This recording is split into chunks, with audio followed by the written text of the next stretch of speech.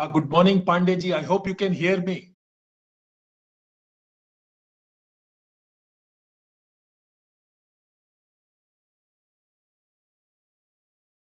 Good morning, Pandey.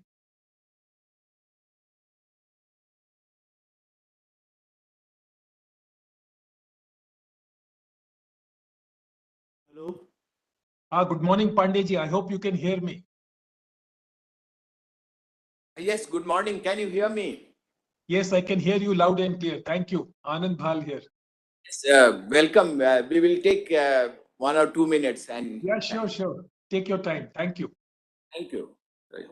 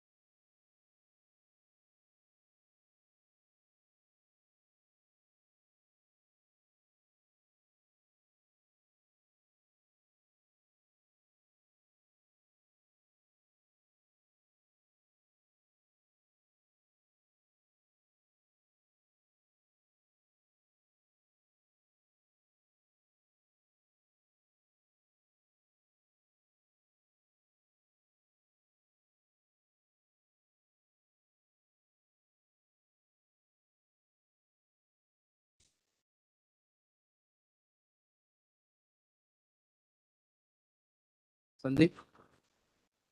No, sir, it will capture. Sandeep? Sir, it will.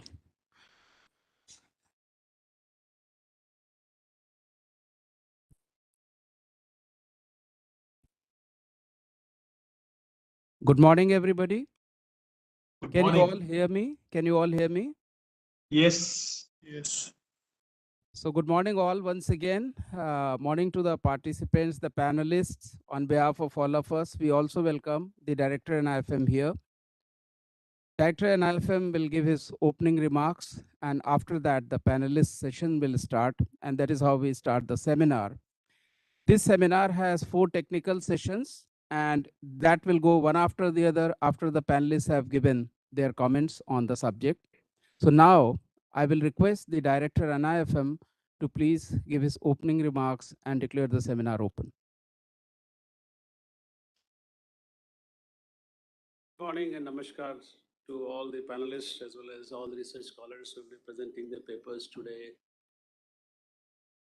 This is in continuation of the national seminar that we organized yesterday. The theme of the seminar that was organized yesterday pertains to the topic building a self-reliant and globally competitive India, prospects and challenges. Now, the seminar was inaugurated by the Honorable Minister of State for Finance, Sri Pankaj Chaudhary ji.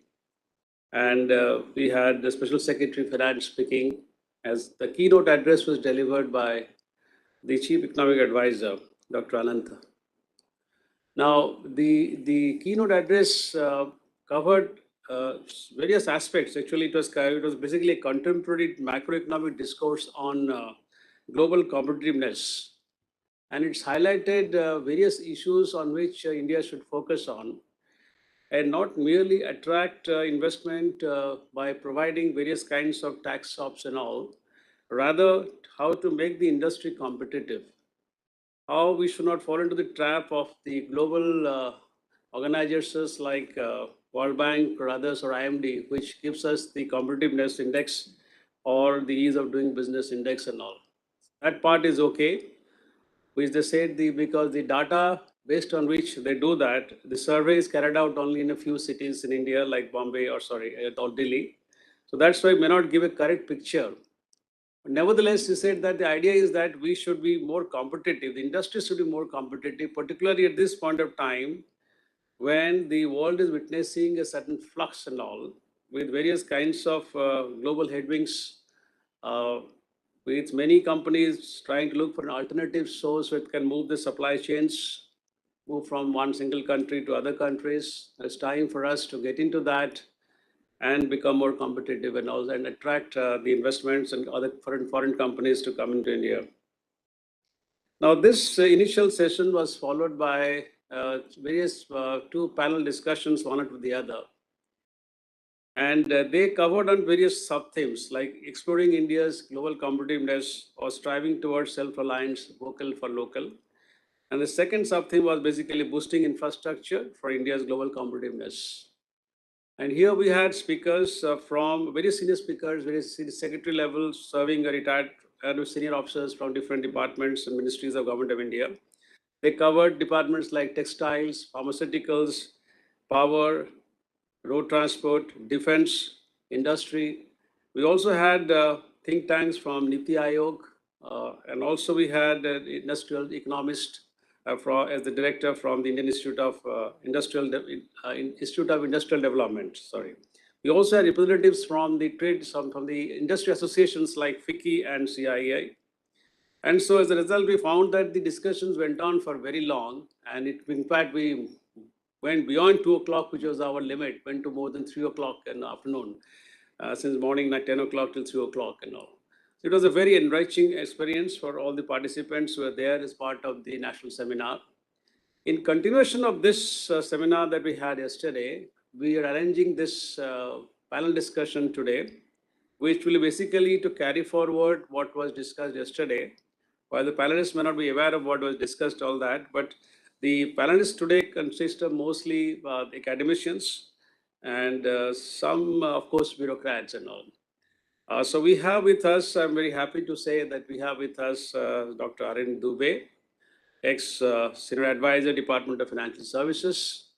We have with us Sri Anand Singh Bhal, who is an ex-professor of Lal Bahadur Shastri National Academy of Administration and ex-principal advisor of DPIIT. We also have Professor Biswajit Dhar from JNU, who is basically a trade specialist. And we have Dr. Sahid Ashraf, who is a professor of economics and ex-pro VC of Jamia Millia Islamia. All of them will touch on various aspects and all of AatmaNirbhar Bharat or Make in India concepts, or talk of trade and export and all, or talk of the industrial sector and all. So these, the 1 hour discussion that will follow will, by this, the panelists who will be speaking. If any of the research scholars, anyone want to intervene and ask any question, they're free to ask such questions in between. And after the discussions are over, then we'll start with research paper presentations. And we have understand there are 14 or 15 research papers. So there are 3 technical sessions, breakout and all. And then they will make the presentations before the panel here. And then there'll be a lot of interjections and questions that we ask to the research scholars. And then that's how it will go on. I hope all of you would find this very useful. I welcome once again to all our panelists, and I hope that they will enrich us with whatever they have to say on this basic concept of AatmaNirbhar Bharat or Make in India. And let's see how their inputs can help us in taking some learning takeaways from this seminar. Thank you so much.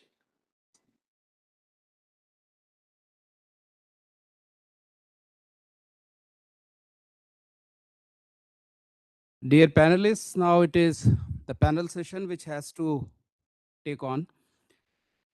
I would first request Dr. Shahid Ashraf, Professor, Department of Economics, ex-Pro Vice Chancellor, Jamia Millia, to please come up with his comments on the theme. Thank you, and I would like to thank. Am I audible? Is it? Yes, please. Absolutely. Yes. I'm thankful to the institute and the director for inviting me here.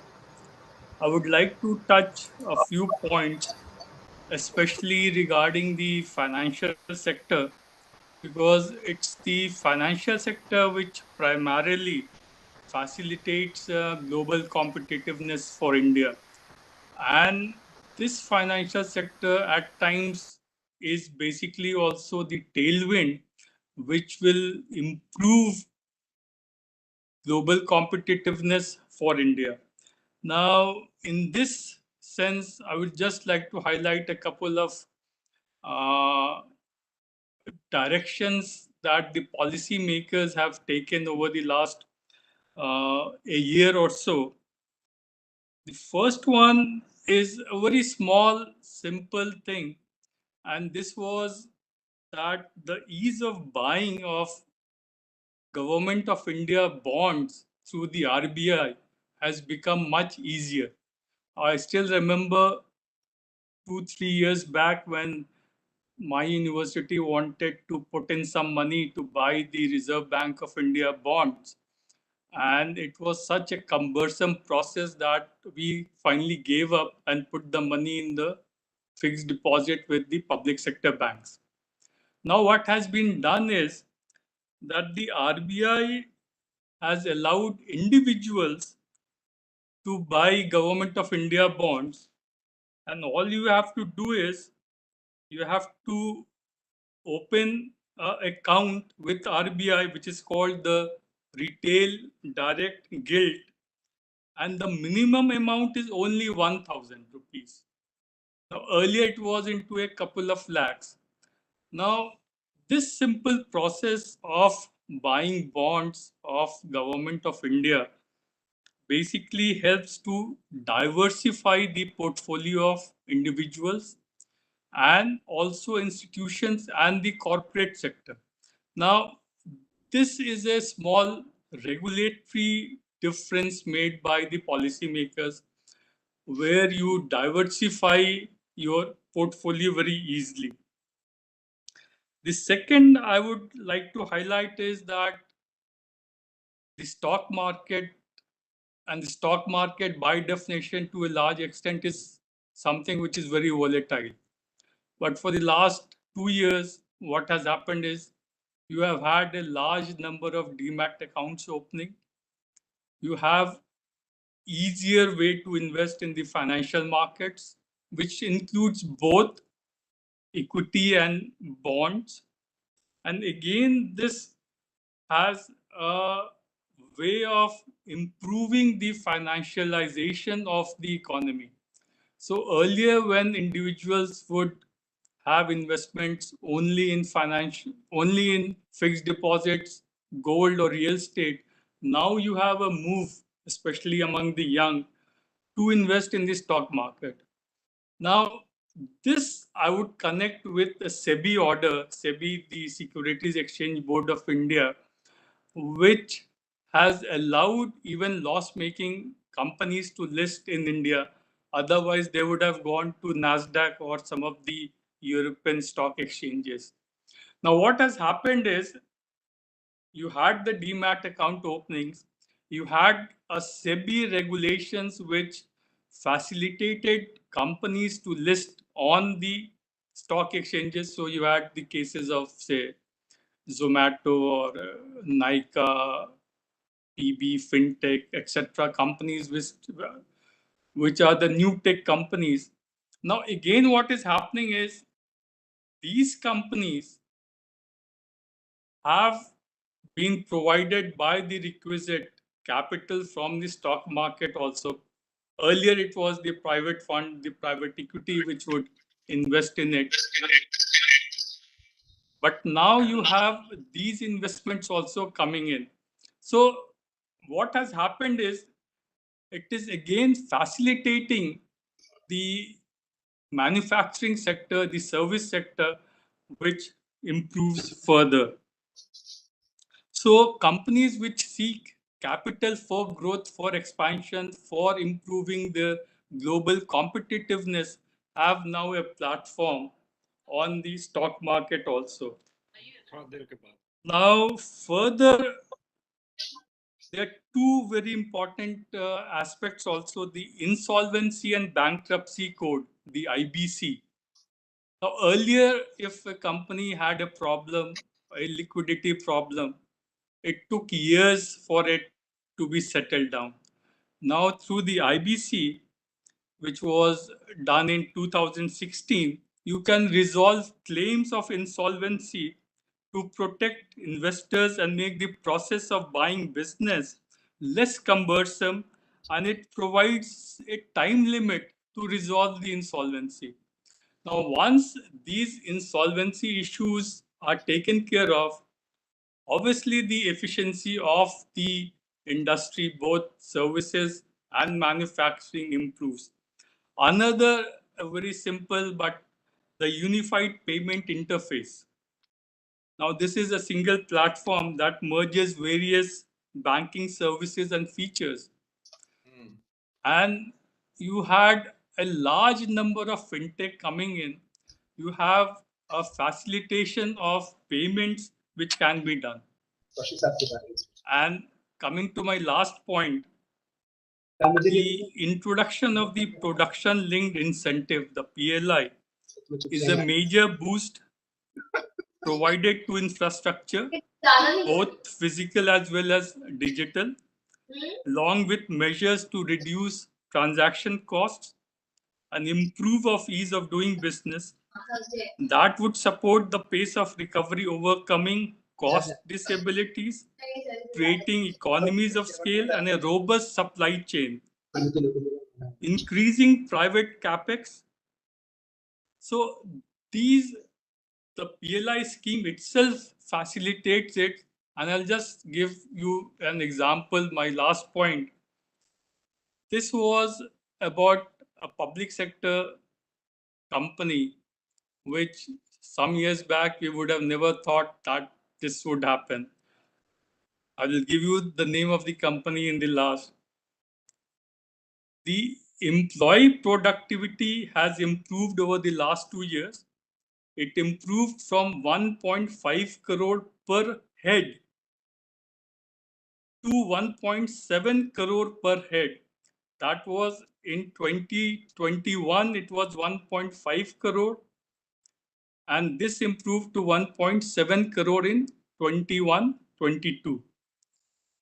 And the important part is the company earned export revenue of around 70 million in financial year 21-22 compared with 33 million in financial year 2021.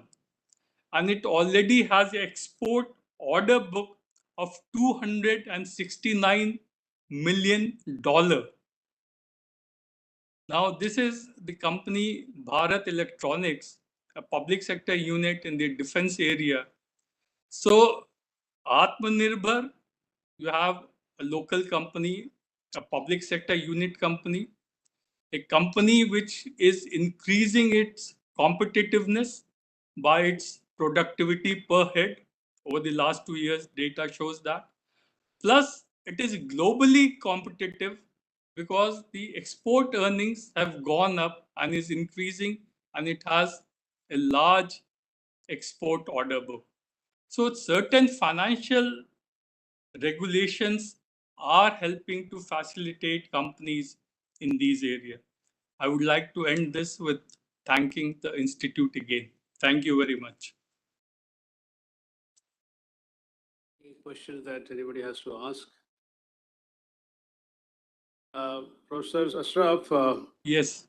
I just have a few points to make and all. I was thinking and all now.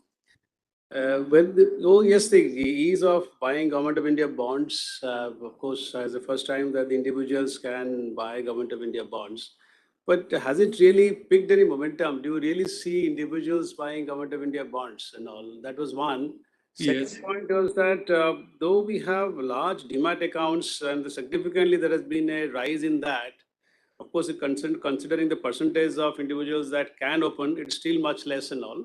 But many of these demat accounts are by and large not really very active. They're just open, but not much activity happening. Maybe because of the volatility in the market, I don't know. Some of these areas I thought you might touch on this. Yes, thank you. See, for the first one, where regarding the RBI bonds buying, the data is yet to come, but the mere facility that I can buy Government of India bonds gives me an opportunity to do that. So earlier, where even the institute which would want to spend, say, 10 lakhs, I think the earlier limit was 10 lakhs or 2 lakhs. I'm not very clear on that. But now the mere fact that you can have only 1,000 rupees and a face value of 100 rupees, and this you can buy online through HDFC or ICICI platforms, or you can go to State Bank, etc., and do it offline. So the procedure is simplified. Probably one reason could be that it has not been marketed enough, and not many individual buyers know about it. So probably your institute or some of the other institutions could do that, because that affords an opportunity to basically diversify your portfolio from not only private companies bonds to also Government of India bonds. So probably data could, and some small survey could be undertaken in this aspect as to the awareness and the procedure of buying it, what is the awareness about it, and has people really bought it or not. But the mere fact that it is opportunity to do that. Second, as I said, stock market is volatile, and probably during COVID, many individuals who were at home had an attempt at trading on the stock market, which, as even one of the platform co-founder Zerodha says, that 99% of traders don't make money. So probably that 1 year of trading was not very successful, and that is why you have very inactive accounts now.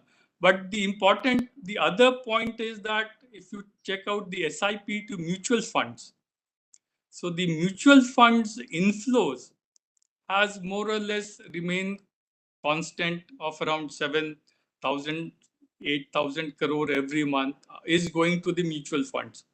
So that part is important, and that again, someone at the institute could put up a paper, because that data is available for the last couple of months. The inflow to mutual funds and the different mutual funds, you have big, large, mid, flexi, etc.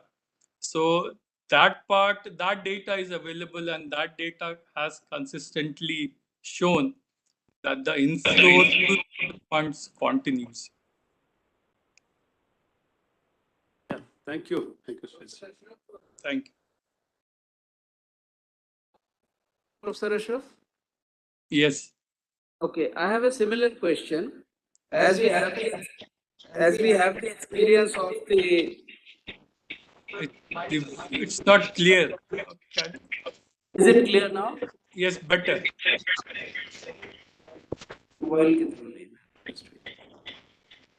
Okay, I think it makes it better now. Let's go on. Is it clear, Professor Yes, Ashraf, yes, now? yes, it is. I have a similar question in the past also, and you have a first-hand experience that the retail segment of the secondary market of bonds has not been very encouraging, as a result of which small lot holders and others had difficulty. So while the RBI has introduced this facility of as small an amount as 1,000 rupees, will it also do something to improve the secondary market? Because direct finance is always cheaper to the user ultimately. But the whole issue is that whereas there is no lock-in period, but if the effective lock-in increases, then small investors may be discouraged to get into this area. So what is your take on that? See, one reason is that there is no secondary market for these bonds. So the RBI is yet to have a platform where these bonds can be traded in the secondary market, where you can buy and trade.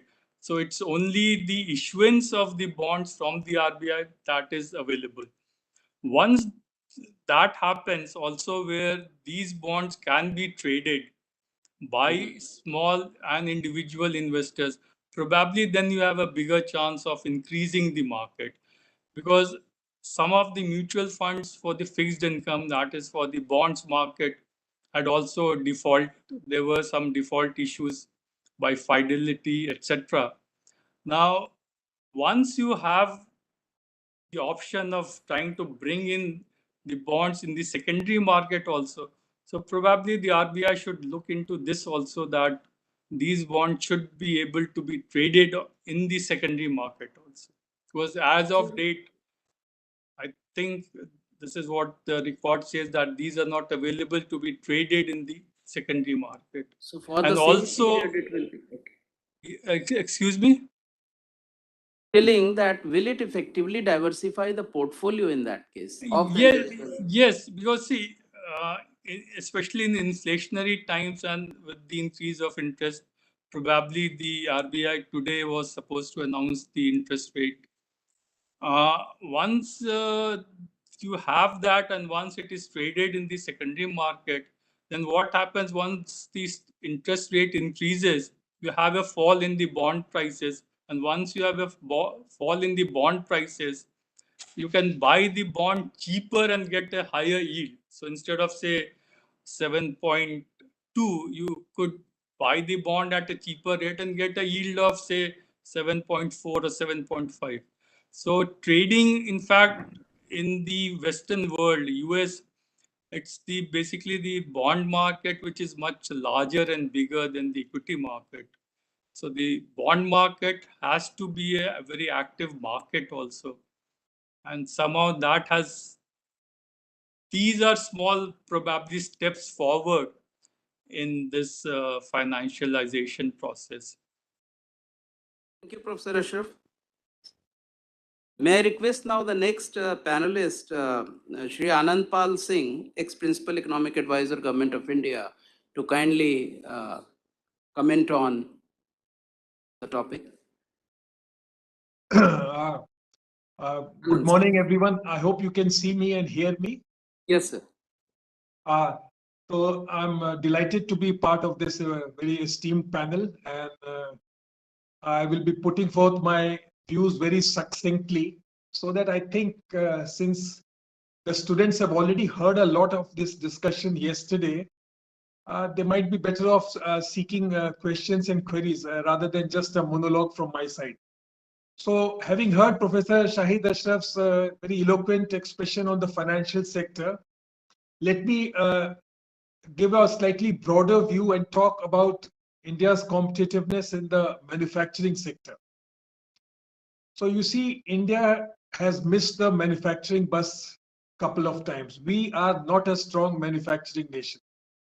Our manufacturing share of GDP has stuck at 17 or 18% to GDP despite our best efforts. And I firmly believe that for economic growth to be inclusive and sustainable, manufacturing output and manufacturing employment has to increase. Services sector employment is good, but it is not sustainable in the long run. That is my personal belief. We can discuss that later. So let me just start off with that AatmaNirbhar concept, which the government introduced about 1.5 to 2.5 years back. So this AatmaNirbhar is not the self-reliance or the autarky of the earlier stage, where we built everything from pins to factories of steel and cement. Here, AatmaNirbhar has to be defined in a nuanced manner, and it is the corona crisis which has sort of set us up on this path. As we all know, during the corona crisis, the global value chains were badly sort of hampered and they were not resilient. Huge reliance of India on the neighboring countries like China, on API for medicine, for electronic goods, for various things, led to a big sort of impact on our manufacturing and our self-sufficient status. So globally, the global value chains are being tweaked, are being made resilient, so that even if you have to procure at a slightly higher price, let's say active pharmaceutical ingredients or electronic sensors, semiconductor chips, you will do it. So this has been a very profound impact on the global manufacturing scene. Earlier, people were happy with global value chains. You know, India only relied on China for 1 or 2% of our pharmaceutical APIs. Now we rely 70% because China was producing so cheap. And you know, we all went for the cheap stuff. Till Corona came and hit us in the solar plexus, and we realized that global value chains are not what they are sort of supposed to be. They have to be made resilient. You have to set up alternative sources of procurement. You have to sort of learn to produce yourself, and you have to be resilient. So the old system where you went for the cheapest is not relevant anymore. And on a larger scale, let me also tell you, in the 90s, the neoliberal economists came and they said, oh, don't select the industry winners, leave it to the market. The government is a poor selector of the government, of the private sector, winners and champions. They said no. Now it is realized that government has to chip in. Besides providing the environment, the government also has to sort of nudge the manufacturing sector in a particular way. And this, let me repeat, is against the 1990s philosophy of let the markets decide, let the government not choose the winners and all. So now the sort of unofficial industrial policy is the government has to concentrate. And let me just give one example without getting into the detail. As Professor Shahid said, that production linked incentives. That's a huge scheme which the government has introduced to make India globally competitive in about 14, 15 sectors, from semiconductors to mobile phones, to textiles, to solar panels, to batteries. And that is the way to go. Unless you build scale, unless you build size, India is not going to be globally competitive. Employment is fine. Employment also will rise. But initially, to get that global competitiveness edge, you have to build scale.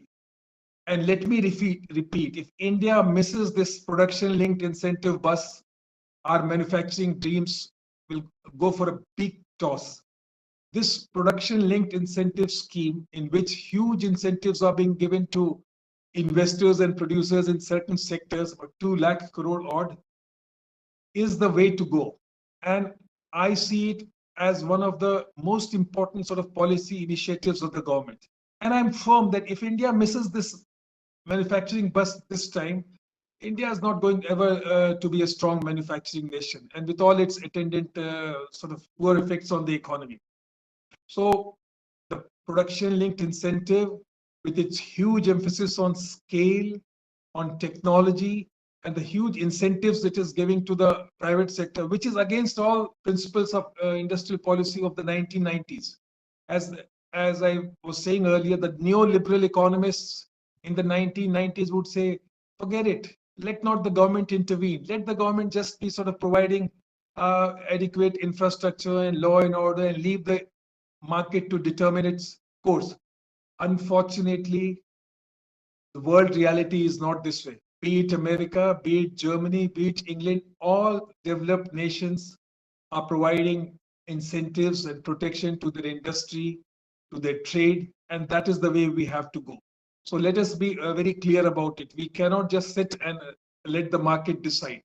As Professor Sukumar Chakravarti used to tell us in Delhi School of Economics, the market is a good slave, but is a bad master.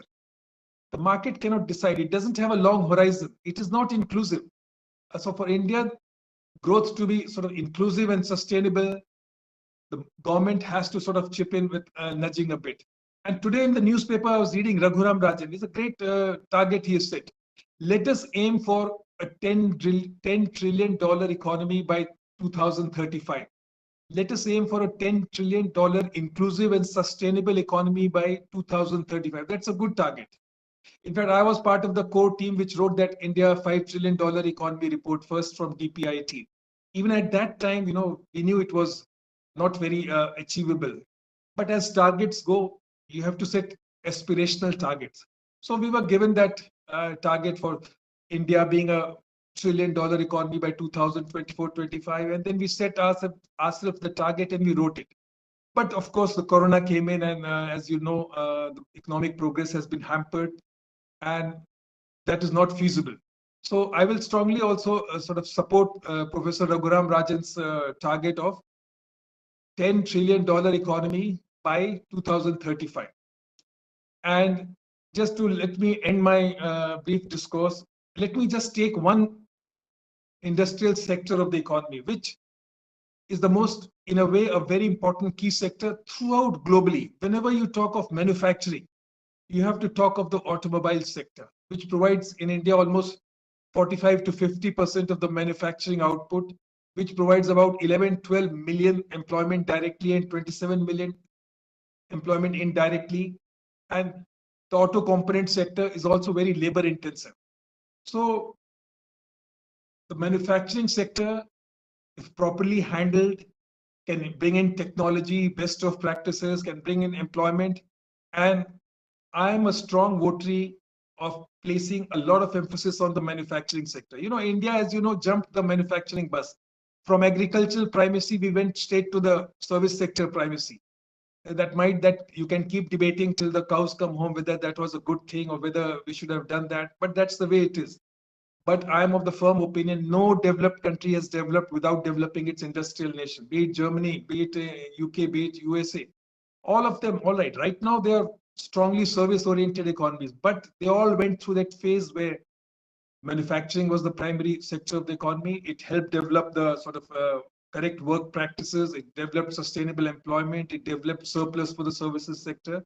So I am a strong votary for India to be globally competitive. The production-linked incentive scheme has to be successful.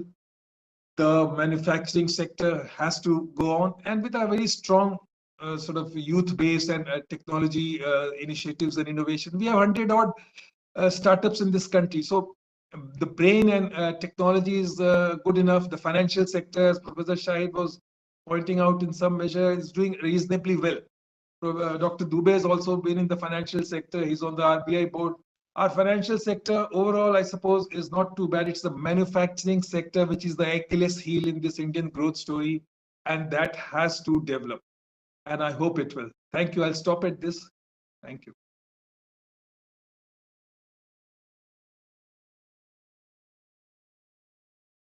Yes, Shibhal, it was very informative and thought-provoking.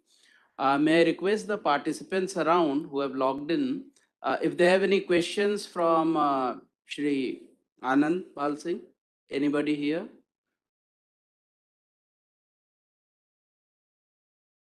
Sir, in that case, I would have a very small query from you, and I'm sure with your vast experience and everything, you would be able to, think it.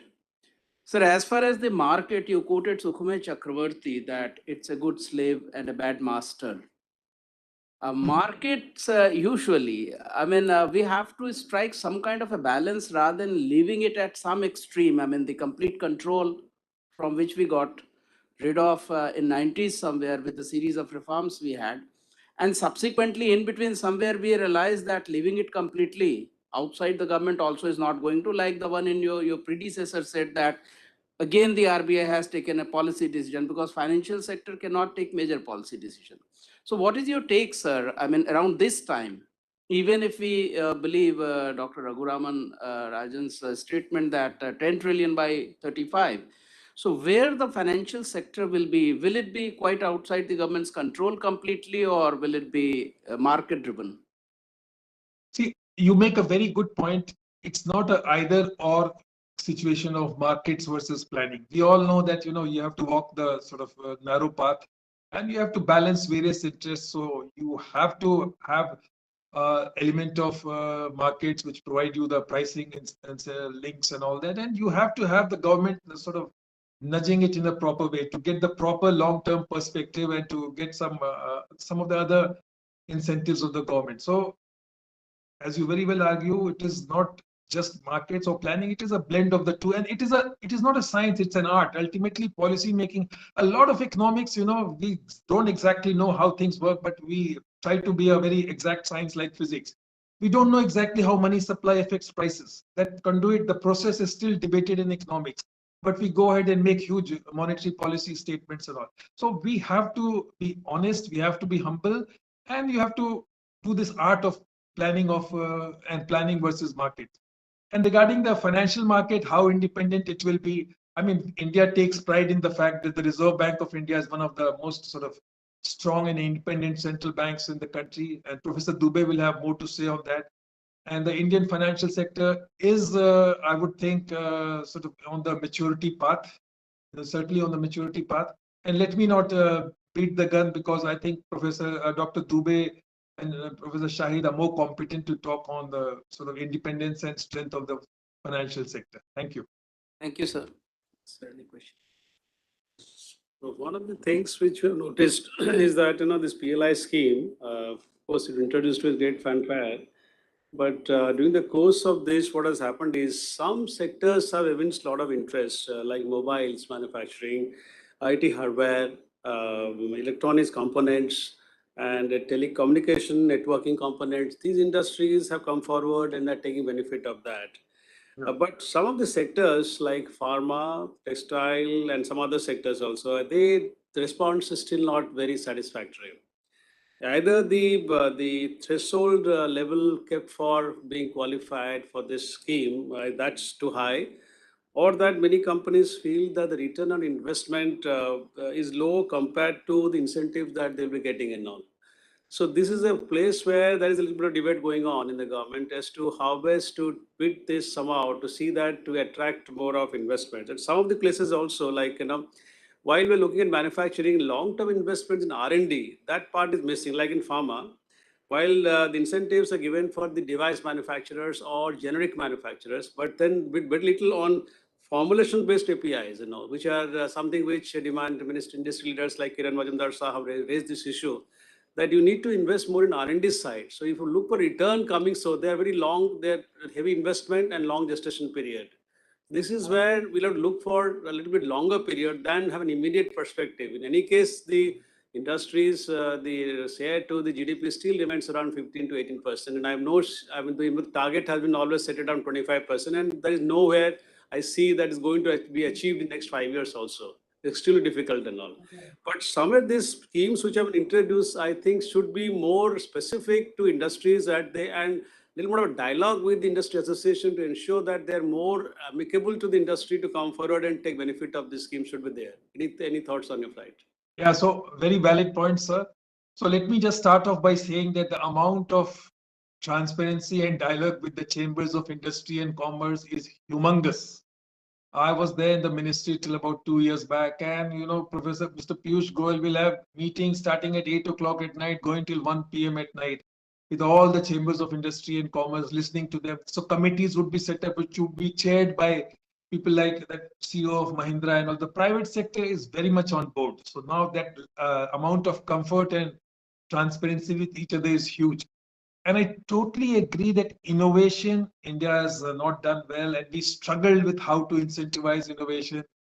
We'll be having huge meetings with the chief scientific advisor of the government, with defense secretaries and all, and we keep struggling how to have innovation, how to give it in project-based incentives, and how to make it sort of, should IITs earn revenue on innovation, or should there be broadband innovation? All this kind of debates goes on. All I can say is innovation is a very much felt need, but we haven't cracked the sort of puzzle as yet. I totally agree. And regarding certain sectors not doing too well with the production linked incentive, well, it's a process. As you go along, you learn. Believe me, the amount of discussion on before the PLI was framed between the Niti Aayog and Industry Ministry and the various ministries and the chambers of commerce and industry was really huge. A lot of thinking has gone into it on dotting the I's and crossing the T's. But of course, on the ground, things don't turn out the way it will. All I'm hoping is in the semiconductor fab setup, in the solar panels, in the battery space, and hopefully later in textiles and in others, we'll do well. well, it's a learning by doing, and one can only hope for the best. But I'll assure you, the amount of discussion and dialogue sometimes a bit too much, sir. Everything you will know better now. We were setting the industrial policy. We got often almost we have to respond to each and every query of the public and the thing. So that discussion and sort of comfort with the private sector and stakeholders and professors is really nice, and that way India has really progressed. Thank you. Yeah, thank you. In fact, the response to the fab industry, like Sharifka, that's where very interesting, very encouraging that at least some responses have come on that. That's where we have been struggling for last almost more than a decade, where we're trying to see whether any industry will come forward to set up chip manufacturing here, fab, because it requires huge investments and requires such a huge turnover, and how to find market for that. And so a lot of difficult issues in that, but at least now, at least some the corporate houses have come forward and given the intention to start this and all. That's a very welcoming sign. Thank you so much. Thank you so much. Thank you, Shibal. May I now request Dr. Arun Dubey, member of the RBI Regional Board, to kindly comment on the theme and offer his expert advice. Thank you so much. Thanks for inviting me to this seminar. And I know some of the people who are there. Bhal is a good friend. And, yeah, and we have been discussing almost all economic issues, when we were there in the economic division in the Ministry of Finance. So good to be here in this seminar, and I would like to, deliberate on AatmaNirbhar Bharat. Bhal and the earlier speaker, professor, they talked about specific issues. I thought, let me talk about AatmaNirbhar Bharat, the whole concept, and whether it is a paradigm shift. Because, many people thought that this is a real paradigm shift which has happened. But in order to evaluate whether it is really a paradigm shift or not, it will be better to look at what happened in 1991. Because 1991 is always considered as a paradigm shift in the policy making. So what I will do, I will just discuss a little bit about 1991 reforms, and then I will come to the AatmaNirbhar Bharat, what are the ingredients, and then I will touch upon little bit on some of the reforms, which has happened after the announcement of the AatmaNirbhar Bharat, right? So you all know that there is a political scientist called Charles Lindbaum, and he gave a theory of incrementalism, which basically says that policy making heavily relies on past experience and small policy steps to achieve the stated objectives. The crux of this policy is that policy reforms are a continuous process, and policies are revised or amended to meet stated objectives. But there are times when these small baby steps are not good enough, and you need to have a paradigm shift. And the trigger for such could be anything, like it could be economic crisis, it could be a financial crisis, it could be some war or some war-like situations. And because of various reasons, on 12th of May, the Prime Minister made an address to the nation and announced this AatmaNirbhar Bharat. And this was followed by several speeches by the Honorable Finance Minister. I think it was almost 5-6 days continuously she was on the television and making announcement and deliberating on various schemes that they're going to launch. But let me come back to this 1991 reforms. What were the basic ingredients of the 1991 reforms? And what triggered the reforms in 1991? It was primarily triggered by the balance of payment crisis. I mean, you all maybe perhaps know this. And the reforms primarily comprised of macroeconomic consolidation to address the issue of balance of payment crisis and the fiscal deficit that we are facing. And the macroeconomic consolidation primarily comprised of it was all announced in consultation with RBI, and basically to elimination of structural imbalances on our fiscal side and to reduce the fiscal deficit. And then they announced the whole system of ad hoc treasury bills by the government, issued by the government. It was abolished, and this really helped a lot. And then government was did not have the access to recourse to RBI for funding their fiscal deficit. And subsequently, Government of India also announced that FRBM Act of 2003, and which in fact increased the scope of monetary policy over fiscal policy, because earlier fiscal policy was dominating. And on the balance of payment side, a significant change was made. Basically, what was done is that all quantitative restrictions were removed in a phased manner, and tariff rates were reduced. And this signaled integration of the Indian economy with the global economy. Exchange rate system went through a complete overhaul in next couple of years. If you all recall, we had a system called EXIM scripts were introduced, and then subsequently all got changed, and the whole FCRA, sorry, not FCRA, Foreign Exchange Regulation Act was amended, and total foreign exchange was liberalized. Similarly, on the structural front, a lot many changes happened. Like foreign licensing was done away with totally; it was abolished. Foreign investment was allowed, and foreign technology was allowed to come into India. And all these things helped quite a bit. And the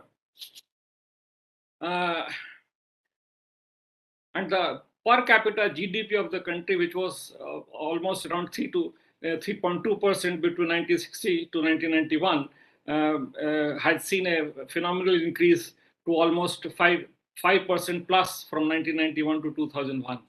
So these changes, whatever was done in 1991 had a real good impact on the economy. Now, what was the trigger for the AatmaNirbhar Bharat Abhiyan, which was introduced in 2001?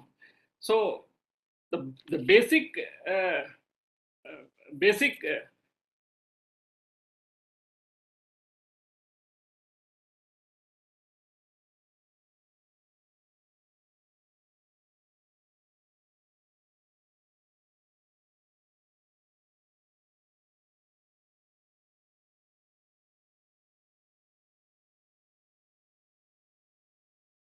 The voice is not coming. Okay, sorry. Am I audible now? Yes. Okay. The trigger for the AatmaNirbhar Bharat Abhiyan can be said to be the COVID-19, but there were various other domestic and global developments which were laying the seeds for this major announcement.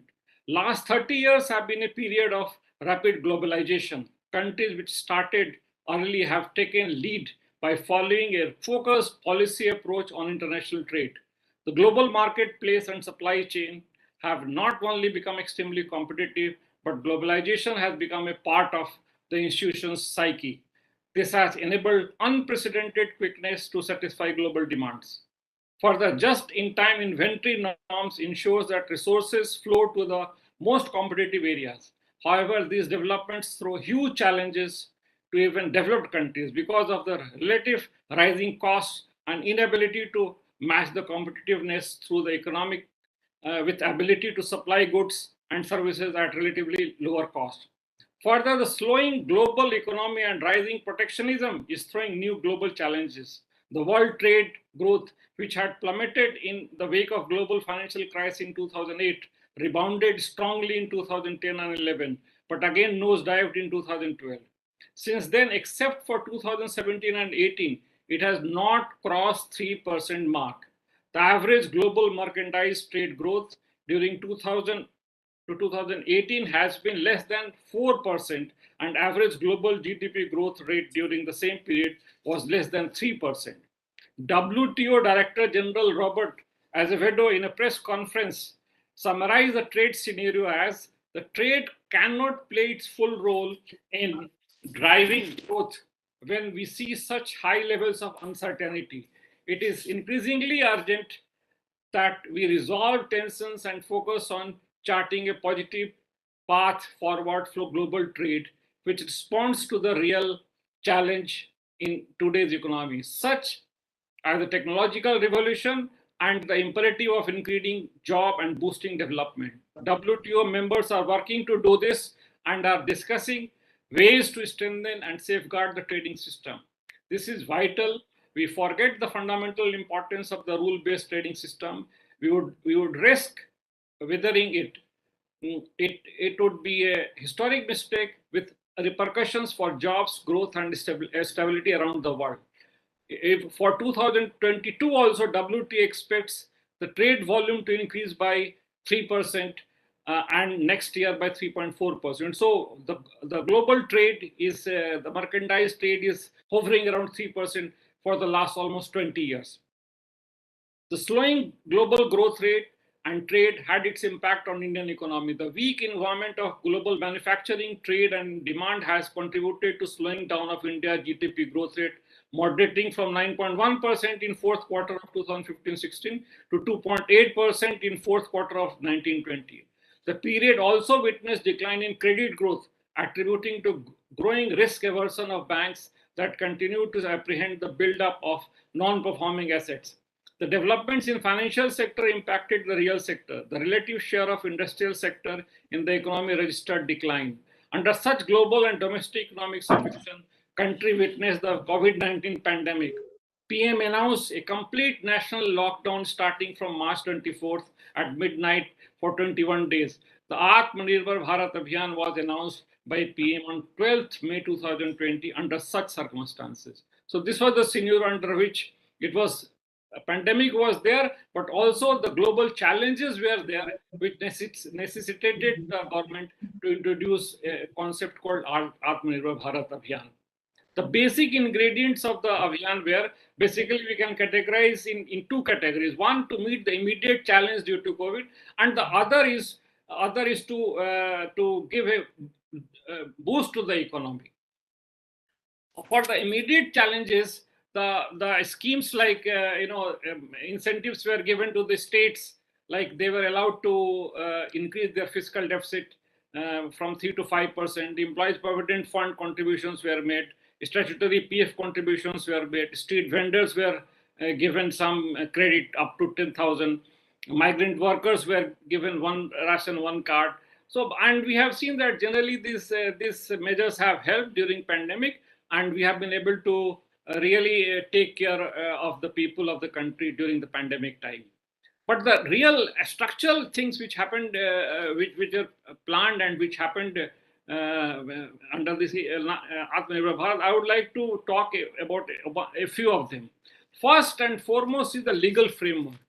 For any economy, any liberal democratic economy to flourish, it is very important that we should have a good property rights, and including registration of property, laws of contract, dispute resolution, bankruptcy. They should not be very intrusive, and they should work efficiently.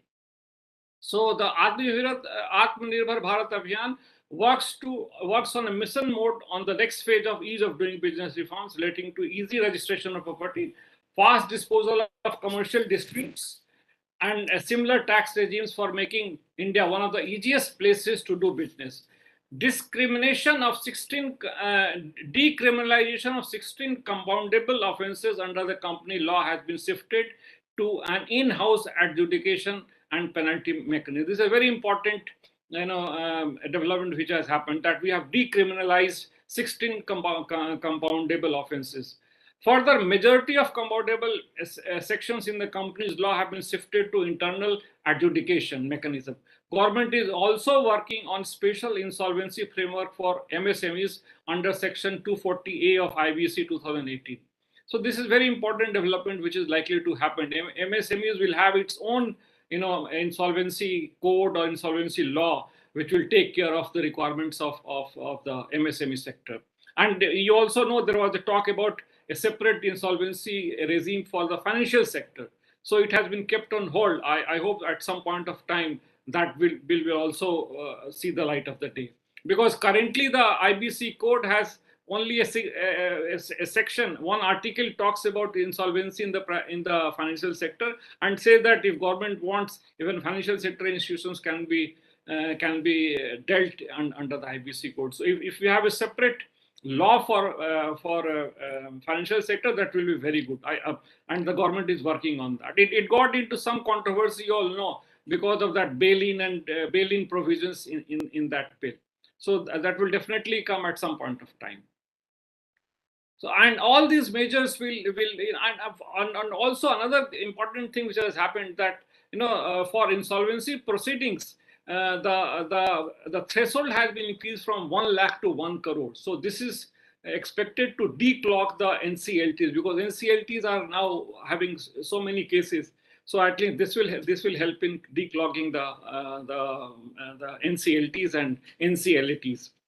The other important development which has happened, and which I call as a paradigm shift, is on the privatization of public sector enterprises. We always talked about disinvestment, but now the government is also talking about privatization, and it is pushing up in a big way. And they have identified certain strategic areas like national security, energy security, critical infrastructure, provisions of financial services, and important minerals. So except for these 4 areas, the government is willing to go for privatization in a big way. And in these areas also, they will try to keep one to 2 or maximum 4 units, and others in a phased manner, in a gradual manner, government will try to privatize. So this is a new development which is happening, which was not there earlier. Then the other thing is, Dr. Please, could I request you to kindly summarize in a minute's time, because we'll take more questions and then we have another panelist possibly available with us. So it's a humble request if you could. Okay. We can take questions after if the other panelist is available. Okay. Excuse me, I have to leave. I'm Biswajit Dhar here. I have to leave for another meeting. I didn't know that it's going to take so long. So unfortunately, I'll have to leave. Thank you very much. Can I request you to just hold for 5 minutes and say a few words, and then I told Mr. Pandey that I had a meeting, and then the whole thing actually went in such a way. I think I'm really constrained. I'm really sorry. Yeah? I'm very sorry. Okay. Thank you. Okay, so I will conclude quickly. So asset monetization, then there are certain state level reforms. Government has introduced one nation, one ration card, and there are very good reports which has come. Two days ago I read it in Economic Times. I think the reports are very good. It's not only migrant laborers, even the local people are finding it very difficult. They are using these cards and they are able to get things what they like, and it is very helpful. On the defense side, very important developments have happened. People must be aware that they have announced a positive indigenization list where defense industries can be opened by industries, and they have banned a couple of areas where they will not allow imports to happen. And similar things are happening in the civil aviation sector, mineral sector, coal mining sector. All these things have really helped. We saw that we have been able to manage the pandemic quite well, and the negative growth rate which was there, we have now moved into positive growth rate. But the real impact of this can only be seen in a couple of years, and then we'll see whether really paradigm shift has happened or not. I think I will close it here. If anybody has any question, we can discuss that.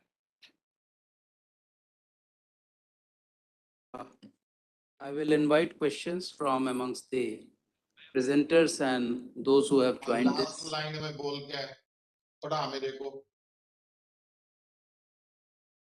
Any questions? I think participants are requested to switch off their mic, please.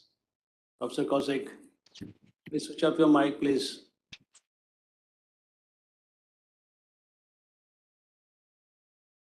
Does he have a question? It was, sir, do you have a question to ask? Okay. Anybody around? I have a very small thing, because I'll consolidate on what you said. The history of economic reforms is a very interesting thing that had happened in the past, beginning from 56 tons of gold physically placed there. But then the larger issue is, sir, from what you have suggested, and I believe your comments will certainly benefit the young presenters who are going to follow soon. You talked about the macroeconomic consolidation, which was kind of macroeconomic stabilization together with the microeconomic liberalization, which was there. And the measures that you spelled out are quite interesting. You have read out a number of measures which also are there. But the suggestion which you made about the markets functioning and the suggestion which was made by the earlier panelists also, the reforms of the market are the key thing today. I mean, which will drive the whole of the economy in whichever manner possible. So on the financial sector, on the goods and services sector, the reforms are the key things. Do you have, sir, something to convey to our young researchers, say 3-pointed reforms, the financial and the goods and services sector, which will be really honoring the spirit and letter of the AatmaNirbhar Bharat? Yeah. You see, the reform which had started in 1991, we have the financial sector, the dominance of the monetary system we have tried to establish, but there is a lot way to go. Still there is, all the budgets that we present, the Government of India budget every year after year we are presenting, it has become more like a credit budget. Still the banking system is being utilized by the government to help in their fiscal process. So, I mean, somebody has written it's a physicalization of banking system which has happened. So we have to move away from it. Although the ad hoc treasury bills have gone, but ultimately, the fiscal deficit is being somehow or other backed by the Reserve Bank of India. So we'll have to carry out reforms in the banking sector, and banks are also dependent on the fiscal system. Year after year, the way the banking system is structured, we have to capitalize it. Every year we are giving funds to the banks. So that is because of the structure that we are following. Banks are still in the government sector, and to meet their capital education requirement, government has to intervene and give money to the bank. But we have to move out of it. All across the globe, the banking sector are independent. They go and get money from the market. But our banks are dependent on the government, the PSUs particularly, for funding their capital. And the main source of their lending is basically the savings that we give. So this whole cycle of using public money to fund bank, we have to gradually move away from this. And this can happen only when we privatize the banks. Once they are in the private hands, then I think they will be able to raise funds from the market, and that will bring a lot of financial discipline in the financial sector and also in the banks. So I think we have to move in that direction as regards the banks and insurance companies are concerned. Thank you so much, sir. Now I'll request our senior colleague, Dr. B.K. Pandey, to consolidate the proceedings and convey vote of thanks. Shri Pandey. Thank you, Professor Saran. We just had this very important panel discussion as part of Azadi Ka Amrit Mahotsav, which we started from holding a national seminar yesterday. As director informed us that there was a national seminar at India Habitat Center, and continuing that academic discourse which we took up in that seminar, and it is culminating today, which started with the panel discussion.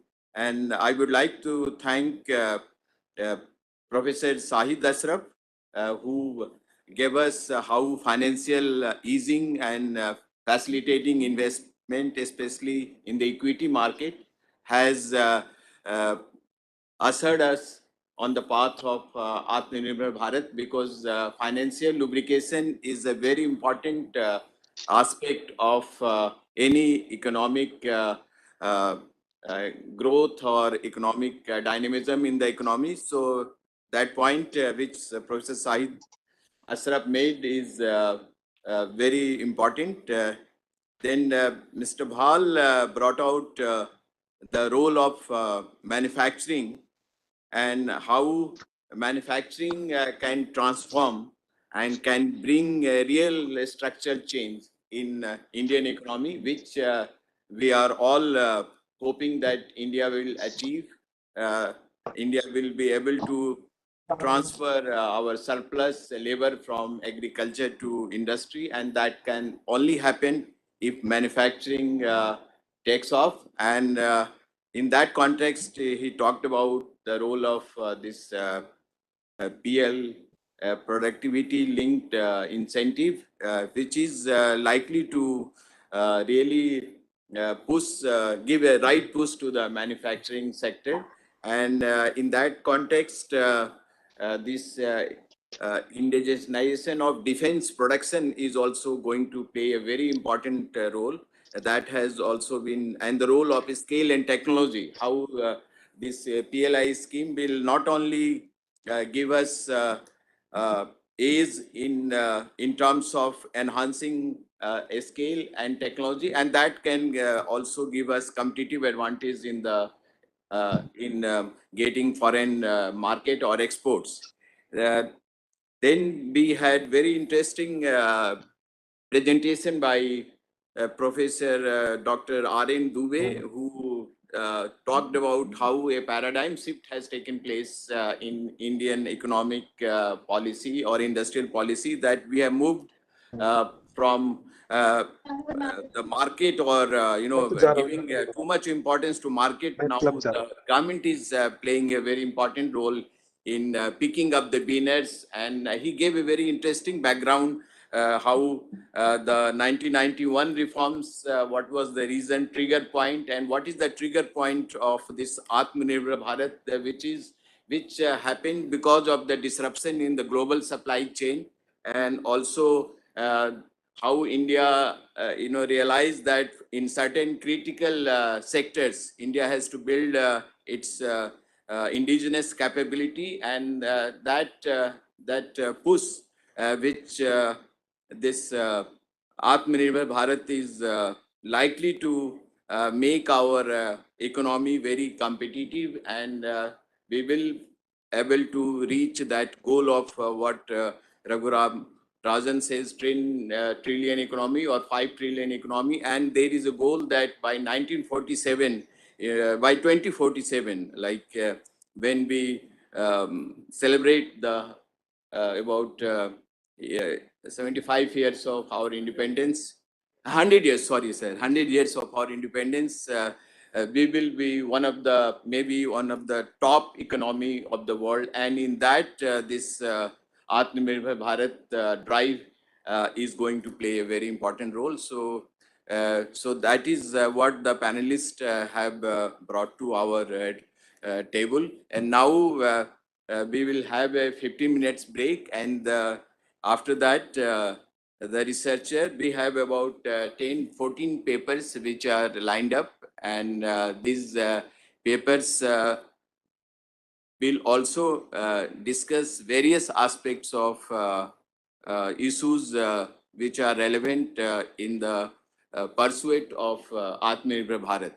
So I once again thank Director Mr. Prabhat Ranjan, who has been behind all this Mahotsav, Azadi Ka Mahotsav, and he has taken a lot of interest that these research papers and the research activities relating to theme of Bharat, AatmaNirbhar Bharat is really given right importance. Thank you very much. Yeah. So there is a break for 15 minutes, and after that we will reassemble, and there are 4 technical sessions, and in the first technical session, the papers have already been slotted. So I request all the scholars who are going to present their paper to be ready with that.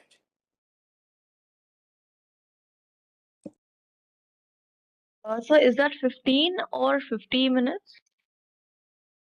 It's 15 minutes. Okay.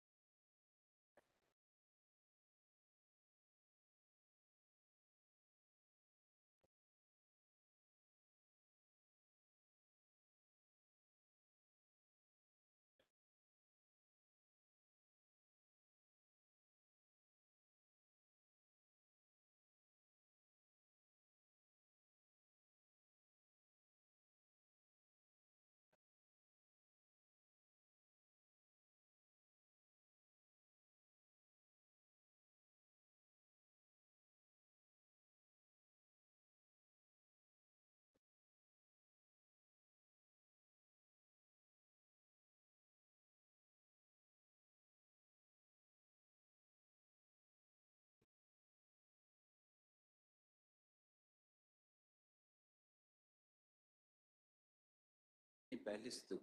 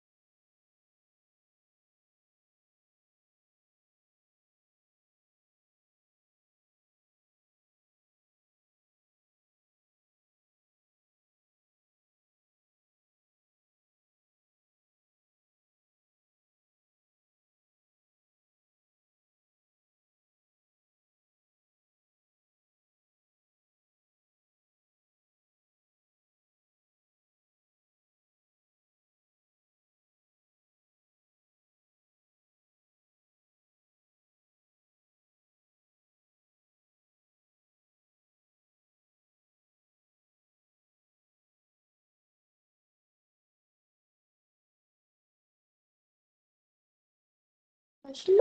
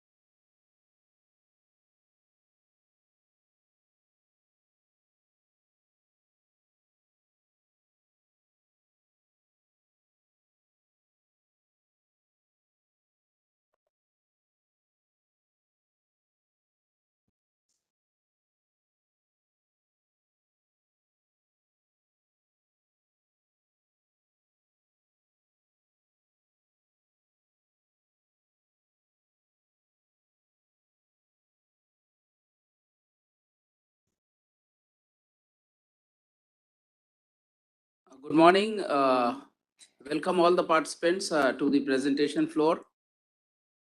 We have technical session 1 getting started. And now this technical session 1 has papers to be presented by 3 researchers.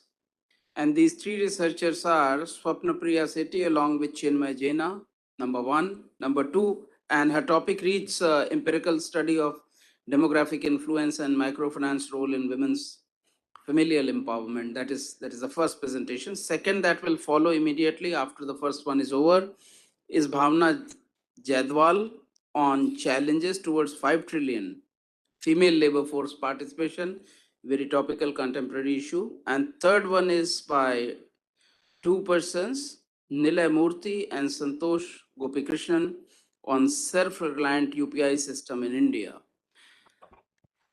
Before we request the first presenter to come up with his presentation, let me tell all of you for all the sessions generally, specifically for this technical session, that each presenter is given 10 minutes time. 5 minutes time we are keeping for question answers, some kind of interjections.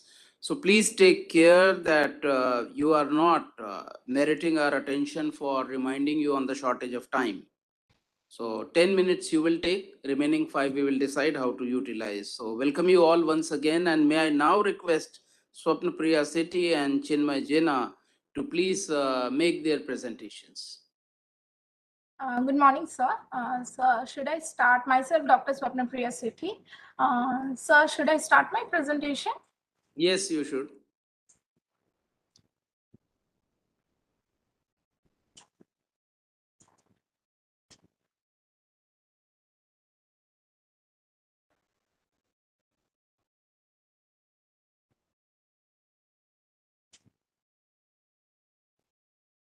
Is it visible, sir?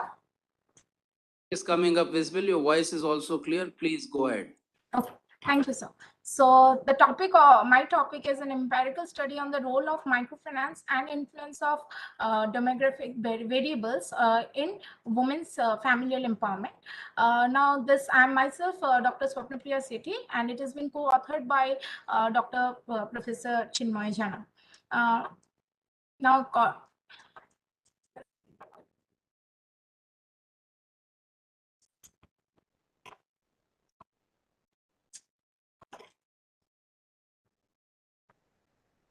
coming.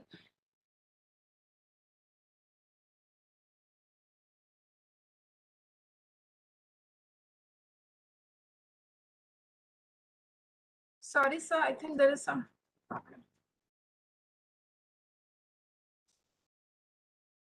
Given the rights, so you can just share your slides and move on. Yes, sir. Sir, is it showing? Because in my thing it has gone. No, it's not showing. And in case you find that the slides are not working, you can speak out your presentation. Yes, sir. Yes, sir. Sure, sir. So, Swapnapriya, just do one thing. Again, share your screen. You just... Yes, sir. Yeah, that will work. Yes, ma'am. Yes, ma'am.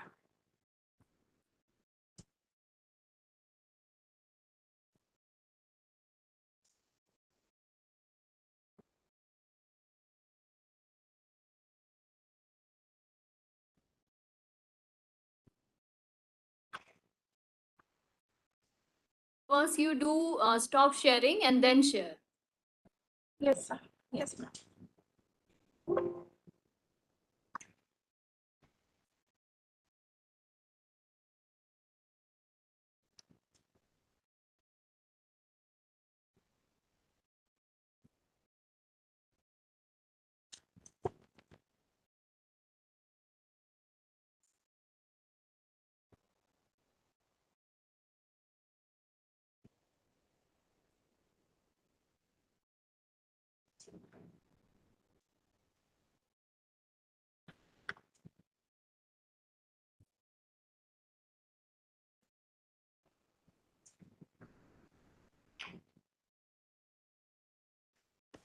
Yes, sorry for PPT is visible now. Yes. Sorry for the disturbance. Okay, now coming to the introduction of my topic, we all know that women empowerment is a contemporary issue that needs to be addressed in order to bring progress in the society. In this current area, it is essential to recognize that women are energetic and dynamic workforce who can contribute not only to their family decision, but also to the society's future.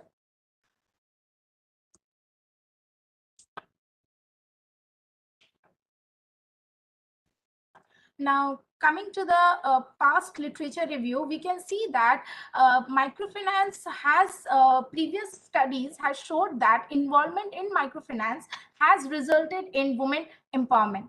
Now, so women empowerment through microfinance is a simple and holistic approach for development. It is simply the need of an hour. Now, when we talk about women empowerment, there are various dimensions of women empowerment like economic, personal, familial, political, social, culture. Now, why we are focusing on familial empowerment? Now, women's economic empowerment does not always imply that they will be safe from domestic violence and abuse. To identify an effective solution for women's empowerment, one must consider a variety of factors, one of which is familial empowerment. Coming to the objective of the study, now here in this study, we have quantified the extent of familial empowerment in West Bengal, South 24 Parganas districts. Now, with the sample, the objective was to see whether microfinance is assisting women in achieving familial empowerment. Then to identify the demographic factors which motivate an individual to participate in microfinance activity. So the study area was person or the respondent women residing in West Bengal 24 South Parganas districts. It is basically a community-based empirical study, and the study period was from 2017 to 19.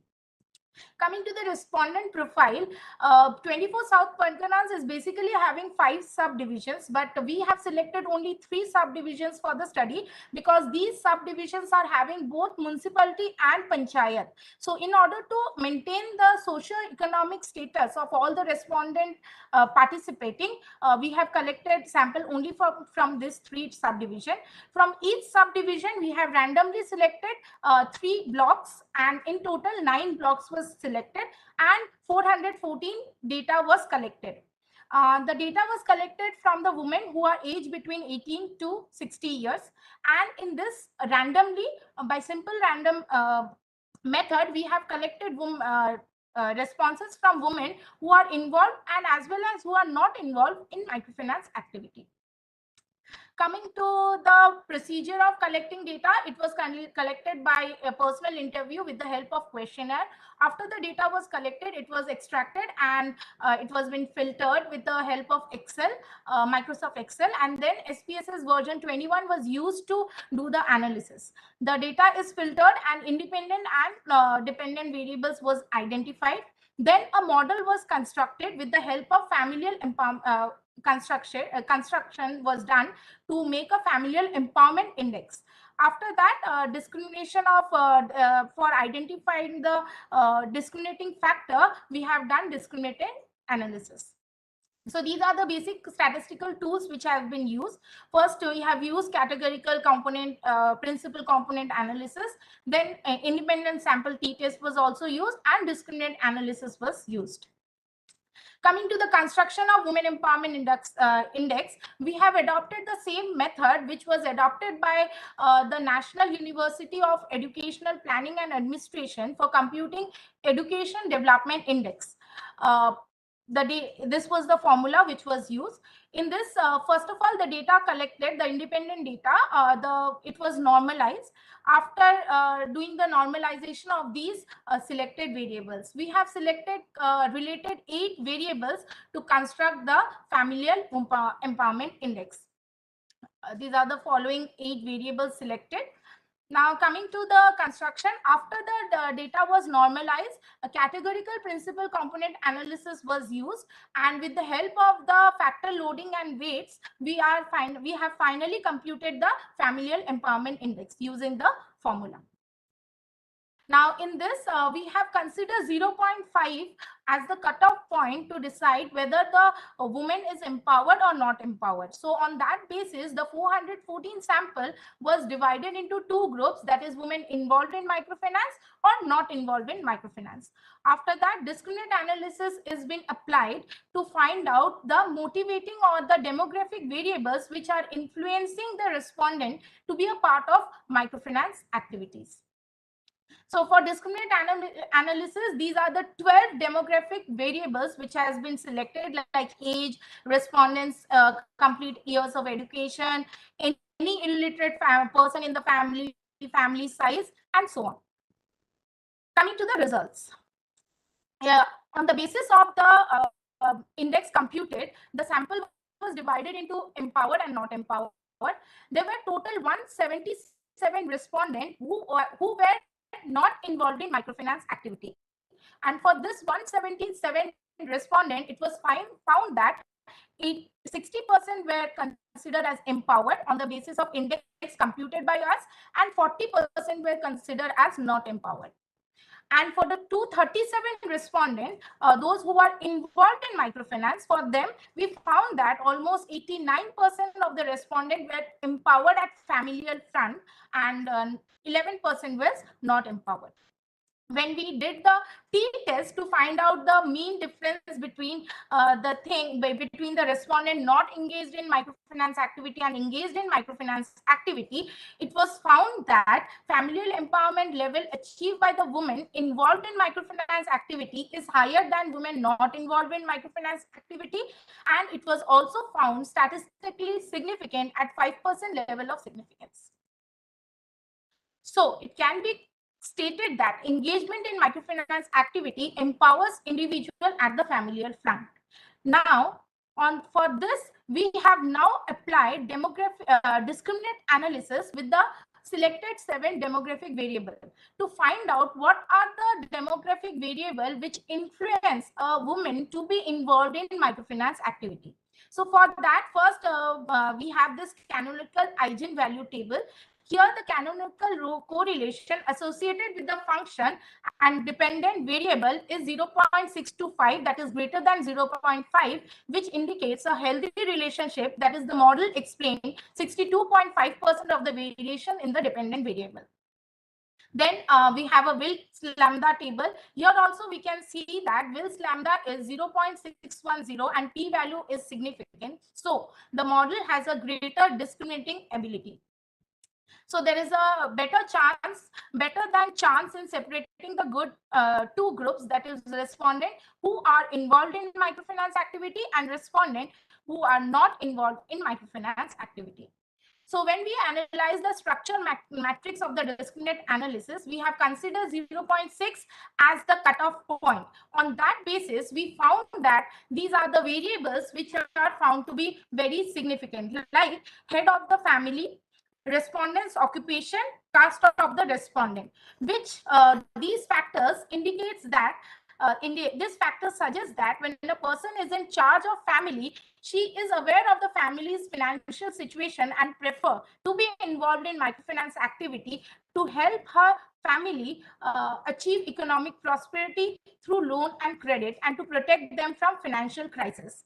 It was also seen that when husbands' complete years of education is high, the women are more involved in microfinance activity. This suggests that women with higher education are more likely to encourage their spouse to participate in microfinance activity.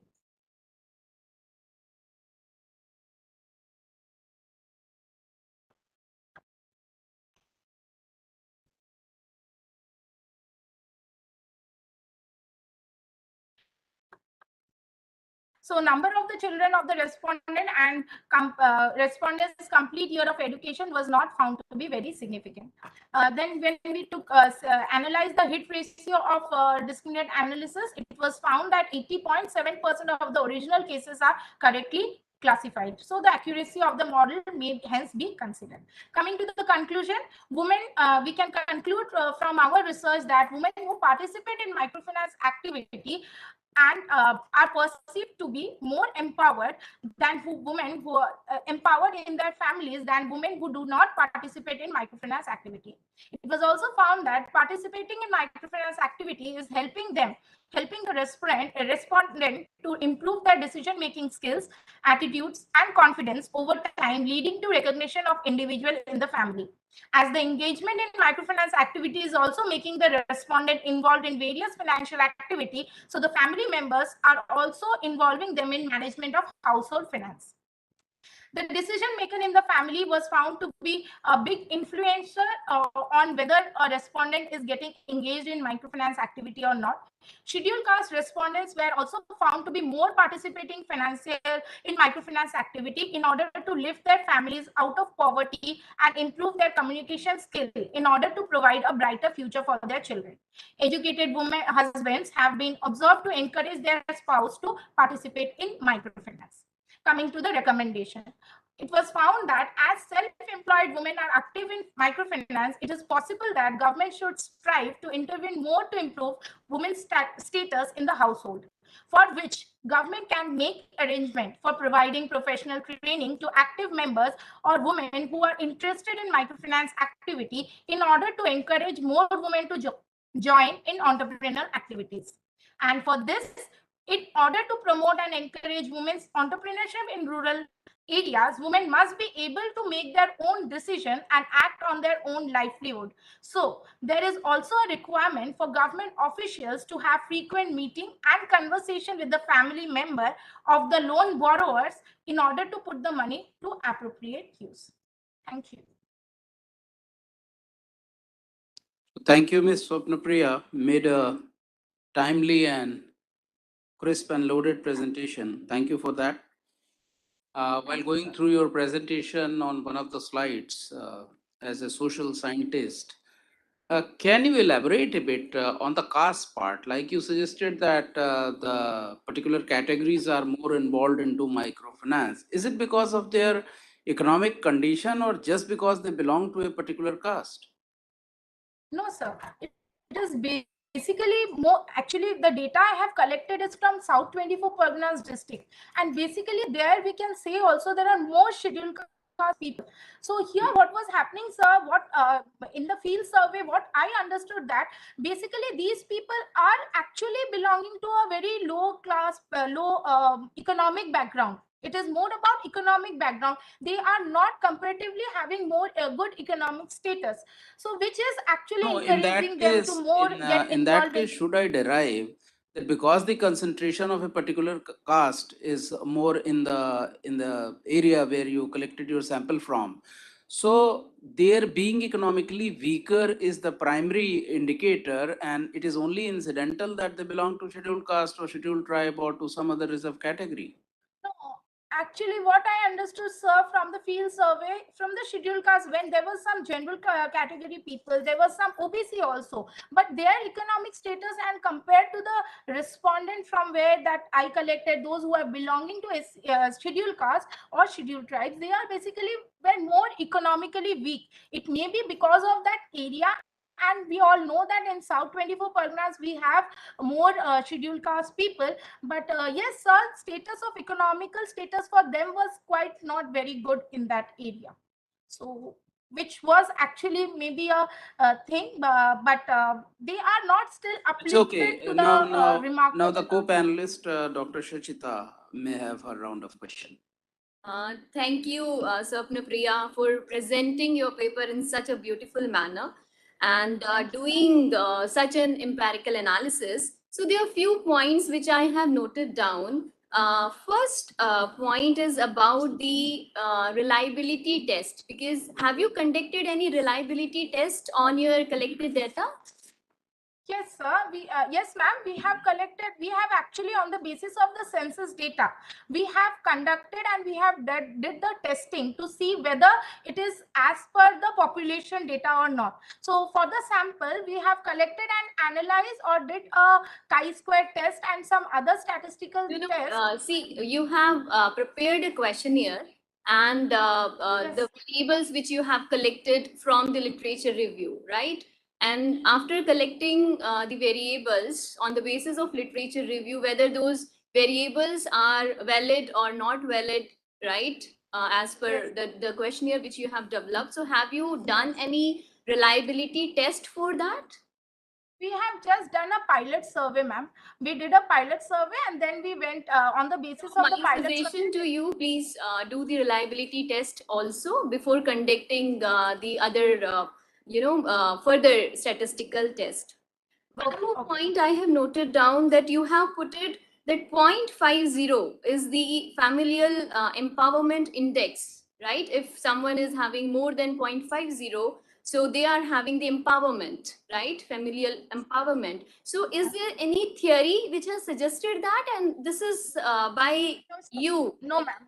No, ma'am. No, ma'am. Actually, we conducted the index. Correct, ma'am. So after conducting the index, we have taken it as a 50%, as an average, that those who are having below 50, we are considering them as not empowered. I understand that. It means there is no theory, no literature which has suggested this, that is developed by you, right? Yes, this index is developed by us, and on that basis only we are conducting this. Okay. So, okay, one more point I have noted down. For 12 demographic factors and 8 familial variables, you have put it like X1, right? For both the variables, you have put it X1. So it should be slightly different because when I was checking your paper, so I was unable to differentiate between these two. So please give some Y1 or some other symbol to the variables. And other than that, page number 10, whatever you have send it to us. Yes, page number 10, table 5, you have mentioned 80.770% original cases. But yes, I didn't find any figure of this 80.70. So please check on this as well. Yes, ma'am. Otherwise, Yes, I enjoyed when I have gone through your paper. So thank you. Thank you. Thank you. Thank you. Thank you, Ms. Swapnapriya. Now we are calling the second presenter, Ms. Bhavna Jaidwal. Can I see you, Ms. Bhavna Jaidwal? Can you hear me? Yes, sir. Can we have some questions from the presenters? Please put off your mics. Anybody else? Your microphone should be switched off. Can we have questions from the presenters? Yes, ma'am. Yes. So participants also. Yes, my small query is, while I was listening the presentation,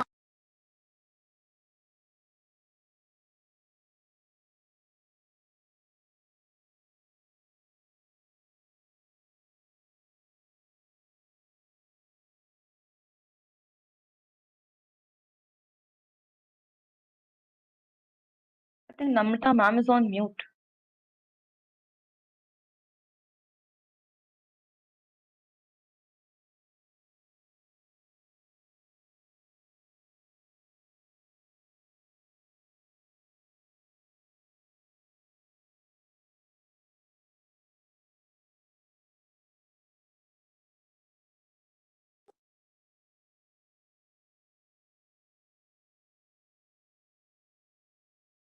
Dr. Namrata, we can't hear you.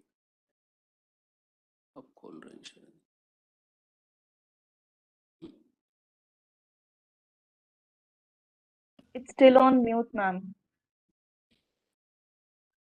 are you able to hear me now? There are many mics which are switched on. नम्रता जी, आपके 2 devices on हैं, कोई एक of कर लीजिए.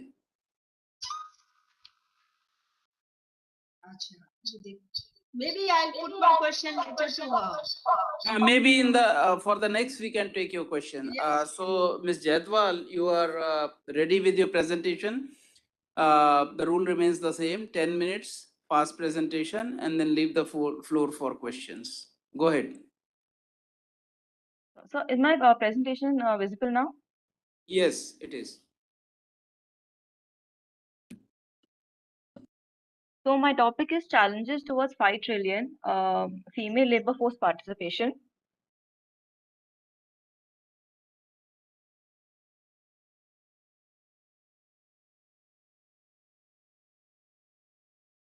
Sorry, I think on full mode it doesn't change. Okay. Yeah. Basically, this topic of mine comes under one of the, the reforms that was suggested under AatmaNirbhar Bharat, where capable human resource is considered the need of the hour. When I was doing a preliminary research on the topic as a starting point, I found that there's a huge gap in male and female labor force participation in India. And if you see the numbers, it is starking. It's 22% versus 73% in 2019. I've also, put a screenshot of the data from World Bank, where we can see a huge decline as well. Now, why I was motivated to undertake this research is because there were these various headlines that I was coming across, when I was reading the papers, where it was said India could add 60% to, the GDP by bridging the gender gap. Then Economic Survey 2020 says 60% women in world's fastest growing economy do household work. And most importantly, it is estimated that around we could add around 60% by 2025 by and add 2.9 trillion if women were represented in the formal economy at the same rate as men.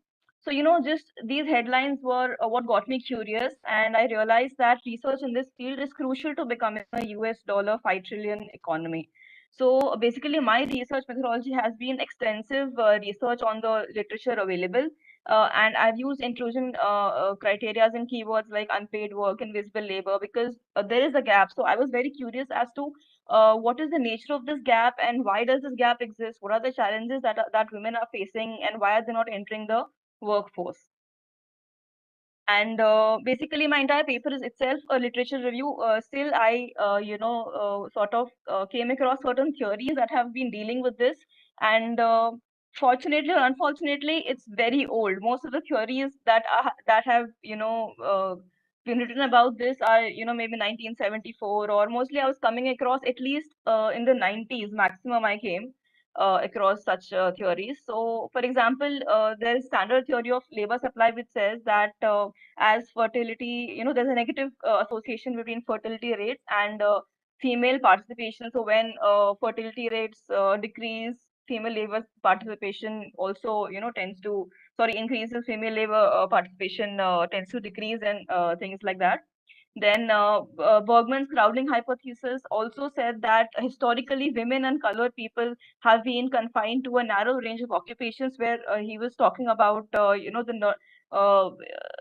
how women are mostly into the nurturing roles, where in care work and uh, teaching and things like that. And in fact, feminist economics is now a full-fledged field of study, which again, when I try to research on it, it was not more than 10 years old. So it's something that's still coming up, and I felt that a thorough review of this topic is important. So my data analysis includes the trends that I have seen in female labor force participation in India, the challenges that they are facing, and what is the nature of this untapped potential that even Mr. Amitabh Kant was talking about, or all these newspapers articles are talking about. So over in that, I came across three important aspects: domestic work and care work, unpaid labor, and invisible labor. So basically, one of the papers I came across talked about how female labor participation has declined, and there is increasing concentration of women in self-employment, which is actually another word for the way it applies on ground. It's another way of informal enterprises. Then there's again fall in female share in the labor force, and India has in fact one of the lowest female labor force participation rates. And adoption of new technologies is something that is displacing the existing jobs, because they're not able to keep up with the pace. And a lot of this employment is unpaid household or care work. Then there is also a paper that talks about cohort effect of workforce participation, where different ages are less likely to participate or more likely to participate based on the socio-cultural system that is prevalent around them. Then there's World Bank and IMF that talks about a huge untapped potential, where they say if half of all women in the working age group in India were to work, we would have 200 million extra workers. So this has a potential to grow, for the economy to grow up by about 27%. And my paper is mostly focusing on the challenges that women face before they for entering the labor force. And most of these headings that I've mentioned are papers in itself, entire papers in itself. But I have also tried to extract out whatever I could get from various papers. These are not only economics based, but these are very interdisciplinary in nature, where there are things like barriers to entry, where there's a mismatch in education that they have, the skills that are required. Then there's wage discrimination. Then there is uncertainty of work, because most of them are in paid or unpaid domestic work. Then there's uh,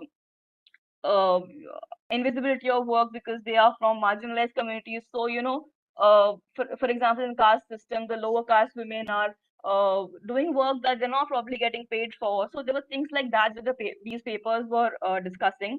Then there are many, but due to shortage of time, I would not like to expand it too much. But one thing interesting I found is that there was an entire paper on crime as a hindrance. So crime is such an important factor that women are not able to enter the workforce because of this. And I thought this is something that we could probably think about. And of course, next is the other challenges. And then my curiosity was that if these women are outside the labor force, what are they doing, and what is the nature of this untapped potential? So then I found out that most of these women are in domestic work and care work, where it's either healthcare or childcare or care for the elderly. And globally as well, the labor market is dominated by the labor market for care work is dominated by women. And this is susceptible to low wages and poor social protection, because of course this is not a formalized uh, uh, labor force. In the end, the care economy is not very formalized in nature. And even in India and abroad, I mean overall in the world, when industrial revolution happened, and when capitalism came in, there was a lot of exclusion of women from productive work, so they were confined to housework and childcare. Similarly, when the new economic policy came, there was emergence of this middle class, and there was this, increased demand for paid care work. And there's another paper that talks about how domestic and related work occupy the largest share of workforce in the economy. And in fact, child care and elderly care receives the highest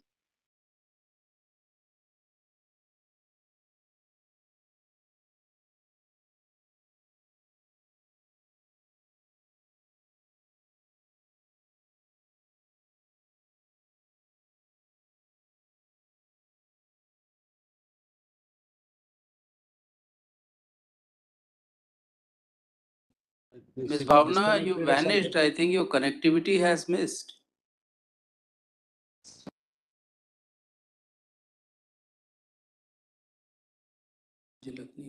Are you around?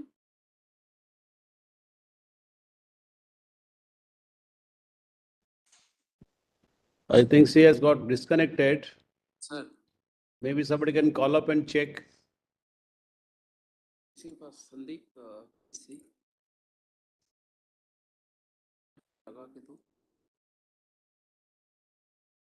She may have to rejoin. Sir.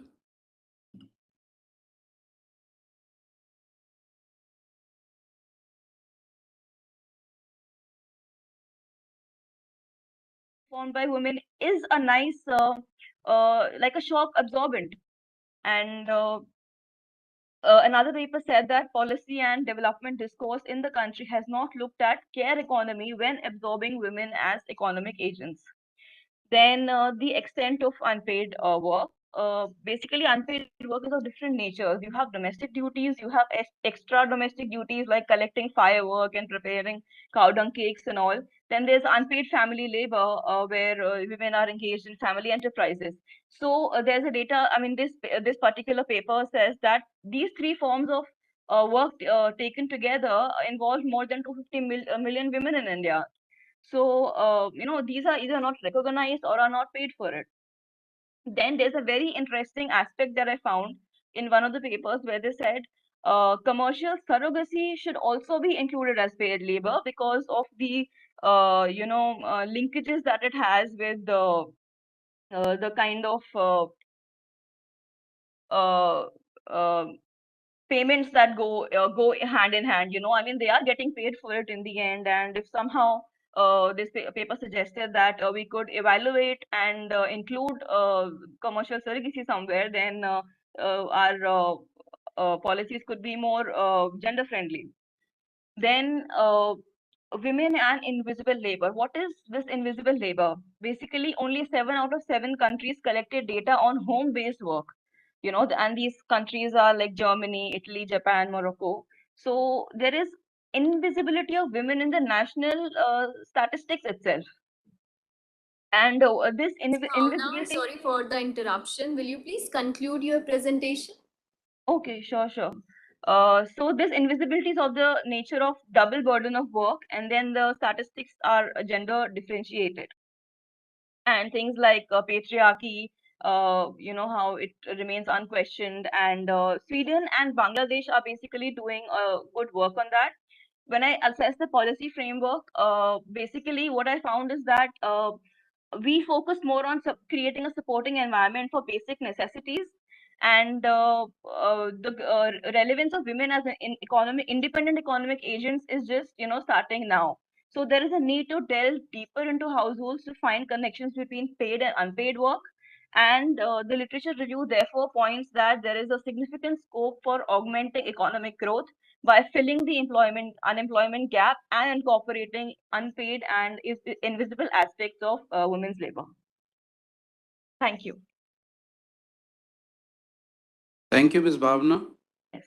As I can see from your paper and as I heard you, would you agree that the rural women force and the urban women force have different constraining or variables as strong reasons for their not joining the workforce, or is it across the table same? Sir, actually, if I could just go to the challenges once. Out of your experience of out of your survey, or yeah, please, this is good. Tell us something on that.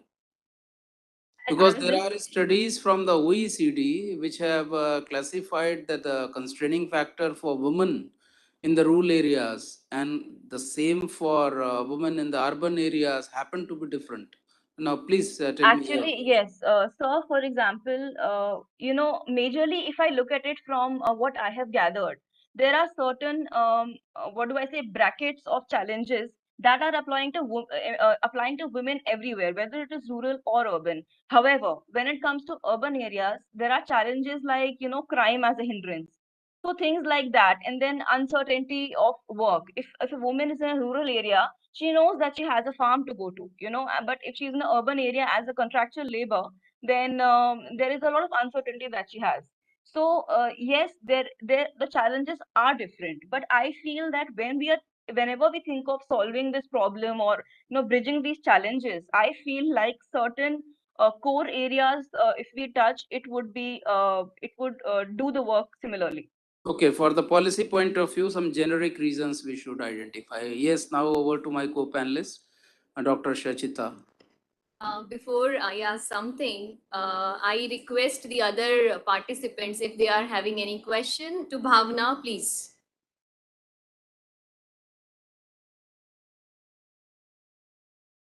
Okay, so I assume there is no question from the participant side.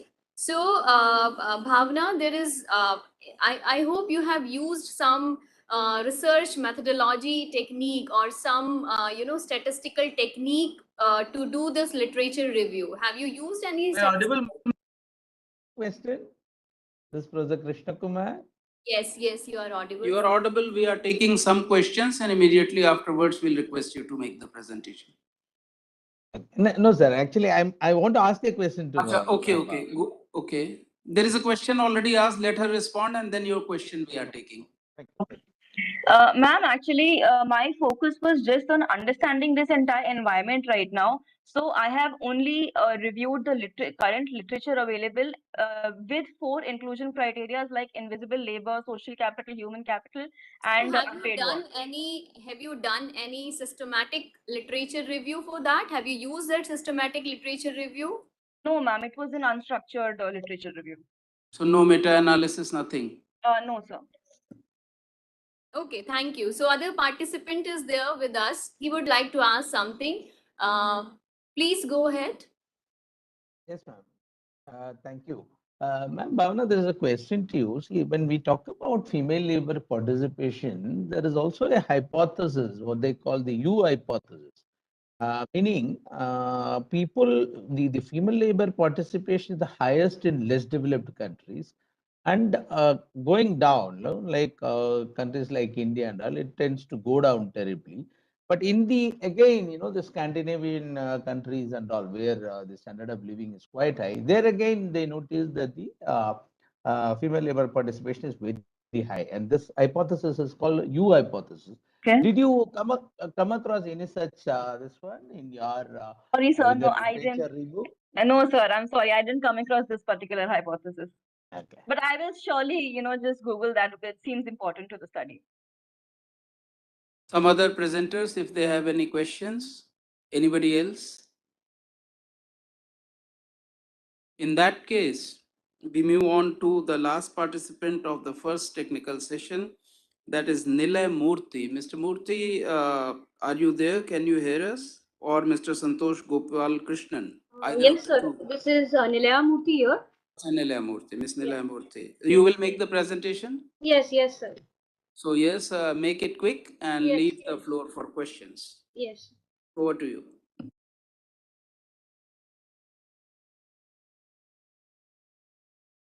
I hope my presentation is visible to everyone.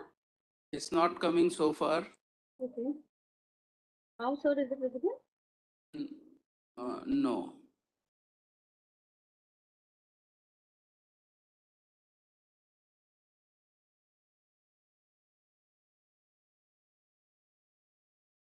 So I'll just stop sharing and I'll share again.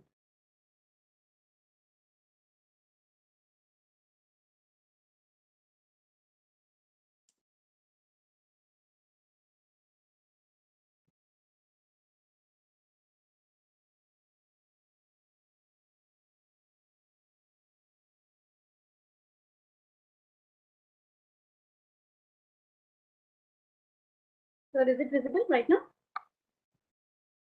I'm sorry, we can't see it still. Share ने उसने unshare करके फिर से share किया.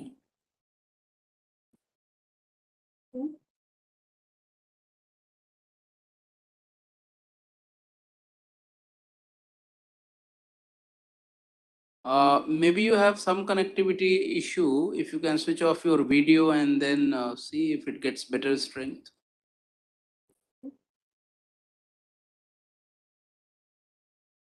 Okay, just a minute, sir.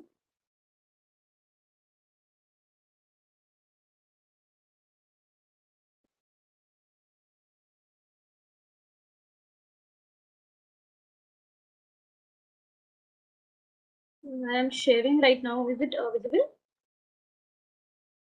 It's not coming. Maybe you can keep trying, and in the meantime, you also start giving your presentation. Maybe speak up about the presentation. Otherwise, we can say she can send her presentation to our technical team who can upload it here and then do that. Okay, sir. Should I do that, sir, immediately? In case if you have it ready, you can send us across. Yes, I have it ready, sir. Yes. Sir, on the mail ID, sir, can you help me with the mail ID? Sandeep, mail ID. यहाँ से बोल दो. We are telling you. Please. Yes.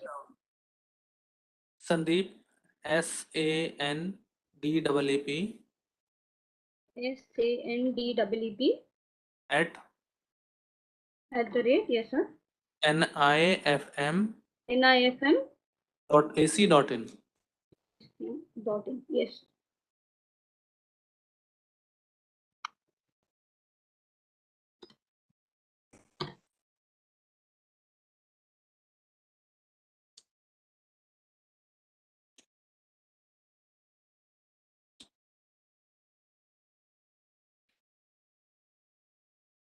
Yes, sir, I have sent it. We are looking into it. The moment we receive, we'll upload it. Yes, sir. Till then, I will also try, sir.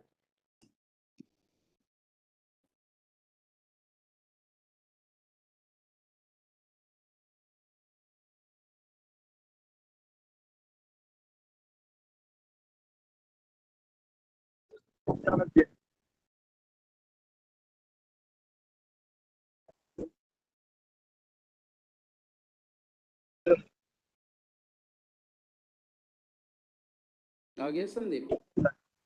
I think it will take some time by the time we receive. So in the meantime, why can't you start giving introduction of your paper and something? Yes, yes, sir. We'll keep trying loading it here. Yes.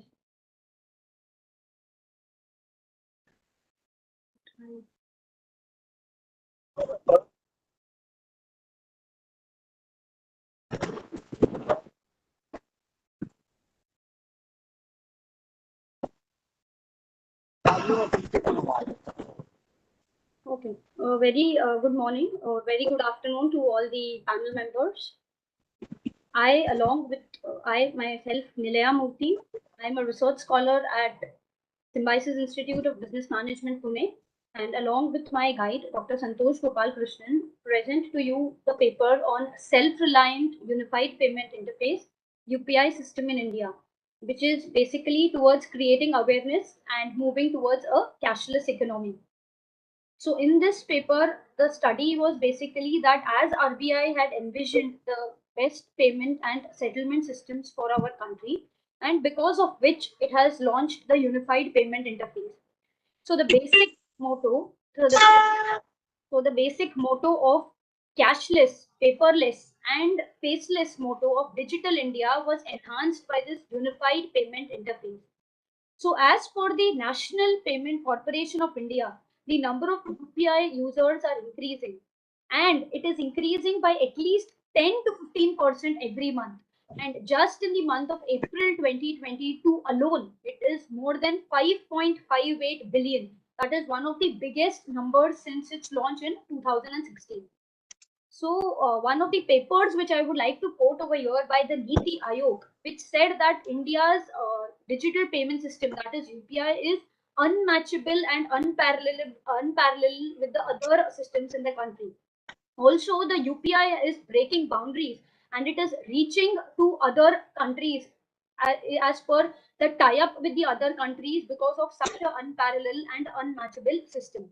So this paper basically focuses on the intricacies and the factors which leading to this cashless system of the UPI, and which is of course developed by our National Payment Corporation of India and regulated by the Reserve Bank of India. So this is the introduction and the purpose of this study.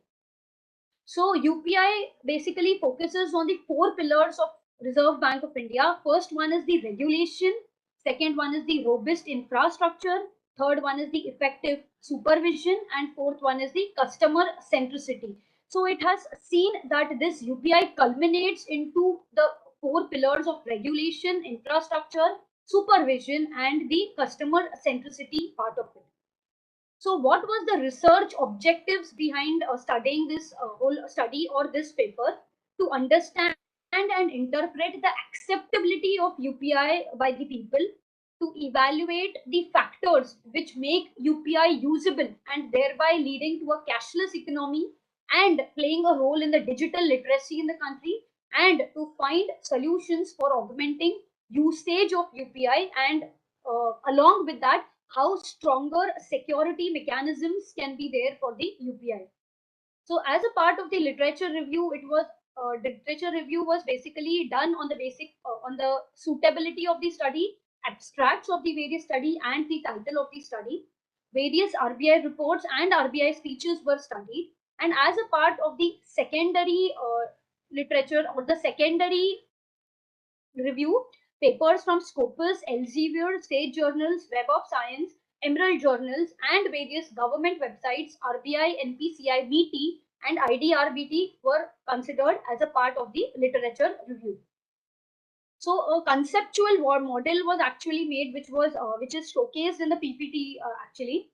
So in the PPT, did not get shared there. Okay, a conceptual model was focused on the convenience factor, on the security factor, on the awareness factor, and the cost factor. So how these four affect the usage of UPI: convenience, security, awareness, and cost, which leads to usage of UPI, which in turn leads to digital literacy, and therefore it leads to the cashless economy. It was studied through various demographic factors like gender, age, occupation of the respondents of the study. So the research methodology was a questionnaire was prepared, a survey questionnaire where 106 respondents' data was collected on the basis of the demographics of gender, age, and the occupation and the education of the respondents. And it was tested on the factors of convenience, awareness, cost, and security factors. It was a random sampling technique, and questionnaire was prepared on a 5-point Likert scale. And the statistical test which was done was actually factor analysis to evaluate the factors of convenience, awareness, cost, and security factors. Also, a reliability test was done at the stage to check whether it is suitable, whether there is correlation between the variables. So Cronbach alpha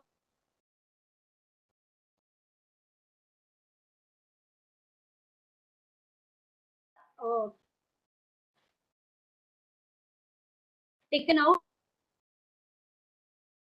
Nila, your voice is breaking. Either you come closer to the microphone.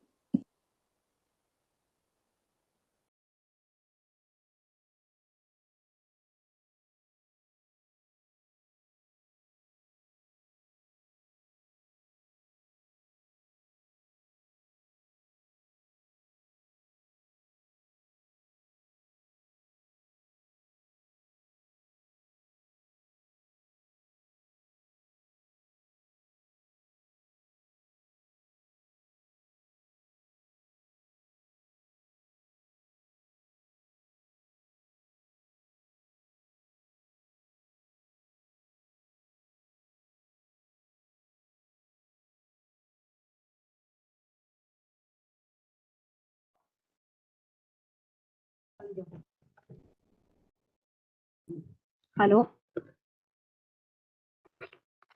Yeah, you disappeared for a time. It appears you have been able to reconnect again. Yes, yes, sir. Actually, there was some connectivity issue. Yes. We are on the slide showing your hypothesis, and if you can see your slides, you will let us know when to change. Please go ahead. Yes, sir. Yes. So can we go to the next slide? Okay. Yes, sir.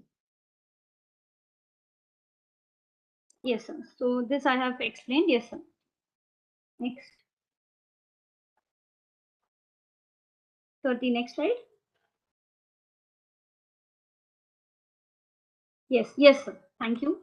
Yes, so the data analysis and findings relate that when the questionnaire was, the respondents' data was collected, the first reliability test was done, which gave us a Cronbach alpha value of 0.907, which showed that there is a correlation between the various items or the various correlation items which we have collected.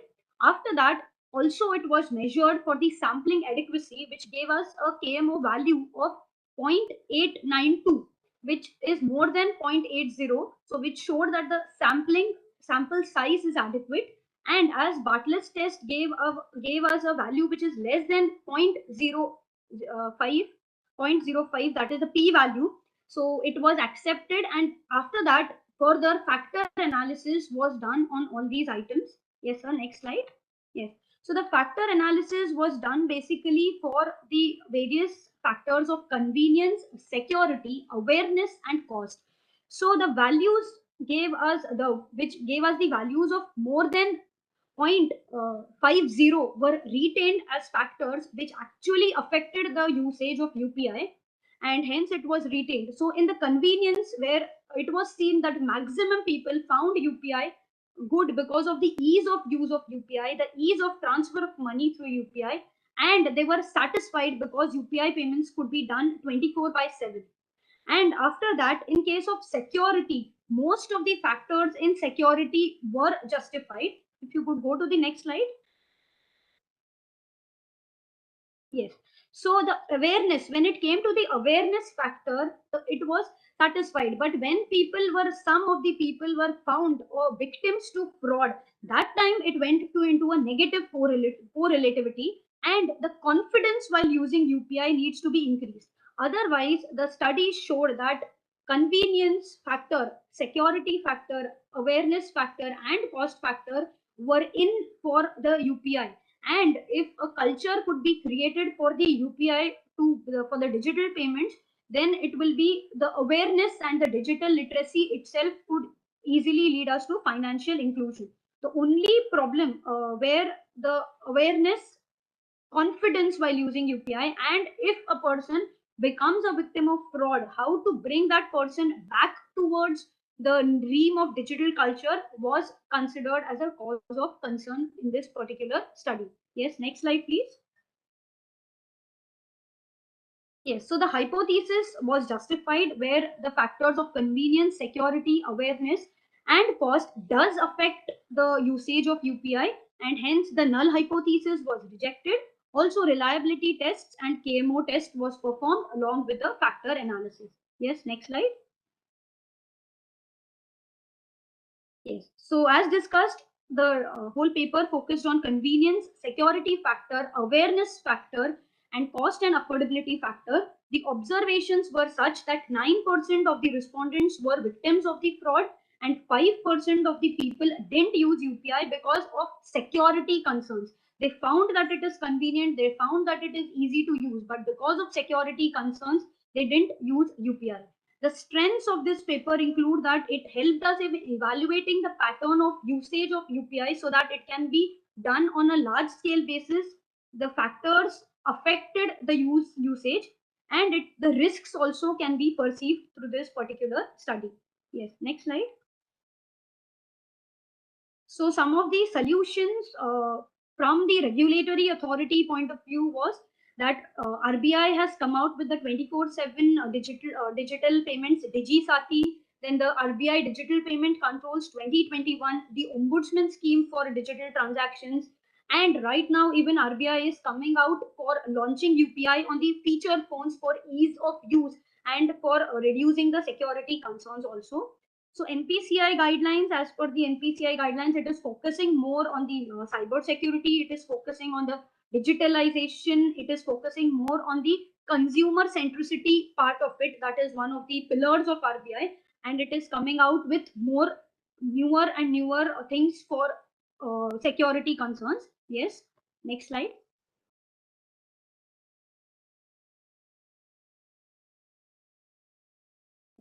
So the authors have come out with some solutions which can help in penetrating the usage of UPI, at the same time also reduce the risk or the security concerns. So the fintech partnerships, where we can see the development of open banking and development of neo banking, which can help in reducing the fraud part of it or the risk management part of it.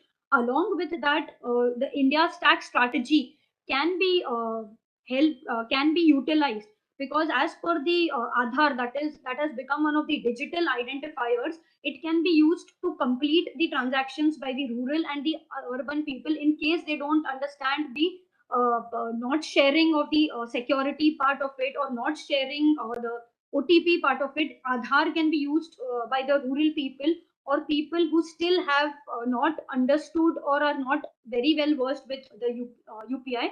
Then changing the mindset of the people is necessary. A little more awareness relating to the usage of UPI needs to be created, and giving consumers the knowledge about usage, staying safe, and undertaking secure transactions can help in penetrating the usage of UPI in our country. Yes. So next slide. Yeah.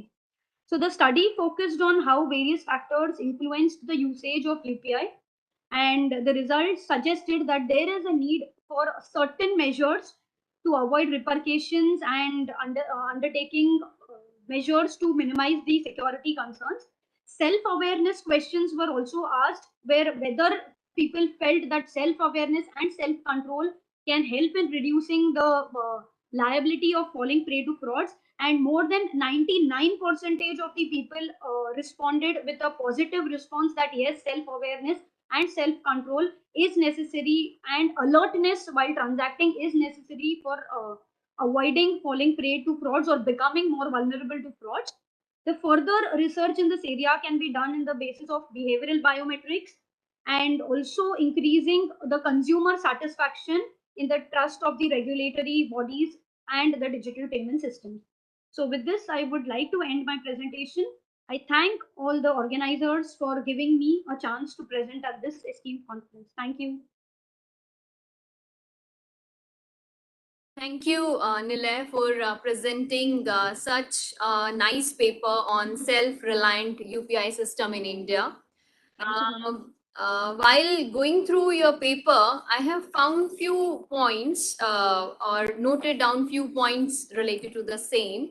The first point, you have shown us a conceptual model related to self-reliant UPI system. So this has been developed by you, or how you have developed, or I mean, you have taken it from somewhere? Will you please let us know? Yes, ma'am, surely. Yes, the literature review was done overall on the UPI and which factors can go in affecting the usage of UPI. So this is a self-made model. We haven't taken it from somewhere. So it is just the model. Yes. So while doing factorial analysis, have you taken all the factors, or is there any factor you have dropped down from the list? Factors, initially we have taken into consideration 25 factors, but the factors which were showing values less than 0.5, the 0.50, we have removed it because we thought that it will not affect the usage of UPI, and only factors which were retained, the factors which were retained to show a better study were the factors which showed values more than 0.50. Okay. Thank you, Nila. So if there is any question from the participants, from other participant sides, all questions are welcome.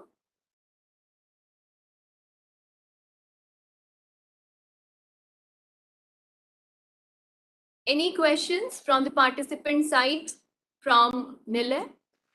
For Nile, sorry. Are you asking a question? Please switch on your microphone. If anybody is asking a question.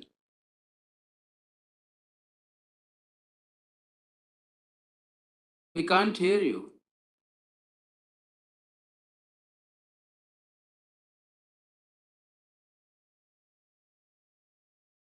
We are unable to hear you. There's a participant, other presenter who wants to ask a question. Am I audible now? Yes, now it's better. Please. Yeah. I was trying to ask the presenter. See, ma'am was talking about the after UPI, yes, tax, other way around. Sir, again, your voice is gone. Not getting it.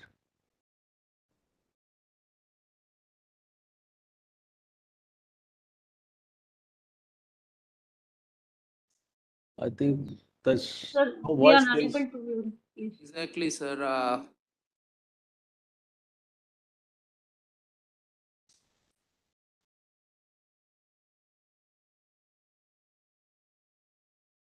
She should have come on.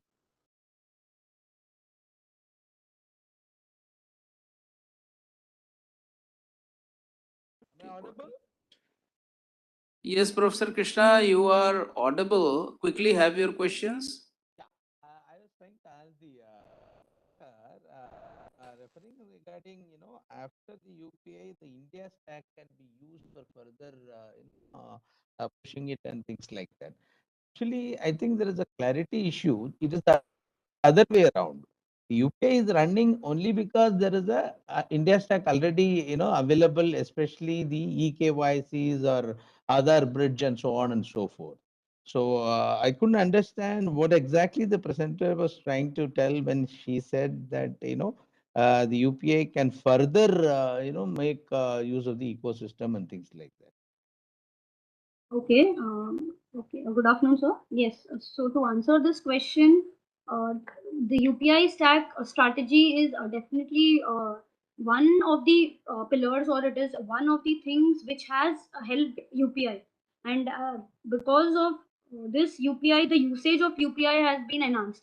But when we see that the third party, because of UPI, the third party people or the party applications, the third party people are also coming inside the digital realm of our whole digital culture. And for this, the India stack strategy can help in further enhancing the usage of UPI through open banking and neo banking in our country. So because our regulatory framework is so strong that this India stack and the third party users can leverage it, but along definitely the regulatory framework needs to be in place, which is already there, and it has to be further leveraged along with proper usage, and because of which the UPI can help in further be used by different people. So in my study, when actually I even interviewed some of the respondents, though it was not there in the, it was an informal interview, basically people above 60 years of age. So the basic concern which they felt was that it was not about convenience, it was not about the cost, but it was about the security concerns. So this is where the India stack or the third party or the open banking, neo banking can, along with our regulatory framework, RBI being one of the strongest central banks all over the developing nations today, it can definitely help in further usage of UPI, and that is the reason that point has come up, sir. Thank you. Paucity of time, and the second technical session has to just start. So I'm sorry we don't take much of counter questions or further questions. I hand over the chair now to the next technical session chair, Dr. Govinda Bhattacharya ji. I extend a warm welcome to him and request him to please take the chair.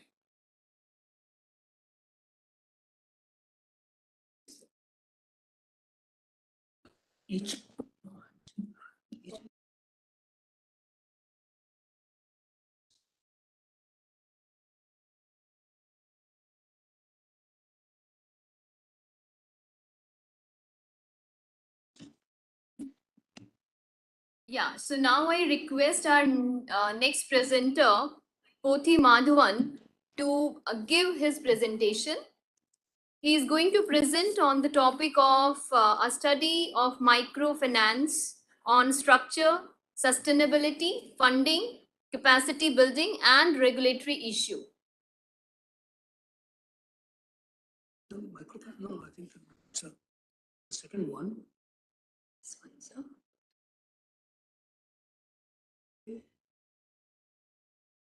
Mr. Pothi Madhavan, are you there? Study of wealth inequality. I don't know whether he's going to present. I think this one was given to me.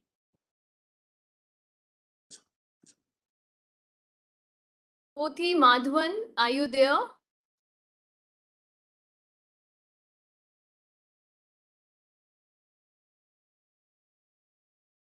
No.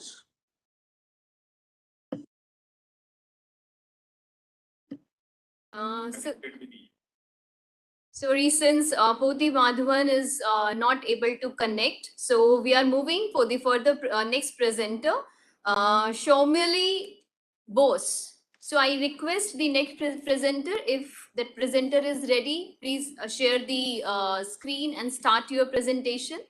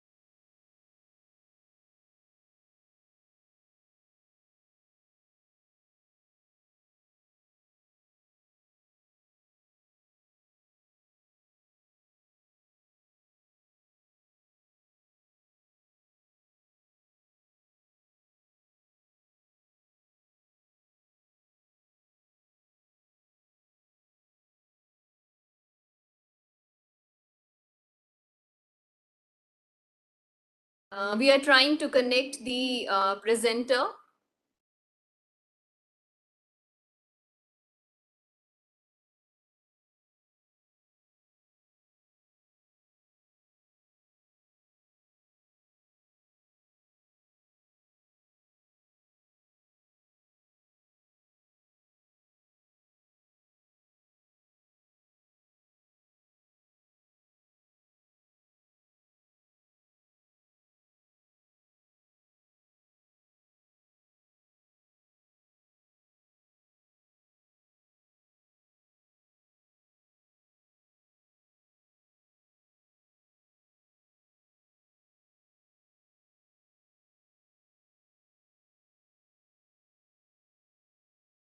Since we are unable to connect the next two presenter, Poti Madhavan and Shomli Bose, so we are going to start our next technical session.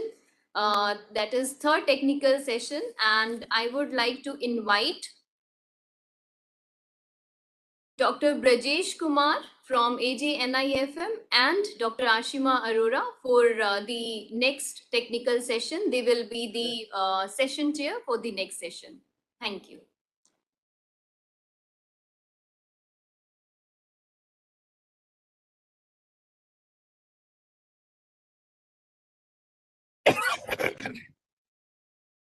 वो कहाँ तक किया आपने 10 10 11 12 बराबर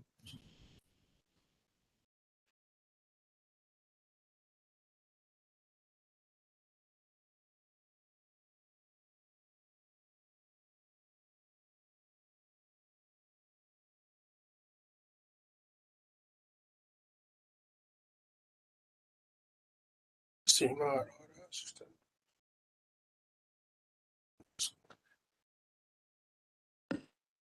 Good afternoon.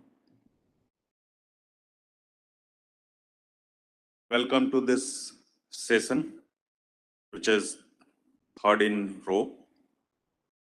We have 4 presenters in this session.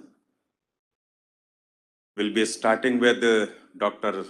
Sarat Kumar Malik. We'll be speaking on cryptocurrency, trends on cryptocurrency in India. Followed by him, we have Professor N. Krishna Kumar, who will speak on unbundling of banking through digitalization and fintech push. Then we have third set presentation that will be by Dr. Swati Narula. We'll be speaking on role of financial literacy in investment planning in India. And the last one will be from Prasham Kumar, co-authored by Shikhar Kumar. Will speak on the impact of inflation on micro enterprise and Indian perspective. Before I invite Dr. Sarat Kumar Malik to present his paper, as we have been following that there will be a 10 minutes time which will be given to you for presenting your work. And followed by this, we'll set 5 minutes time for question answers, or if any interjections which is required by any of the participants who is attending this session. And I hope we all will be maintaining the timelines. So over to you, Dr. Sarat Malik. We welcome you to this session. Thank you so much, Dr. Brajesh, and good afternoon to ladies and gentlemen. So it's a privilege to present issues relating to cryptocurrency, the recent trend in India. So this is a topic which is much in the discussion, not only in the academic world, but also among the policymakers, as well as the both print and electronic media all over the world. So my presentations will confine to, first I will talk about the introduction part, then trends of cryptocurrencies, then cryptocurrency trading, then development on cryptocurrency in India, investment by Indian cryptocurrency, Indian into the cryptocurrency. Then, of course, there will be a discussion about the international viewpoint on cryptocurrency. And lastly, what is the future ahead? Can anybody move the next slide, please? Slide 3. Okay. Yeah. Okay. Next. So as you all know that there is no, I mean, it is not defined universally what is cryptocurrency. But many people say many things about that. But let me take some standard definitions. And as per the Merriam-Webster defines cryptocurrency as any form of currency that only exists digitally, not physically, digitally, and has no central banking, central banks backing, so central issuing or regulatory authority. So in 2009, so Nakamoto has mentioned the cryptocurrency as a peer-to-peer electronic cash system, and it comprises of 3 key elements, such as the universal value representing the Bitcoin, then the infrastructure essentials for its issuance, settlement, and audit. That is the Bitcoin Bitcoin blockchain. And the last one is the rules, the regulations governing money supply and transactions related processes. The cryptocurrency actually employs a platform such as blockchain technology. And as you know, most of the cryptocurrencies are formed on public permissionless blockchains. So it is basically a distributed ledger technology. It is called the DLT. And DLT are the building blocks of internal value, which records the transactions and transfer of value from peer to peer without any requirement for centrally coordinating entity. So here, the value refers to the record of ownership assets. If you take the example, like the assets are money, securities, land titles, even now it is also the foreign exchanges, and the ownership of specific information like identity, health, information, and other data are not available.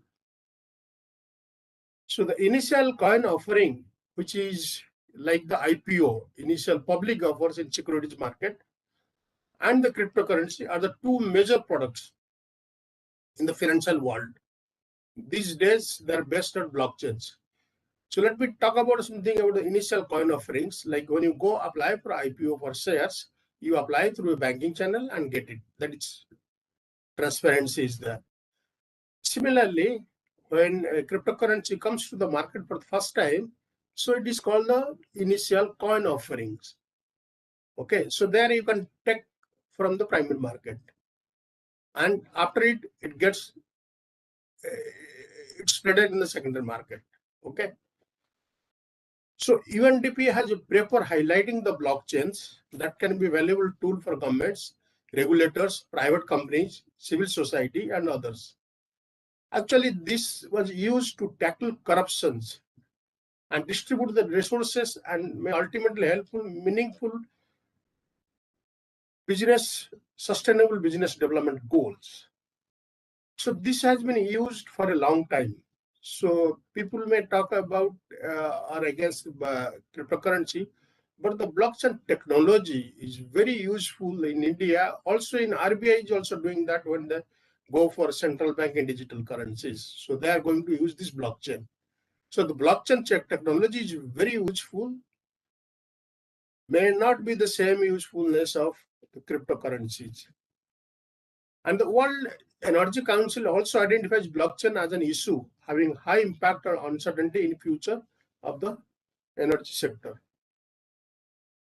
So let me talk about the characterizing the cryptocurrencies. So it's a currency, a commodity, or a security. Okay. So currency people know. The commodities value also it is underlying, and for the security type, it is also there as a part of the characteristics of cryptocurrency. So if we talk about the types of cryptocurrency, so as I said, cryptocurrency, it's popularly, the most popular is among the cryptocurrency is Bitcoin. Everybody knows, you might be aware of it. It was created in 2009. But like Bitcoin subsides the need of the trusted third party, they mostly rely on decentralized network of validators, to maintain and update the copies of the ledger. But in 2011, another significant development took place. So when Nemocoin was created as an attempt to constituting the decentralized domain name servers. In the same year, the Litecoin was also released, which indeed posts a script as hash functions between SHA 256 and the other cryptocurrencies created successfully so far. So if you talk about, as you might be knowing about the different types of cryptocurrencies. So the Bitcoin, Ethereum, Ethereum 2, Ether, BNB, USD coin, XRP. But among the cryptocurrencies, the Bitcoin is the most popular, and it is traded in the highest value and much in demand. So the cryptocurrency market has huge growth for the last couple of years. So there are nearly 7,000 cryptocurrencies which are traded wide across in the world. So this the graph which presents the selected cryptocurrencies, actually not all are there. Then the cryptocurrency trading also is taking place in different parts. And let's say the Chicago Mercantile Exchange, Chicago Board Options Exchange, then backed by New York Stock Exchange, and India also there are cryptocurrency exchanges are there. And you will find more, a lot in Bangalore. In Bangalore, in other parts of the country, the financial markets and others. But you may not be knowing, and you might have seen the advertisements in TV about the cryptocurrencies, about the blockchain and others. And many investors are also there. So let us talk about India. So RBI, as you all know, that in 2013, so they issued a press release that cryptocurrency is banned and their values is also not underpinned by any assets. Again in 2017, RBI circular says that there is a concern again by stating that crypto boom, though followed in 2016 during the demonetization, but the digital payments led to the sorts of alternative traditional online banking. So now they have developed CBDT, the central bank digital currency, CBDC, sorry.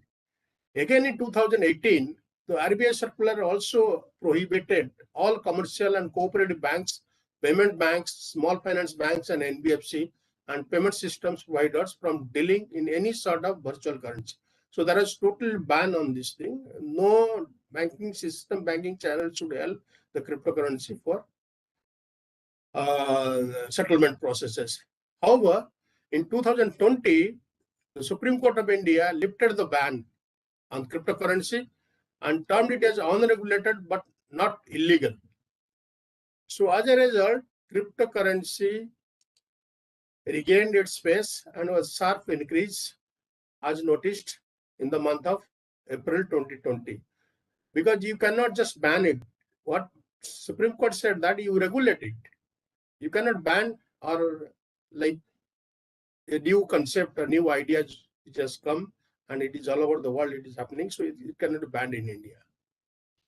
So recently, the government announced that cryptocurrency regulation of official digital currency 2021. So this I was talking about that how RBI is trying to put the digital currency. So digital currency is referred to as CBDC, and they are working on it, and it was introduced in the last budget. But RBI has sent this proposal to the government, and amendment is awaited because they have to amend the RBI Act, and there are other entities are also involved.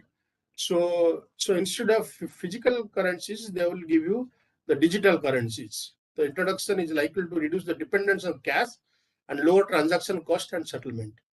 So recently the budget, so 30% income tax is levied on the crypto assets as on 1st April 22 onwards. But the recent study which we have done that the portal brokers shows is that annual crypto assets revealed that Indian crypto owner, which is the largest number in the world. As I said, in the south and in Mumbai and in other places, the cryptocurrency is on very much demand and people are trading on it and making profit on this thing. So a survey actually carried out by Kantar pointing to the 19% in urban India intended to invest in virtual token in the next 6 months. And among the cryptocurrencies, Bitcoin, as you all know, the 75% are the share is Bitcoin, and Ethereum is 40%, and Binance Coins is 23%. So this data we got from the Indian startups crypto space for 2021.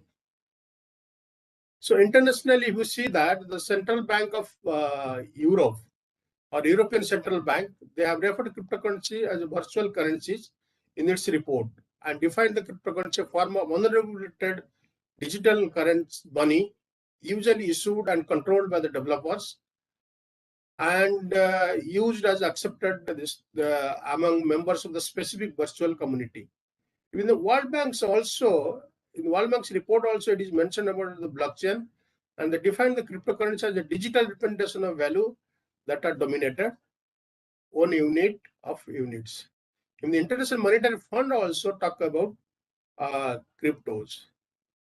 But some of the other countries, those who have their views on the cryptocurrencies, so like United States is that the overlapping view of various agencies, whether it is CFTC or SEC. So CFTC controls commodity, SEC security, but they called it as a currency. Even Japan also has allowed it, referred the payment services as probably the property value and not a legal tender. Singapore also regulated the payment services and they regulate the cryptocurrency.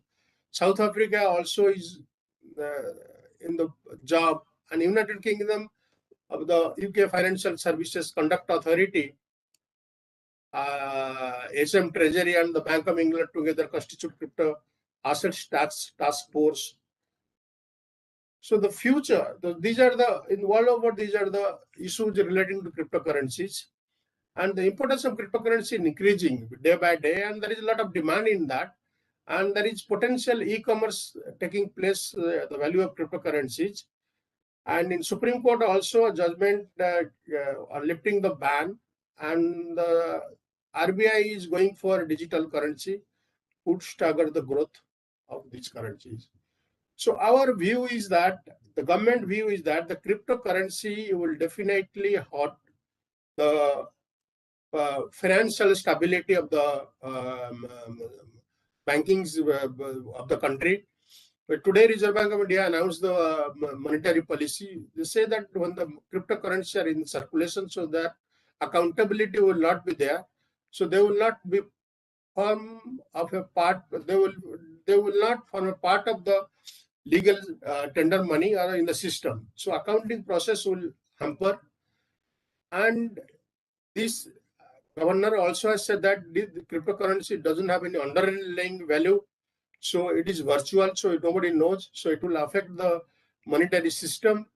And also the views of the Reserve Bank is that cryptocurrency is in dollar term.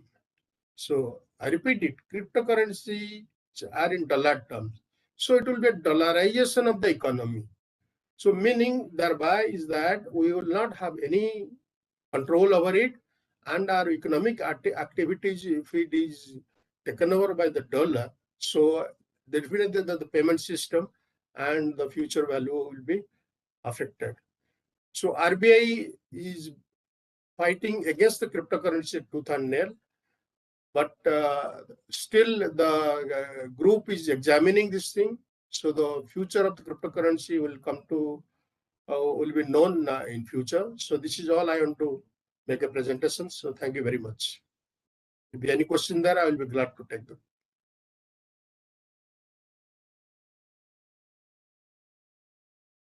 Thank you. Anybody from participant side wish to ask? Anyone? Hello. Yes. Sir, am I audible? Yeah. Sir, my name is Prasham, and I'd like to ask the presenter that you mentioned that cryptocurrency is dollarized, but then you also said that cryptocurrency is like within the blockchain technology. So the whole point of cryptocurrency is to decentralize the whole system of finance, or what we call as DeFi. So, like, how are you stating that normal monetary currencies, which are working under the ambit of some central bank, going to affect the very working or the space of cryptocurrencies? I understand that in today's time, you can buy cryptocurrencies using money, but cryptocurrencies are envisioned to have an ecosystem of their own, like NFTs. So, what is your comment on that? Thank you, sir. See, first of all, the blockchain technology, let us understand, and the cryptocurrency are two different things. Blockchain technology are used for land records for other places also, which cryptocurrency also is using that. The cryptocurrency is the different type of currencies which I showed that. So that will not form a part of our monetary system. Like when the total money circulation is there in the country, RBI has the record. Whether we have inflation is there or more liquidity in the system, accordingly we take the policy measures. Like today, RBI has increased the repo rate. It is the 50 basis point. Okay. So that means more liquidity is there. To suck the liquidity, they increase this thing. So to contain the inflation. So cryptocurrencies will not form a part of this thing. Okay. So it will definitely, it will be outside the system. So the monetary financial stability will be affected in this thing. And the second point is the dollarizations, because the monetary, it is in the dollar form, the cryptocurrencies. So all the payments and other things will take place in that form only. So it will be difficult for a country like India, when its rupee is depreciating day by day and dollar is going stronger, not only for India, for other countries also. So it will have an impact on our exchange rate system as well as our trade, imports and exports. Thank you. Thank you.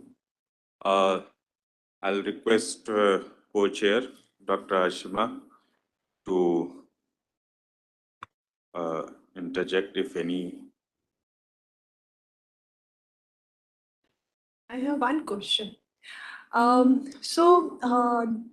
As per the study, you have taken both the stand that this cryptocurrency should be regulated and should not be. You have given the pros and cons of both the stand. However, with regards to India, what do you think that the regulation, would it be feasible and how would it be if regulation is done? And second, should it be allowed to have the cryptocurrency, because other countries, they may be allowing, some of the countries have allowed, as has been shown in the PPT. But with regards to India, what is your stance, sir? Actually, with regard to India, because now the central bank is going for central bank digital currencies to reduce the physical currencies what are into circulations. Okay, so that is one part. And the cryptocurrencies, very few individuals, those who have the high risk appetite or risk investment portfolios, they go for it, for the cryptocurrencies, because it is highly volatile. Cryptocurrency is highly volatile, and unless until you have a big portfolio, that means you are a big investor, SNI and others, then only you go for it. But the common man investing in this thing is very difficult. And from the regulatory point of view, it is difficult for Reserve Bank of India to regulate the cryptocurrencies. Because if it is a currency, then it has to come to SEBI. Because SEBI regulates the commodities, and the currency derivatives are also there being traded on the stock exchanges. So the regulator ideally will be the SEBI. So the first of all, you should know physically which are the agencies doing this business, and for that you need to protect the interest of the investors. I mean the people, those who put their money. Okay, so without the protections, it is very difficult to allow the cryptocurrencies to function. Why other countries are doing? Because they have a robust regulatory system, and their population is also less, and they have the high net worth individuals are more. Okay, the rich people are more. So in India, it will affect the common people and the common investors, and people will be tempted to go and invest in cryptocurrency and they lose their money.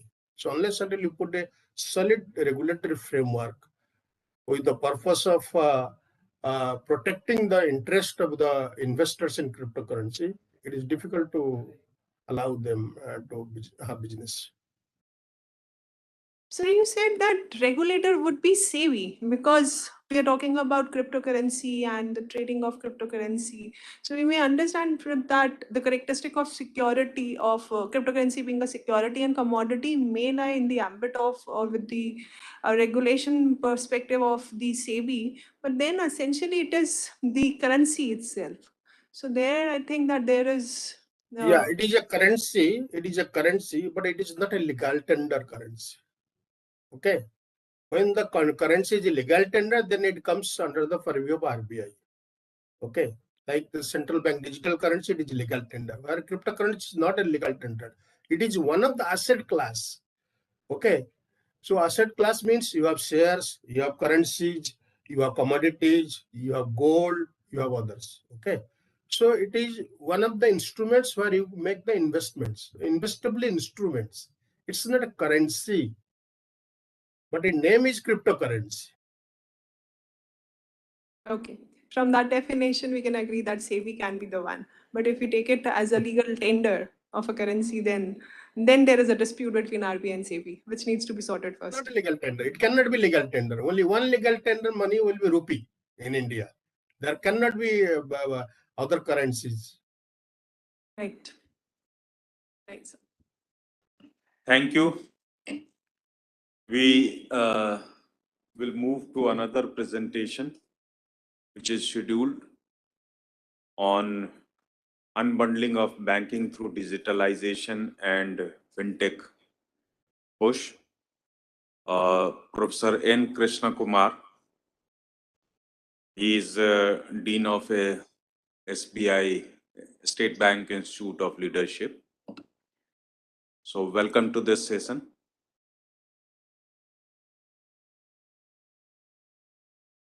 You can make him presenter.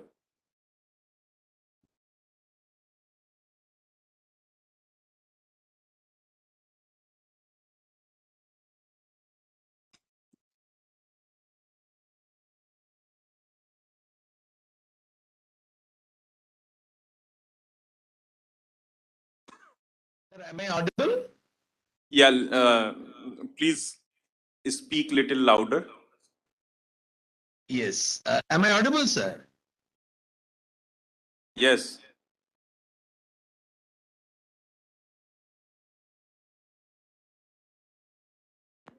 Sir, the clarity is missing, though you are audible. One second.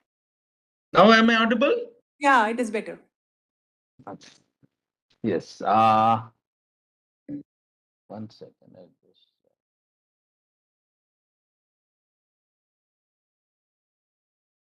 The presentation is showing up, right?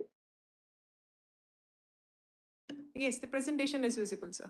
Okay. Okay. Thank you. So thank you for the chair, Dr. Brijesh, as well as Dr. Ashima. This is Professor Krishna Kumar, and I thought I'll share certain things on unbundling through digitalization and the fintech push. I was very happy to listen to all the presenters earlier. And we at State Bank Institute of Leadership, which is basically the apex training institution of SBI, we do a lot of research. In fact, there are about 5 postdoc researchers who report to me also. So we were looking at this particular space of how the digitalization, including the UPI and other aspects, was pushing, and the envelope of banking, and how unbundling is actually becoming a reality, and banking is moving into a kind of a platform to what it was earlier. So I'll try to put some clarity on many of these concepts, as well as how the innovation envelope is pushing this, and how this particular platform and its relevancy, and how future holds good for this particular digitalization, with more and more of fintech push becoming a reality. So this is will be my structure of the presentation, and we all know that the India stack, which started somewhere, as part of AatmaNirbhar initiatives and so on and so forth. Starting from more than about 10 years back, we started with the Aadhaar. If you look at the right of it, I tried to chronicle it. Aadhaar, then came the Aadhaar eKYC, and Jan Dhan Yojana scheme, e-signature, payment banks. Nachiket committee in 2014 talked about how the differentiated banking system need to come in if at all we want to take financial inclusion more seriously. So that's where the payment bank concepts later on, Reserve Bank licensed a few payment banks and so on and so forth. Then the aggregator model, and you had the two major push coming in, which helped the UPI to scale up, majorly the demonetization and the pandemic. Alongside, you also see how the various other push that happened, be it fast tag initiative or GST and so on and so forth, which you find to the left of it. Basically, the India stack is basically crust riding on 4 of the major stacks, what is called as the presence-less layer based on Aadhaar authentication, paperless layer based on Aadhaar eKYC, e-signatures, digital lockers, which you find in the second part of the screen where I codified it. And then comes the cashless economy part of it, majorly driven by Aadhaar bridge, AMPS, AEPS, APB, UPI, and things like that. Finally, the enabling environment is trying to get created on what we call it the consent layer. It is based on an open source data store concept, which is an invention of MIT in those days, and what we have come to be called as the account aggregator model. This is currently there's a lot of push happening there, but it's still it's a work in progress, so to say, I can say. So, this is how the whole stack has evolved, and the digital infrastructure has come into being in the last 10 or 15 years, I can say. And what has this pushed? Fine, this has pushed basically banking into a kind of a platform model. And what is this platform? See, just like how software, we say that software is moving from the cloud era, software is no longer resident only in your system, you talk software as a service. Similarly, somewhere because of the supply side and demand side push, banking is moving from a standalone model to kind of a platform model, majorly because of the innovation and the stack layers, including the digitalization push that it is getting, is becoming very evident. And these platform models basically aim to create value for participants, enhancing what's called as the network effects. This is done by reducing the transaction cost, removing the friction, keeping the participants engaged in these, and it is a kind of an overtopping. The basic hard work is done by the stack itself or the banking per se, like the KYC part is even today.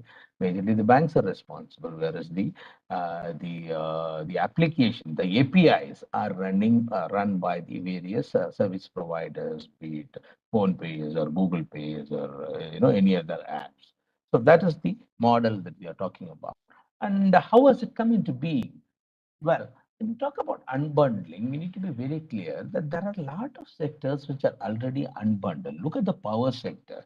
The power sector is, somebody is generating power, somebody is in the space of, transmission. Another entity is in the space of, say, trading in power.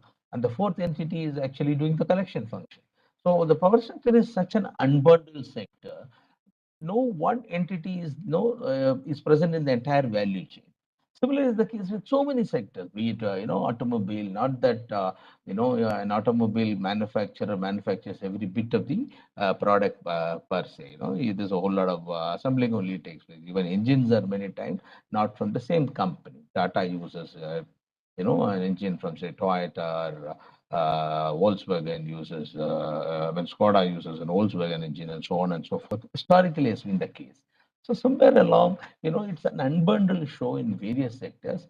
But in banking, slowly, it was never been an unbundled sector, except, a bit of what we called, an outsourcing in a loose way. Some kind of unbundling was there. But then right now, the unbundling is setting at a huge pace, and it is driven by technology and the India stack and other things, which I had pointed out some time back.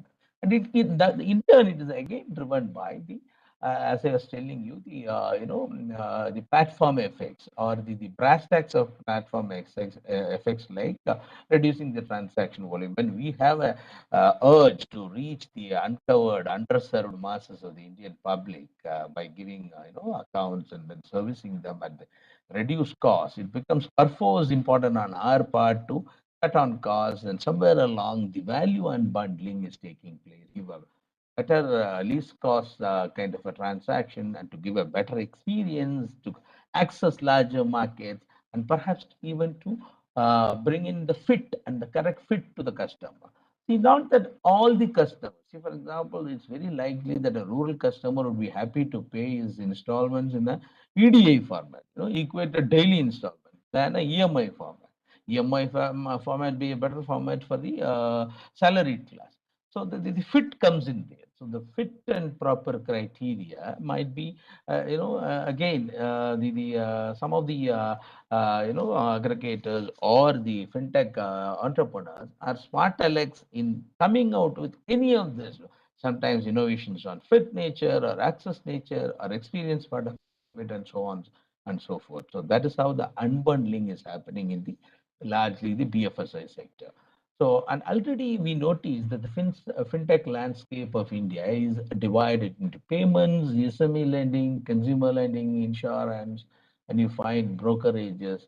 So broadly, the initial push was majorly towards the payment. Then came the lending piece. A lot of fintech entrepreneurs started getting into the SME lending space, and so on, and also the consumer lending, and now we find a whole lot of fintech companies disrupting the existing insurance models, or even wealth management, putting an SIP, SWP, and all. There are a whole lot of companies present in the space. So, and world across, when we look at also, we notice that the platforms are one of the best forms to go to the low income customers. In fact, we have done some research, and it has noticed that going beyond banking also, we notice, if you look at S&P 500 companies, there are a whole lot of companies which are actually using the platform model to scale up and to cut costs. So, and that's very evident that this is the kind of route perhaps banking will also take going forward. This particular slide impresses you on that, and you would notice that the whole lot of be it the current age companies using platform models to get at low income customers, that to at a highly scalable way. And the infrastructure, when we talk about banking infrastructure, it is majorly the APIs that runs on top of the core banking, and then the credit bureaus, and the bank statement analyzers. You find a lot of credit bureaus. You had only a CBIL earlier, but now a whole lot of other people have come to the ecosystem. And then the KYC, video KYC. So it's a major the platform is emerging, and the fintech players are innovating this space, and based on as I said, the India stack part of the presence-less, paperless, cashless, and consent layer. And what started off initially as a kind of a unique digital biometric identity has pushed the envelope and aided by the mobile connectivity and more of internet penetration into the rural hinterland. We noticed that this particular thing will evolve further, and already the kind of competition and between banks to ape digitalization in a big way. You can notice that a bank like SBI gets more than about 80% of its account getting open through platforms and so on. Even FDs are getting sourced digitally, SIPs, credit cards, and so on and so forth. So slowly, these numbers, depending upon whether the bank is a private bank or even a nationalized bank, you find that it is coming up. Digitalization is taken up in a big way for fighting off competition or to cut costs and so on and so forth.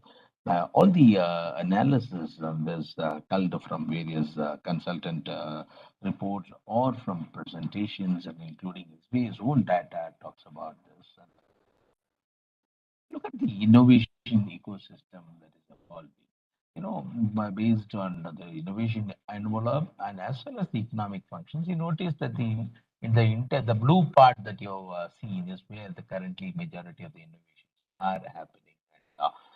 Slowly, just now, Mr. Malik was talking about the digital currencies. This is the next stage of innovations is being in the IoT space or wearable IoTs or what they call near field technologies or blockchains or CBDC and things like that. Our next part of innovation in fintech will be more towards the outer ring. Innovation in currently in this space or lending based. So we lost your voice. You're not audible. Am I audible, ma'am? Now? Am I? It's still, volume may be increased or maybe adjusted. No. Now? Now better. Yeah. I hope I'm audible. Yes, sir. Now you're audible, loud and clear. So, what I was trying to tell you is that the inner ring is where much of the fintech place, but we are moving. Again, we have lost you.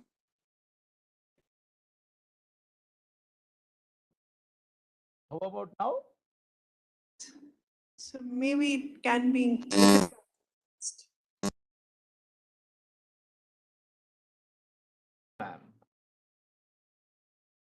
Hello? Yeah. Am I?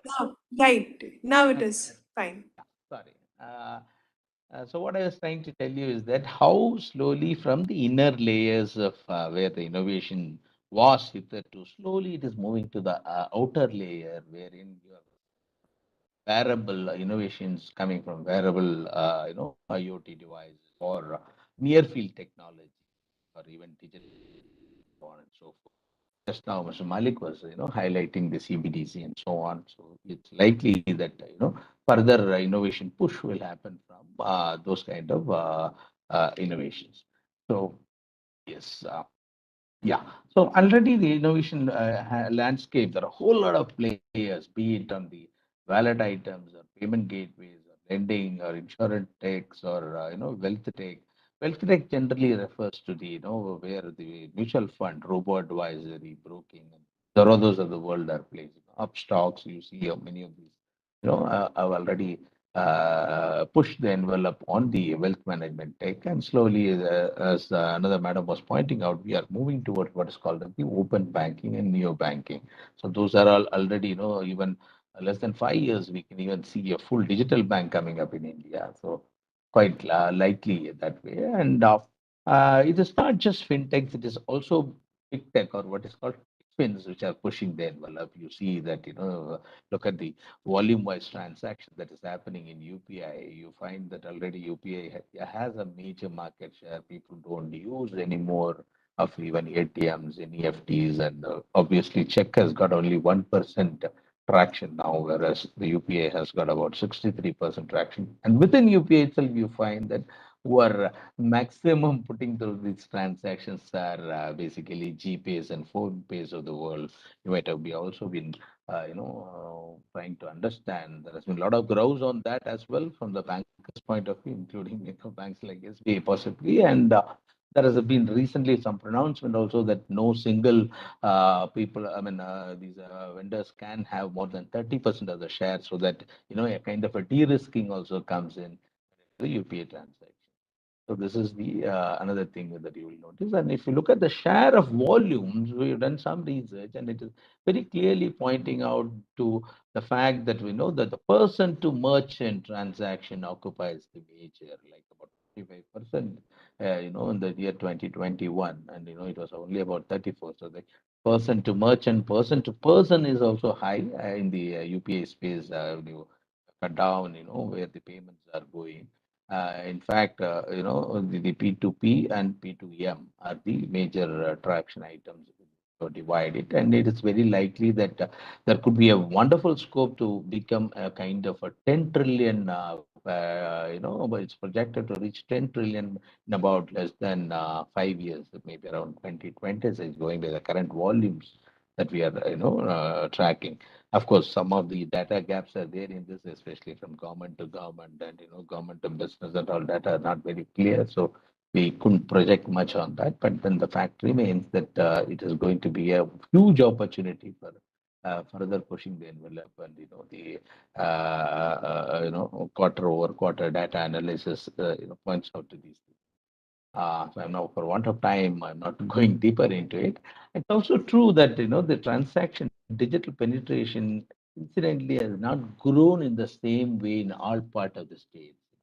Fine, 2018 over 21 we compare, we notice that some of the 18, obviously the UK wasn't that major hit, but though transaction per 100 was clicking slowly, and now it is far more evolved, as just like other researchers were pointing out. And right now you notice that much of the western part of western states and central part plus the southern part of India are having more traction. Slowly, the uncovered northeast and other states are still lagging behind when it talks about digital penetration, including the UPI use and so on and so forth.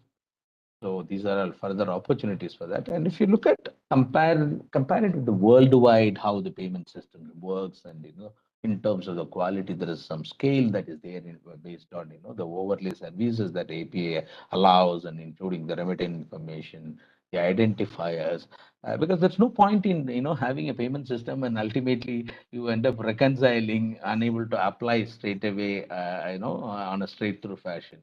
So that way, India has done a wonderful job. In fact, the India stack, especially the UPI, is rated at score 5, which is even higher than the score that is given to even developed countries' payment system. So that's a huge leg up for as far as the AatmaNirbhar initiative of India is concerned. Already, India is, I know about a lot of countries. We do a lot of programs for neighboring countries like Bangladesh or Nepal and all. They're all speaking to NPCI to this kind of payment stack to their country as well. So that's going to be a huge opportunity for India also as a part of Sir, further push.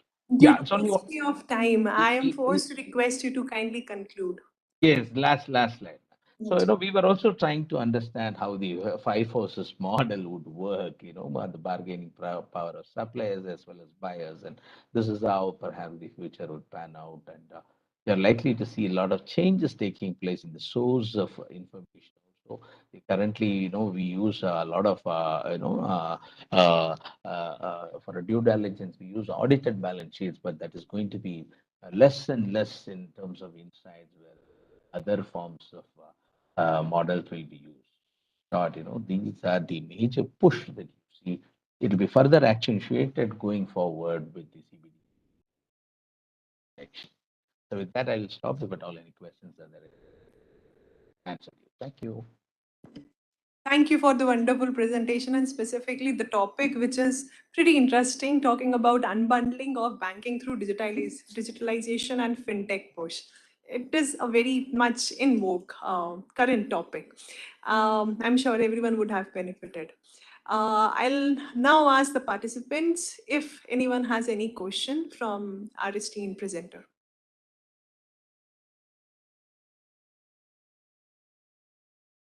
Anyone?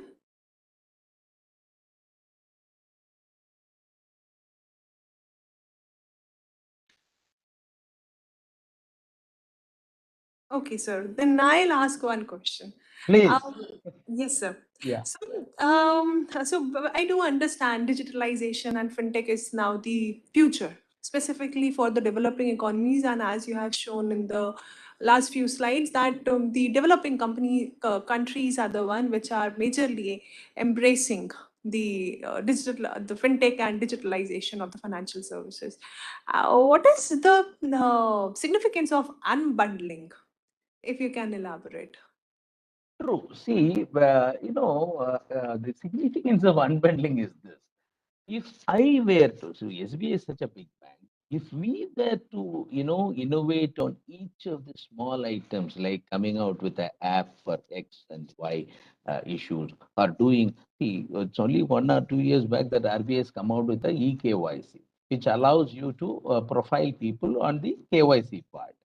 But if my IT people have to develop this one, perhaps it will take for an SBI 3 years or 4 years time and roll it out.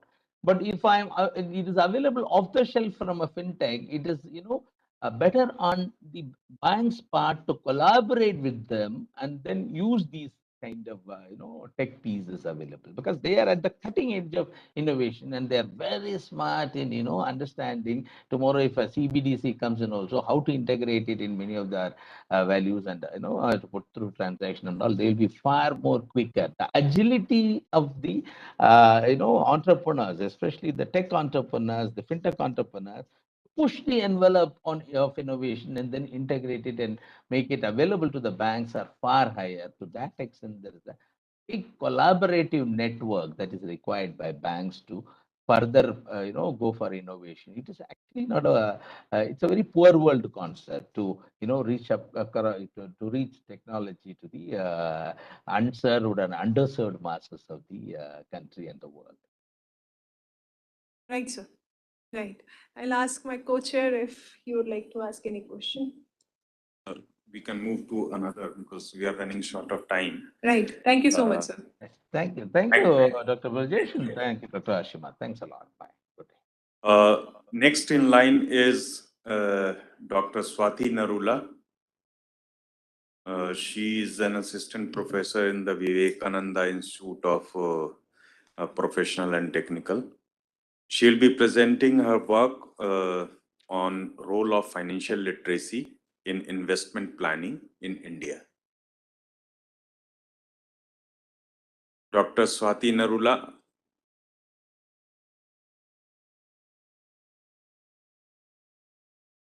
Are you on?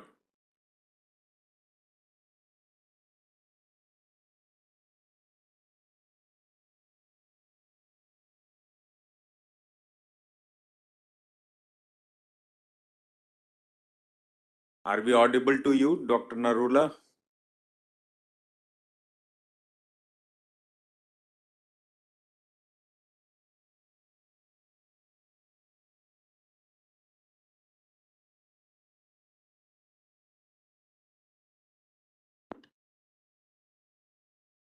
Dr. Narula, can you hear us? I think she's facing network issues, so we can move on to the next presenter. Okay. Then next in line is Mr. Prasham Kumar, and co-authored by Shikhar Kumar. Will be speaking on impact of inflation on micro enterprise Indian perspective.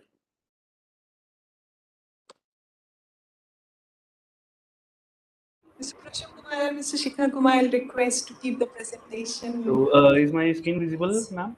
Yes, you are visible. However, if you have presented a PPT, that is not visible. And Actually, I'm sharing. Is it visible now? now it is visible. Okay. So let me stop my video for the. There is some network problem here. If it is okay, ma'am, with you. It is all okay, Mr. Shikhar. I'll just request to kindly keep the PPT within 10 minutes of Okay, the time. sure, ma'am. Thank you. So, good afternoon, respected director sir, respected panelists, session chairperson Dr. Vijay sir, Ashima ma'am, faculty members of the AJNIFM, and my dear esteemed guest. We are Shikhar Kumar, the research scholar in Delhi University, and S. Person, the research scholar in JNU. And topic of our paper is the impact of inflation on micro enterprises, the intern perspective. We are trying to reflect the situation of the micro enterprises who are caused in the amidst of the economic turmoil that is affecting not India but the whole economy, and the role of the government, which is stuck in the twin deficit problem of inflation and the increasing government debt for the growth of the micro enterprises. So, starting with the MSME are actually one of the major pillars for economic growth in emerging economies such as India. In Indian economy, MSME employs 40% of the workforce, contribute 50% of the nation's export, and are responsible for 30% of the Indian's GDP. The MSME sector also plays a vital role in creating employment, exports, gross value added, investment, fixed assets, contribution to GDP, among other development parameters, such as MSME in India make over 80% of total number of industrial enterprises and generate more than 9,000 value added products and services. And under total registered MSMEs in India in financial year 2022, 94% is actually of the micro enterprise. So this whole MSME sector is actually comprises a majority of the micro enterprises, and thus we are focusing upon that. And after the divisions of the MSME the Act 2020, the earlier classification of division of MSME into manufacturing service sector actually now merged into one, and the where the micro sector is defined with the 1 crore of investment or the 5 crore of turnover, and small is defined as the limit of 10 crore of investment and 50 crore of turnover, where medium is that with the limit of investment of 50 crores and a 50 crore. And so, as we are seeing that the Amazing Middle also stated that India has actually 95 micro businesses for every 5 small and medium scale enterprises. And though acting as an engine of the growth in the economy, MSME is actually the sector that is the most vulnerable against volatility, high interest rate, inflationary pressure, among others. And Vanjana in the Hibandi of 2021 also states that the major problem for the development of MSME is actually due to the availability of lack of the funds. As the economy was finally seeing the steady growth part after the global financial crisis of 2008, the pandemic hit and the worsened the situation of the business environment. And in response to the COVID-19 and inflation arising due to the global supply shock, more than 50% of the MSME were observed a reduction of at least 50 to 80% in their earnings, leading to the closing down of majority of the micro firms, with less than only around 20 still percent operational, as per report by the KV Ramaswamy of IJDR. And further a report published by the SPGen Institute of the Management and Research (SPJMI) states that the MSME sector is observing the negative impacts of current retail and the wholesale inflation prices at a much higher rate than expected by the government, in terms of the significantly higher operating costs. And as a result, they are responding with the price increases, a strategy that may not be suitable for such micro and small enterprises due to the branding and the pricing power attached to them. Moreover, the pandemic was of a shock of a completely different nature, as the world was globalizing, and the pandemic actually required isolation and the lockdown to be imposed. And manufacturing of the non-essential commodities had completely shut down, and supply chains were completely broken down. With unprecedented shutdown, the revival was hinged on the utilization of the funds for the capital formation process. However, the economic condition for these micro enterprises was further deteriorated with the most recent European crisis, worsening the supply chains of the essential items. The most important aspect of the war is that it is being fought in a region which is the oil rich, and which caused the oil prices to increase substantially, which in turn has actually put the pressure on all the sectors of the economy. The management of such situation in the context of rising inflation in India is a serious challenge that the government has to encounter. And the average rise in operational cost of observed by MSME is actually 19.5%, which is far above the retail and wholesale inflation rates of 6.07% and 13.11% respectively, as estimated by the government. And due to rise in prices of this is primarily due to rise in prices of raw material, fuel, labor, etc. And this has actually negative cascading effect on sectors that had borrowed large sums for a long period of time, with the expectation that after the COVID-19 ends, there will be higher demand, as the consumer demand during the last 2 years of the COVID-19 has been controlled, they have significantly controlled, and which was net didn't happen, and as a result, a different approach was needed to deal with this situation. So RBI referred to the use of easing monetary policy by lowering interest rate and direct infusion of the money with the expectation of higher borrowing and the higher investment for the capital formation in the economy. And in order to support the micro enterprises, the government of India has initiated several schemes to support them. In order to provide funding, the number of loans and sections under the Pradhan Mantri Mudra Yojana scheme was more than 48 million, and the amount disbursed was more than 3 lakh crore rupees, as per the 2022 the March data. And the government of India also initiated a scheme for the raising and accelerating the MSME performance, so-called RAM, on March 2022, under which the government allocated more than 6,000 crore rupees to improve the market and the credit access, strengthen the institutions and the governance at the central and state level, improve the central-state connection and the partnership, resolve late payment difficulties, and for the promotion of green MSMEs.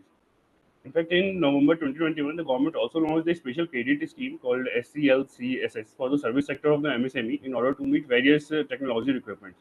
And in the same month, Mr. Narayan Rane of the Union Minister for the MSME also introduced the Indian Export Initiative and the Indian Export 2021 portal with the focus of emphasizing the exports to reach a target of 29 lakh crores by the end of financial year 2022. So, and this was a major part of this was actually focused on the micro sector, since 80% of the industrial sector is actually conveyed by the these MSMEs only. And in order to use the payment system and avoid errors during the payment process, a bill on factoring regulation amendment to expedite the payment ecosystem for MSME was also passed in 2021. The government announced funds worth around 10,000 crore rupees for guarantee emergency credit line facility to the MSME borrowers, giving a major boost to the sector. And even the RBI also determined a sub-target of 7.5% towards lending to the micro enterprises over overall private sector lending. Thus, though on the onset, the government of India has initiated several schemes for the safeguard of these micro enterprises in specific and MSME in general. However, majority of the schemes were actually focused on the supply side of the economy, emphasizing the expansionary monetary policies. As the financial year 2020 and 2022 were riddled with the challenges triggered by the COVID-19, whose negative impacts are still being observed in financial 2022, along with the shortage of global supply chains, the government sensed the need to review the health of MSME in the economy. And so it asked the SIDBI to undertake a survey of over 1,000 MSMEs spread across the 20 states and 2 union territories in order to gauge the impact of pandemic on the country's small business office. And the survey revealed that around 65% of MSME had actually availed the benefit under ECGLS, and around 36% had also taken loans. However, the positive impact of these GOMI schemes are actually growth of micro enterprises was actually very limited, because thousands of these small businesses could not get benefit under such schemes such as ECGLS or other schemes, because they had no prior financial history, and this was actually a prerequisite for such schemes. And for such micro firms, this was the worst phase, and many of them eventually got closed. So the survey actually also states that more than 60% of the respondent business have reported a decline of over 25% in their revenues during the financial year of 2020-2021. And as the economic condition further deteriorated in the financial year 2020-21-22 due to the war and after effects of COVID-19, around 6,000 MSMEs were closed during the last 2 financial years in the country. And this is according to the government data, which only includes the formal sector, and the informal sector is actually not included in this data, which is expected to be much larger than that. And the data shared with the on the closure of registered MSME by Minister of State actually states that of these closures, around 99.1% actually consist of the micro enterprises only. Thus, the impact was largest on the micro enterprise segment of the MSME sector, which is sorted as the least capital intensive and the highly vulnerable section. The people who work in these enterprises usually belong to the weakest section, and closure of these enterprises will actually lead to the lead to the several inequality in the economy. So, government schemes have not been able to safeguard these micro enterprises due to the pandemic, and thus further analysis was required to gauge the actual impact of the economic situation, such as rising inflation on the micro enterprises, especially the impact of inflation that has actually caused them to close, since the rise in the raw material, rise in the operational cost, and etc. Now, I would like to welcome the S. Prasham to continue with the presentation to analyze the problem of how inflation has deteriorated the micro enterprises growth. Thank you, Prasham, sir? Shikhar. Am I audible? Ask the presenter to kindly make a conclusion. You may Yeah, take 2 to 3 minutes. yeah. I'll just take 2 to 3 minutes. So, till now we've talked about the problem that has arisen out of the micro enterprises sector, and how the pandemic and the war have affected them negatively. But to ensure that micro enterprises grow, as Shikhar mentioned, we need to have a monetary easing of like we need to have a policy of monetary easing, so that the funds could be released at a time where businesses were not having enough funds to run themselves. In macroeconomics, one issue is always related to another. as we have a monetary easing policy, the problem of inflation will inevitably kick in over a span of time. So, for 2 to 3 years post the monetary easing, we were hoping that the growth patterns of the micro enterprises would take over, and as soon as they took over, they would actually they would change the way in which the inflation would affect the economy, because growth at one point would subsume most of the inflationary pressures on the economy. Shikhar, can you move the slide? Here we've mentioned what inflation is and how inflation is calculated. In India, we look at the CPI use for inflation. Chika, can you go ahead? Now, one of the main, no, the one that was before this. Yeah. So one of the main ideas and the talk of the town right now is that inflation is increasing, and we are finding ourselves in a problem where the global economic scenario doesn't look to be as we had envisioned 3 years ago. So with the war coming in, which is an exogenous shock, the inflation numbers are alarming, and these inflation numbers have a huge impact on the way the micro enterprises function, because their viability is of a very small or a razor thin margin. Now, if we look at April 2022 inflation, the year-on-year inflation is at a rise of 7.79%, which is alarming in itself. But if we see the percentage change month to month, that's around 1.4%.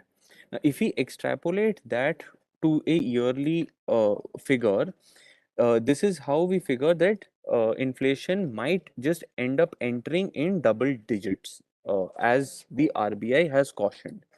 And we also see, to lower the inflationary pressure on the economy, the RBI has stepped in and has increased repo rates in May 2022. So from 2020 March to from May 2020 to May 2022, we have seen a reduction in repo rates, Mr. and Kashyap, please conclude.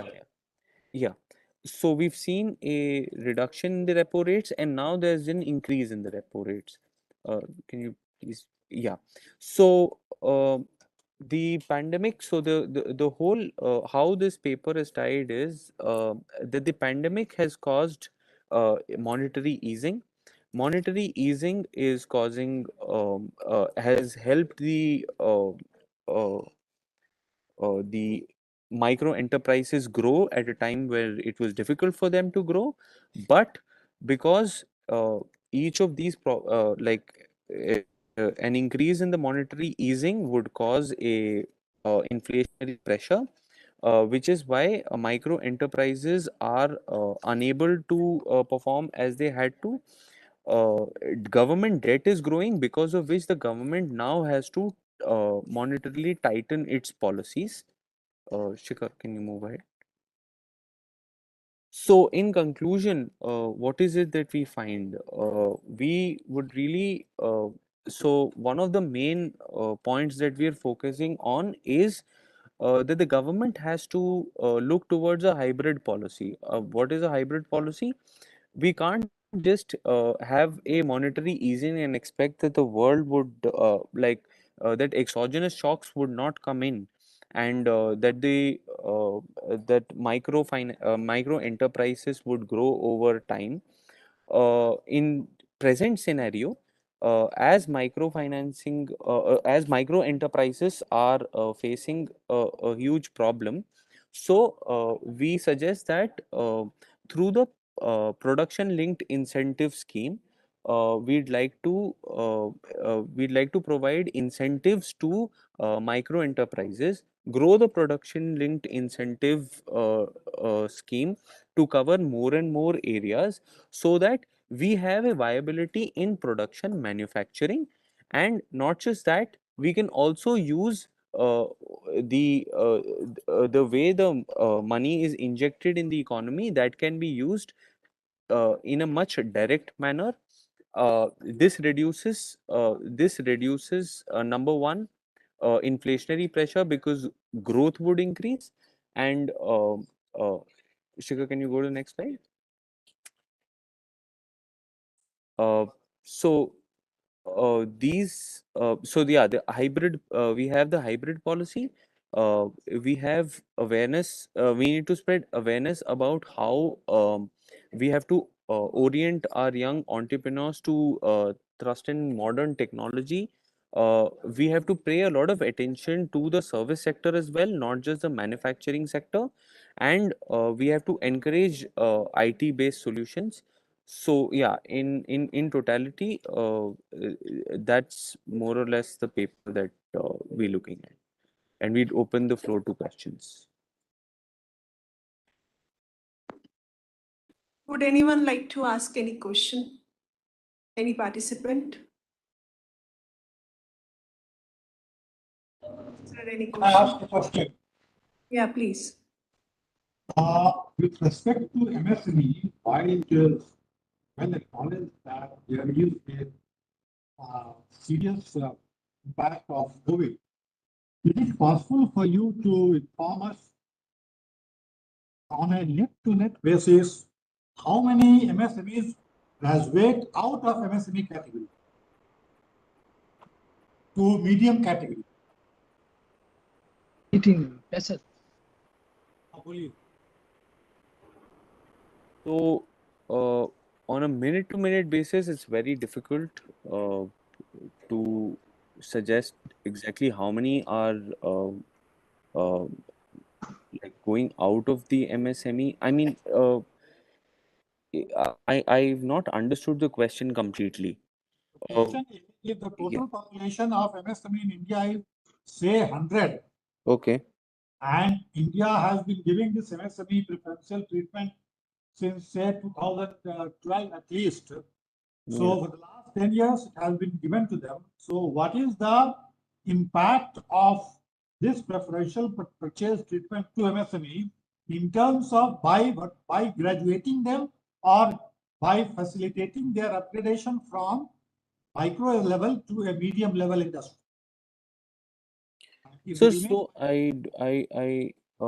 So in this question, I think firstly, no matter how micro enterprises will keep, so if the entrepreneurial space in India keeps improving, which is what we really want at a ground level, the micro industries will keep increasing. So the graduation that you're talking about, it's not like we have 100 industries and we can push a few from the micro level to a medium scale or small scale level. As soon as you make that gradation, if it's lucrative enough, the base of micro industries will increase.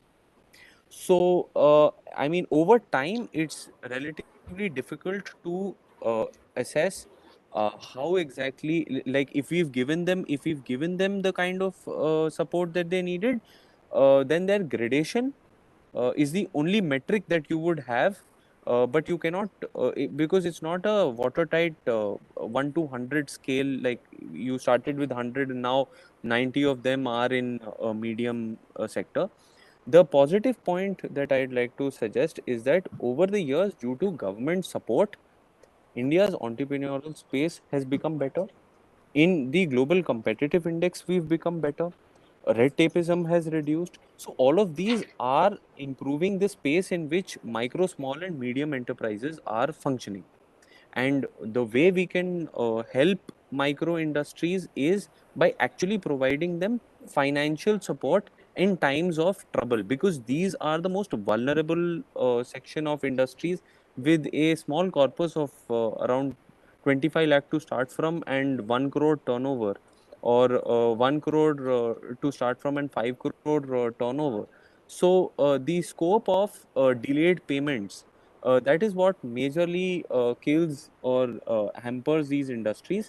And even in this whole space, out of micro, small and medium, micro industries are the one that get affected the most that have shut down in the period of corona.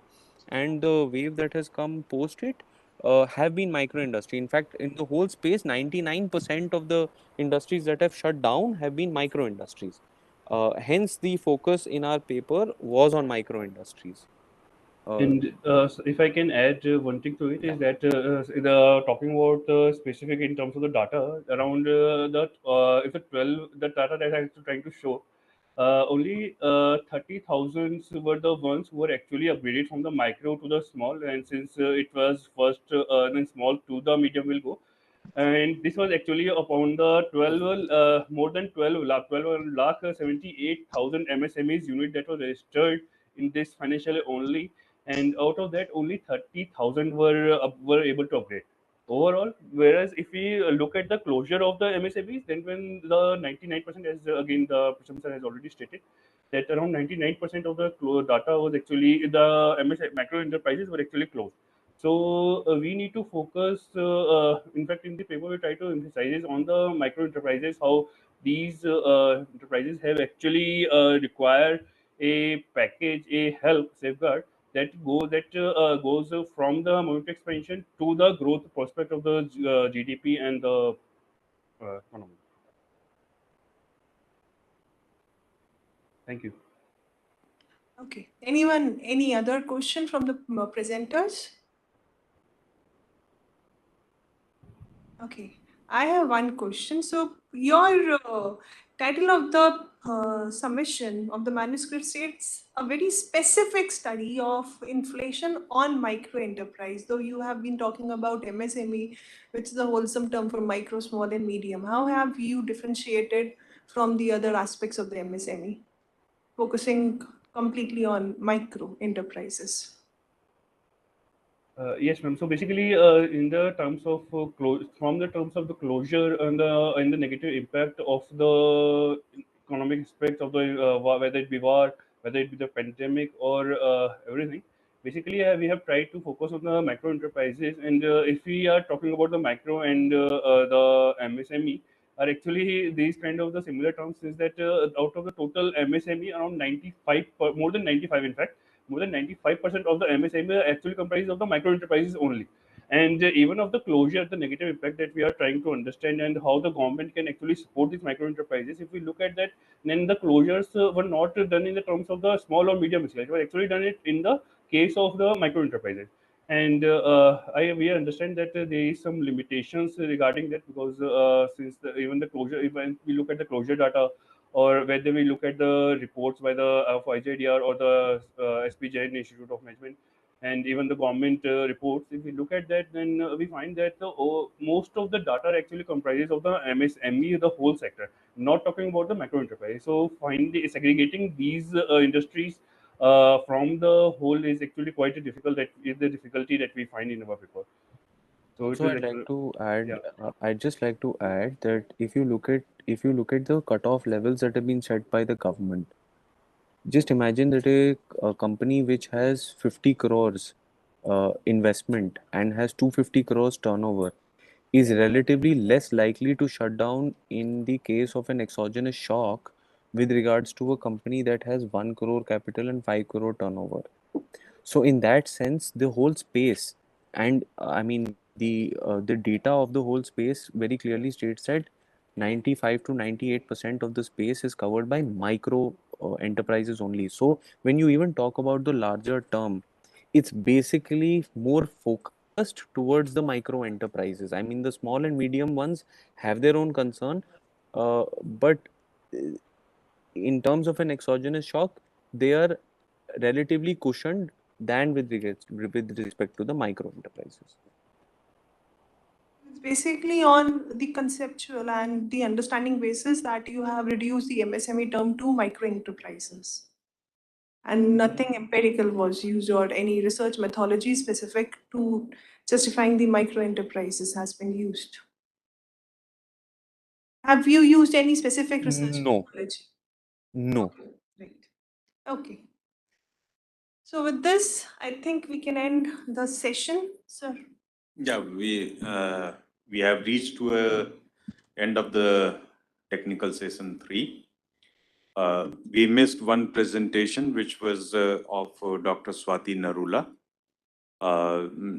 She'll be available after 3:30. So this has forced us to close this session. And we'll take a break of half an hour. And after half an hour, the next session will begin. That will be chaired by Dr. B.K. Pandey.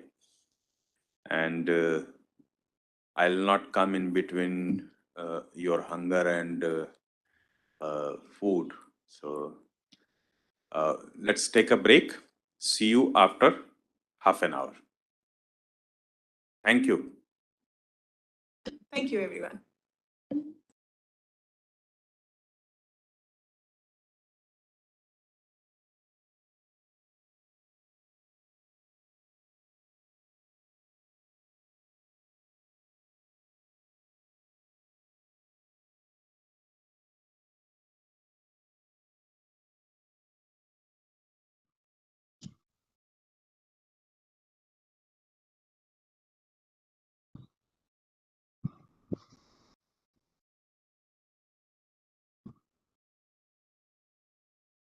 Hello.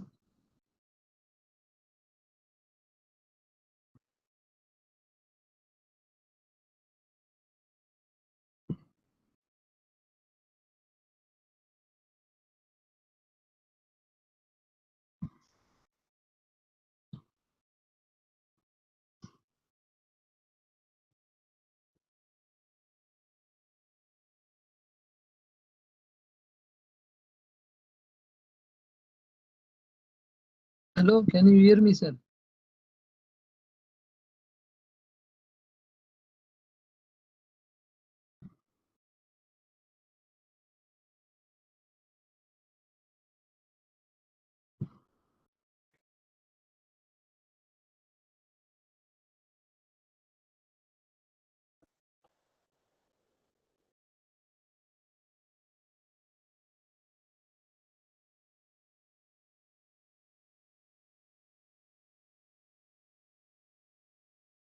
Madhvanji, you are saying something?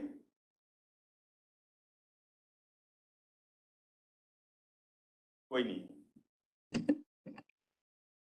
Hello, can you hear me, sir? Yes.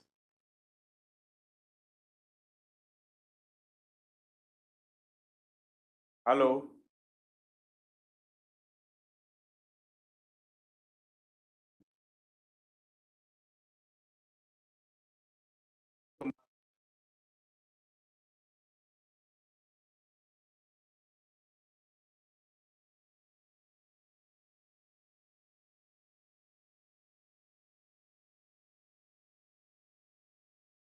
Self-Reliant.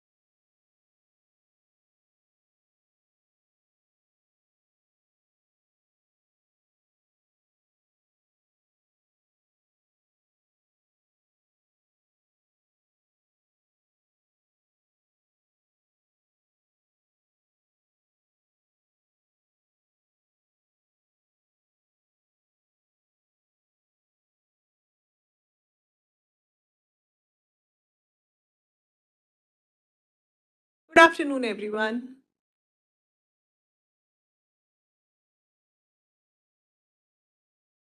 Visibility nahi hai. Okay, so all of you are again welcome post-lunch in the post-lunch session, technical session number 4. So this session will be chaired by Dr. B.K. Pandey, Professor of Practice, and myself.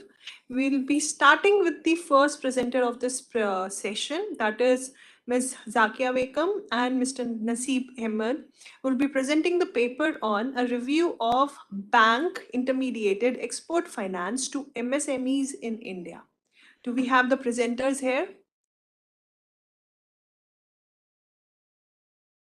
Ms. Begum, Mr. Ahmed.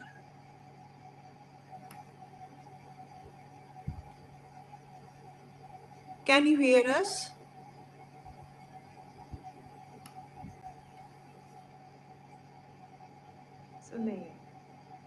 So I think that we can move to the next presenter. So the next presenters are Dr. Jaspreet Kaur and Ms. Yashmi Wathiani. They'll be presenting the paper on mediating, moderating relationship of financial advisors on financial literacy with financial behavior in postgraduates. Do we have the presenters here? Dr. Kaur.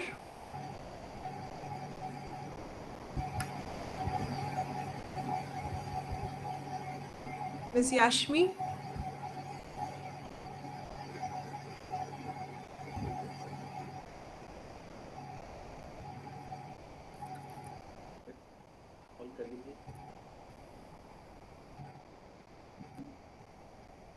In the meantime, let's see if we have the next presenter. The next paper is from Mr. Kumar Avinash. The paper is on India's tea industry at crossroads of sustainability, a study of export competitiveness of Indian tea with major tea exporting countries. Do we have Mr. Kumar Avinash?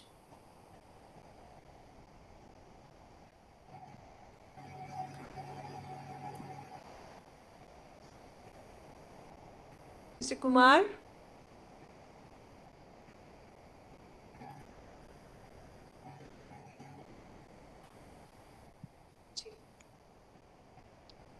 नहीं, Mr. Kumar है? नहीं पता.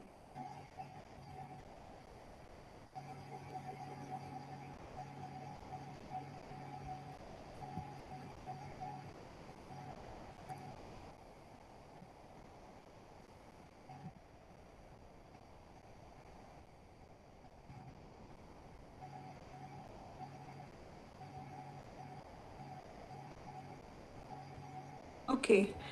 And the next presenter is Mr. Chandan Sharma. Do we have Mr. Chandan Sharma here? Hello.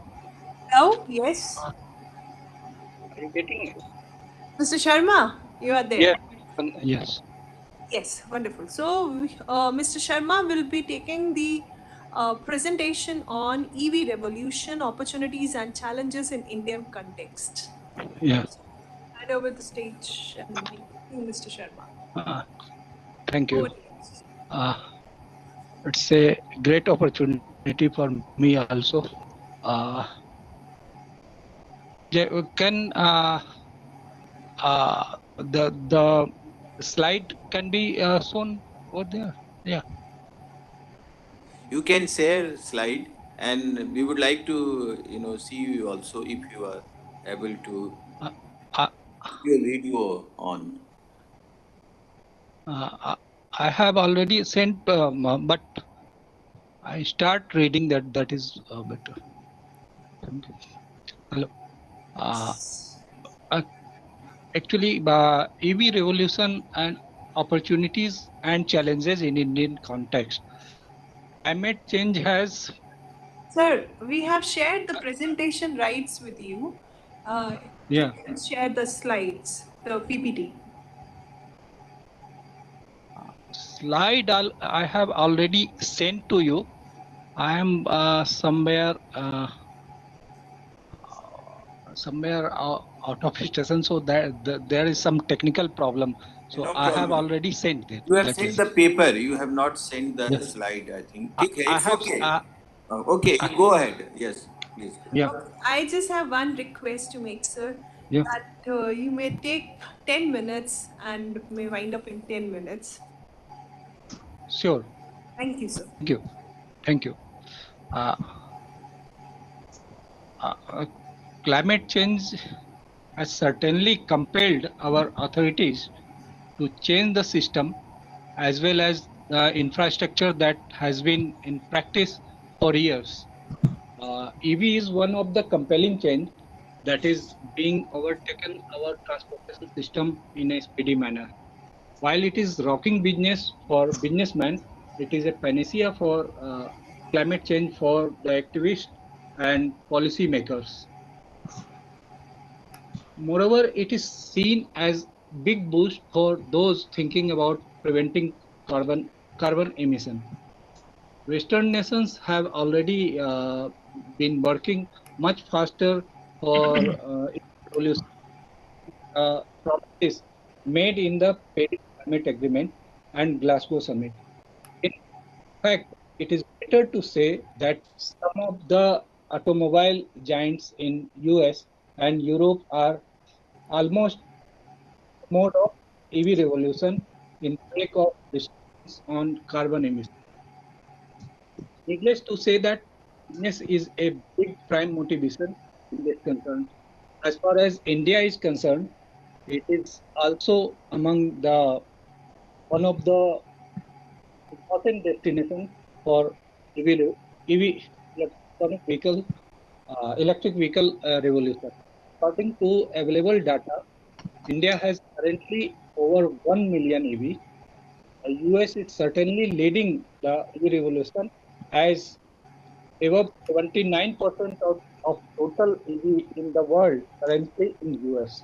Tesla has also sold out over 220,000 EVs so far and leading the EV market. According to the International Energy Agency, there were 6 million electric cars in the market in 2021. Indian context.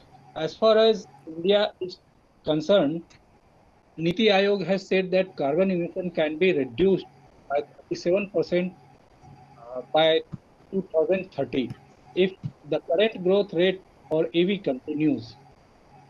In comparison with Western nations, including US and Europe, Indian needs are much different. With the rising cost of fossil fuel and massive population, income disparity and requirement of massive mass transportation, with massive urbanization are some of the harsh realities being faced by India. In such a situation, policymakers' priorities are to bring EVs for public transportation rather than promoting EVs for personal use. So India's dire need to make available more and more EVs for public transportation. Moreover, it will be tried to find out. It will be also tried to find out whether these EVs can generate employment for our new generation apart from reducing carbon emission. But before moving ahead, it is better to look at the available mode of transportation. Moreover, there it will be also tried to find out that whether these EV can generate employment for our new generation apart from reducing carbon emission. But before moving ahead, it is better to look at available mode of transportation in EVs. At present, we have four major segments of vehicles in EV category. These include two-wheelers, three-wheelers, uh, four-wheelers, and electric buses. Apart from these battery-operated vehicles, small carriage vans are also available in the market. Although it cannot be used for heavy transportation, but it can provide much relief to overburdened carriage service in the urban and semi-urban areas. and even in the village, it can work as an important link to supply chain between village and urban destinations through green mobility.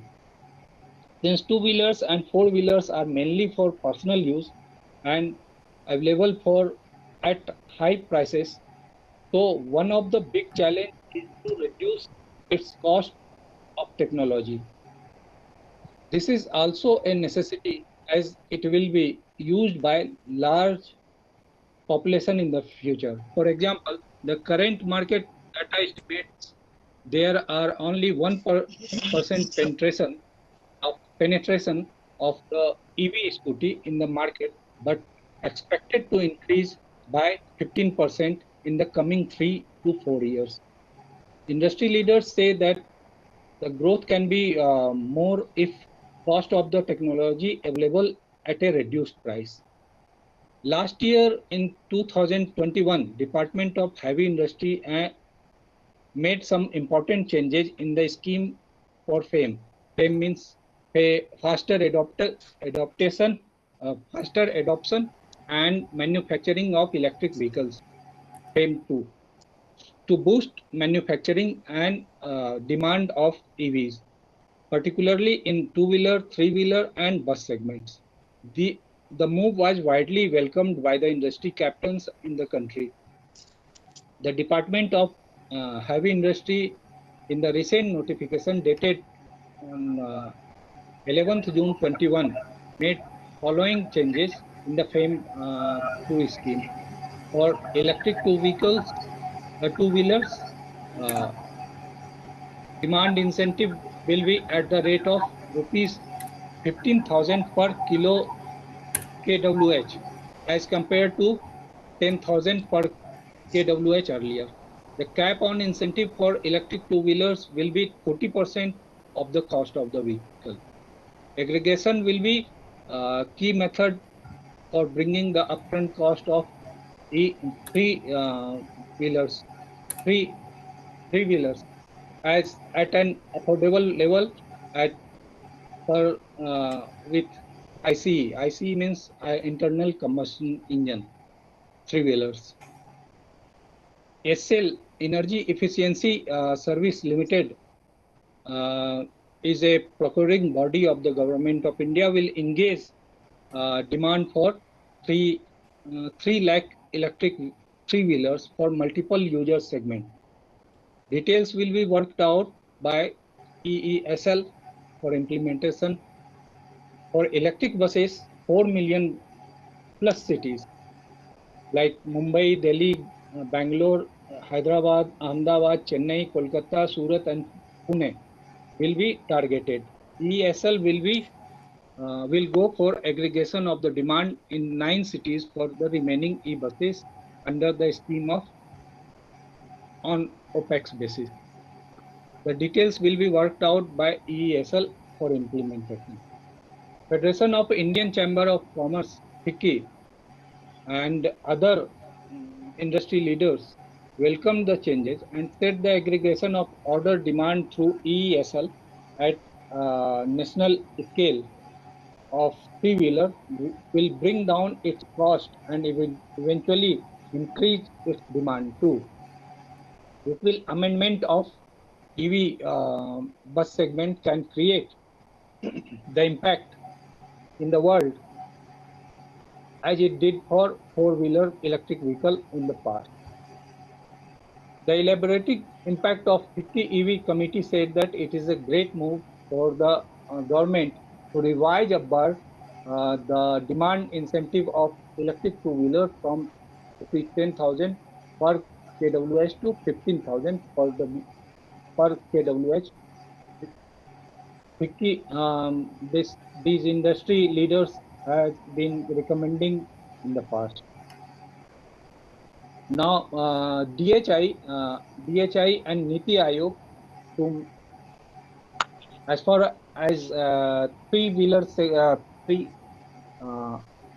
segment is concerned, DHI, Department of Heavy Industry, and Niti Aayog are making their vision paper, and that has been a great success. At the same time, we directly come to the opportunities and challenges. Zero emission trajectory is an important part of Clean Air Action Plan, but COVID-19 hit India and nationwide lockdown was put into place for 75 days starting on March 24, 2020. The auto industry went into a slump. Overall vehicle registration dropped significantly. However, recovery started taking place as a restriction lifted. A CSE analysis shows that electric vehicle registration suffered a bigger blow, dropping 93% between March and April, even after significant recovery between April and June. Number were still 50% of pre-COVID level in March. Global EV market shares tells a very different story as far as India is concerned. The comparison of Q1 2020 and Q1 2019 sales shows that EV sales in the top European EV market continued to increase strongly by 1.2 times. Distributed to the issue of stimulus package from German, French, and Spanish government aimed directly towards recovering EV industry from the slump. The package were a mix of direct purchase subsidy scheme and scrappage incentive linked to EV. India needs a similar approach towards leveraging the recovery package to push EVs. Short-term purchase incentive boost for EVs short to medium-term scrappage policy replace old oil guzzling vehicles with cleaner technologies and investment EV startups, especially SME, can be some of the immediate measures to start with. The pandemic has really affected public transport. A revival plan is needed to reduce transport sector emission. All clean air action plans have included bus transport strategies to cut transport sector emission, but public transport system have nearly collapsed in the cities during the COVID period. Sir, I request you to conclude. Yeah, already transport sector is already in huge deficit, and but the good thing is India has 48,000 buses currently, but according to Ministry of Housing and Urban Affairs, India needs 1,88,500 buses in the future to fulfill consumer demand. There is a plan of complete ban on internal combustion engines. So this is a big opportunity for EV sector. Niti Aayog has drawn a plan to complete to replace all the oil vehicle, 44% replacement of oil vehicle by 2030. So these are some of the opportunities. As far as challenges are, Mr. Sharma, if you could conclude, because we have a time. Yeah, just in 1 minute. If we go the challenges, talk about challenges. There are several challenges like challenges of infrastructure and lack of raw material like lithium production and COVID pandemic manufacturer state and higher cost of technology, lack of raw material, as I said, and lesser charging station is a big problem that infrastructure numbers. So and proper revival plan is needed for that. These are the sort out. Thank you. Thank you, Mr. Sharma. With the conclusion, so the topic is very relevant with regard to the current times of EV revolution in the current time, specifically with regard to the Indian context. I'll request the participants, if anyone has any question for Mr. Sharma, they may ask. Anyone, any question? Okay, I have one question, sir.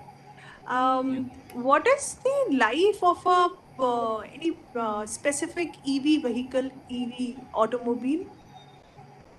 It depends on the quality and who is producing it, depend on manufacturer.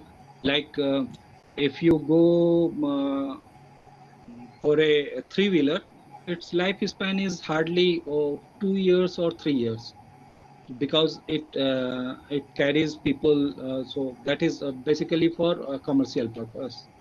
And if you go by a four-wheeler, say if companies like KI, Hyundai Motors or Hyundai Motors or Tesla even plan for um, 80 years battery life. That is huge, and it depends on how much you need, how much distance they cover in one charge. Like recently, one company has launched that can cover 500 kilometers one charging. So depends on manufacturers. Okay. So with this average life, do you think that we are rushing into EV revolution given the fact that there is no foolproof plan of disposing or of being making it a sustainable option, this vehicle? Because then, since we're talking about battery, there is no plan to how to consume after it has exhausted its life, or how to go for the recycling or the disposal of these batteries. And so this will make a huge imprint on the entire globe. And with this shorter lifespan, this problem is staring in the face, specifically when we are so much rushing into it. That problem is a big environmental problem, but there are some benefits. Like these battery can be recycled, so in a way that can be used. Not like fossil fuel that cannot be used. First thing. Second thing, the manufacturer are facing one unique problem that it is run on lithium battery. So and lithium production is very marginal, you can say. So, for example, in throughout the world, 40,000 tons are producing every. So, but India's need, if suppose we go for 100% vehicle, EV vehicles, so then in that India will need 40,000 tons of. May I say something? Yes, Mr. Sharma. Yes. You are a visiting faculty in which area of Delhi University? See, I have been for media studies. Media. Yeah, that's all. Hello. See, your paper suffers from Hello. several technical, lacunas. I would see, first of all, like this ये paper अभी doesn't. finish होने वाला है ना इनका ये last presenter है Sachita, Dr. Sachita, your mic is on.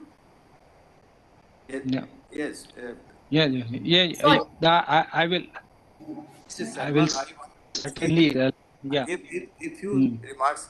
first of all, in any paper you should have something what you want to study. The objective. That it is not there. Like what is the purpose of Abstract. writing Yeah. this? Okay, so that should come first of all. What do you want to investigate? What do you want to study? That is all of a sudden you come Indian context. I mean, so first of all there should be introduction. I mean, just I'm making some comments so that you can improve it. Then again, Yeah.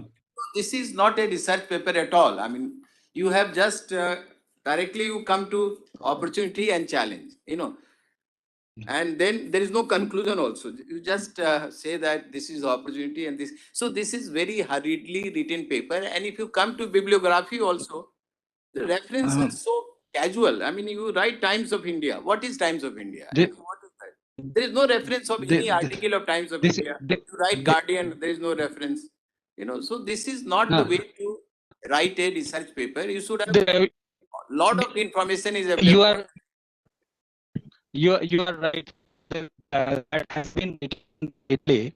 So that's why Please do some, that some kind of ground work, and it is just for future. I'm saying that whenever you send a paper, just see there are, so many articles available on Google how to write a research paper, how to do a referencing, how to start, what are the other sections, and then you should arrive at a conclusion, some data, this is a newspaper kind of, given your media background, I can understand that this is more for a newspaper report, not a research article. But thank you.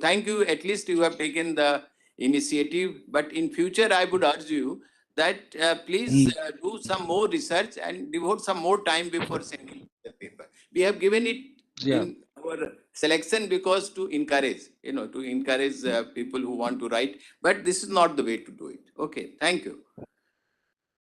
Okay. Okay. Thank you. Okay, so with this, we shall move to the next session. That will be the resumption of the technical session 2, which will be taken by Dr. Govind Bhattacharjee, the Professor of Practice with the Institute, AJNIFM, and Dr. Sachita Yadav, who will be co-chairing the session. I'll hand over the session to Dr. Bhattacharjee. Sir.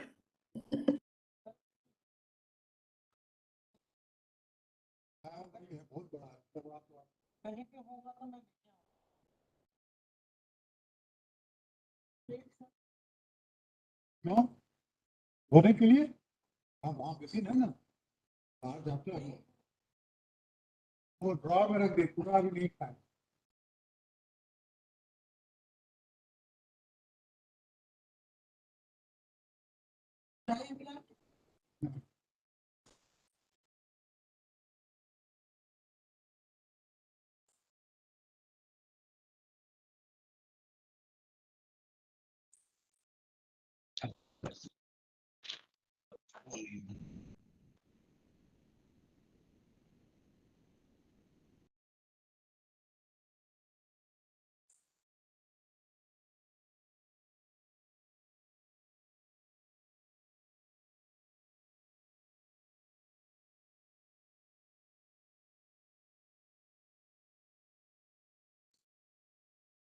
Yeah, good afternoon to you all. So I hope the next presenter, T.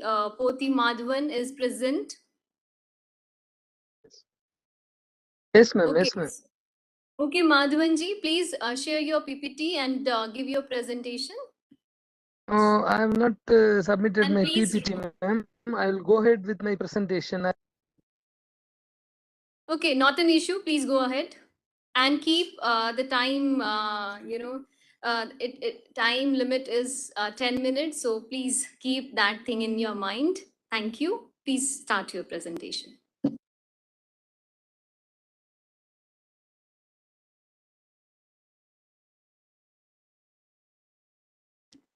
Over to you, Madhavanji, please.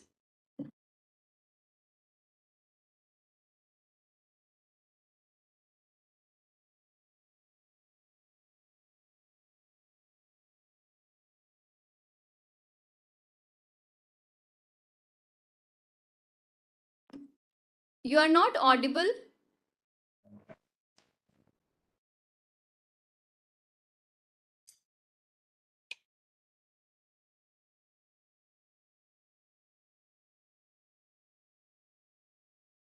Poti Hello? Madhavan. Yeah. Yeah. Yes, ma'am. Sorry, ma'am. Yes, please. Some technical error. Ma'am, Okay. I'm not submitting my PPT. I'll go ahead with my presentation, ma'am. Hello? Yes, please Hello? go ahead. Yeah. My topic is a study of wealth inequality and the caste system in India. Caste in India. So I'm presenting this paper based on some secondary data only. I cannot collect the primaries data. The data is collected from various sources like newspapers, magazines, websites, and other portals. Okay. So my study consists of two parts. One is wealth inequality, and the second part is caste system. But both the topic is correlated. I've taken up my session by giving small introduction. Before independence, after independence, what has happened with relate to this wealth inequality? Now, India is a different. India is a different country among others. Though it is a developing country, we mainly based on the operating based on the caste systems. Okay, so before independence, colonial period, there were some measures has been taken to distribute the wealth. So it was unfortunately not in a proper manner. I mean, not in a equal manner. So unequal distribution of wealth has been happened. After independence, again, India has taken another step to correct these measures.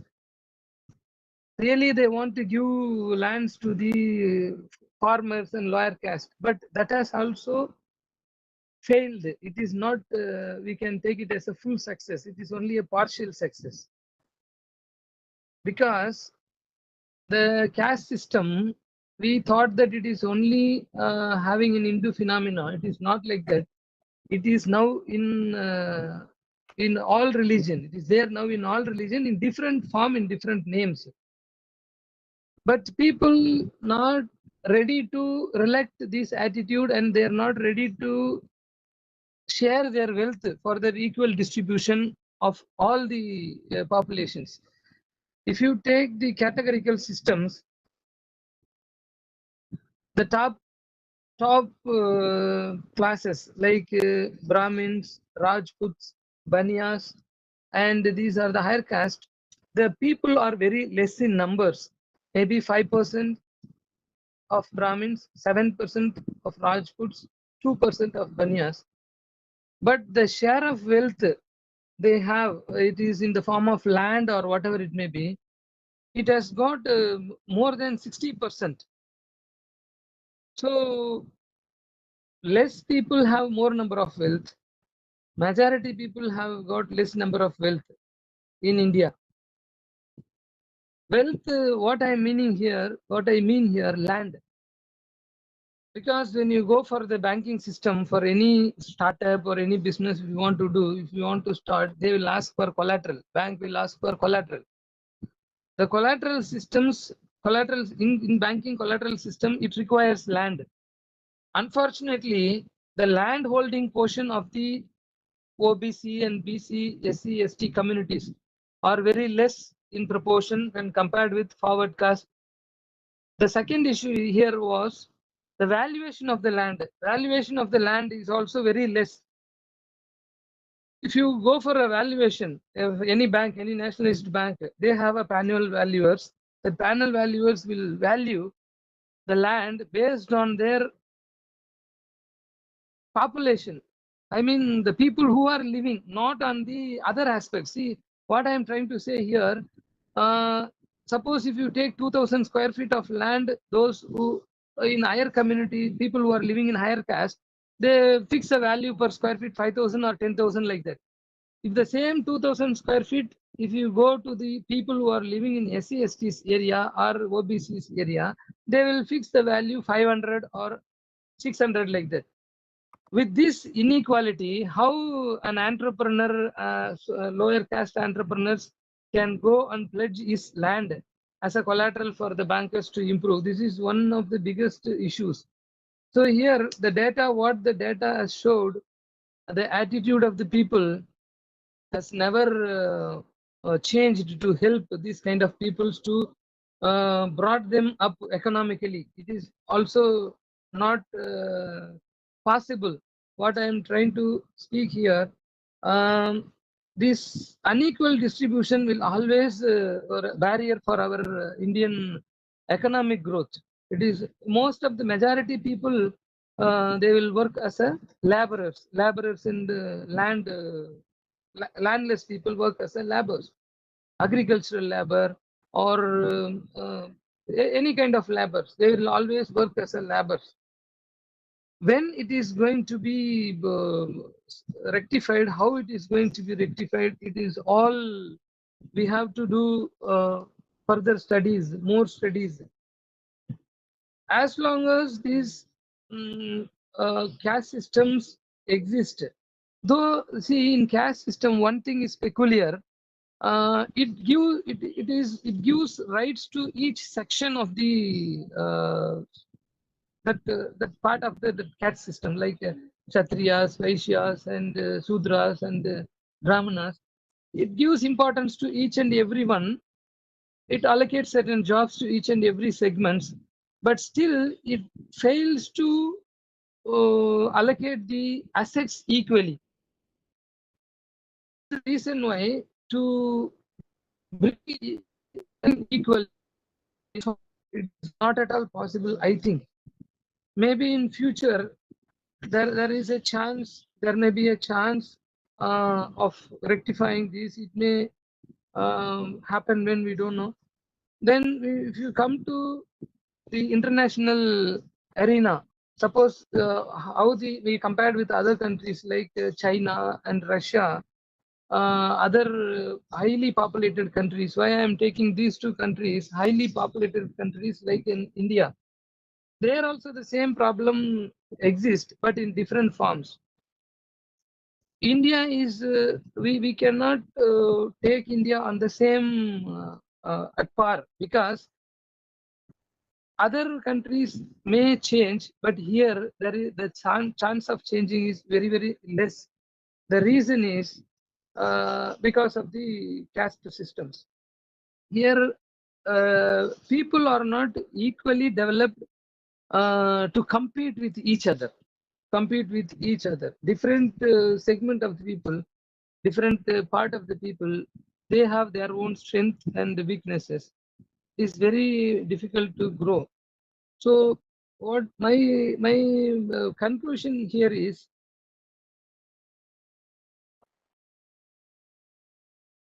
at least in future we will try to rectify these through government measures and policies, and in any other forms of through legal way only it can be rectified.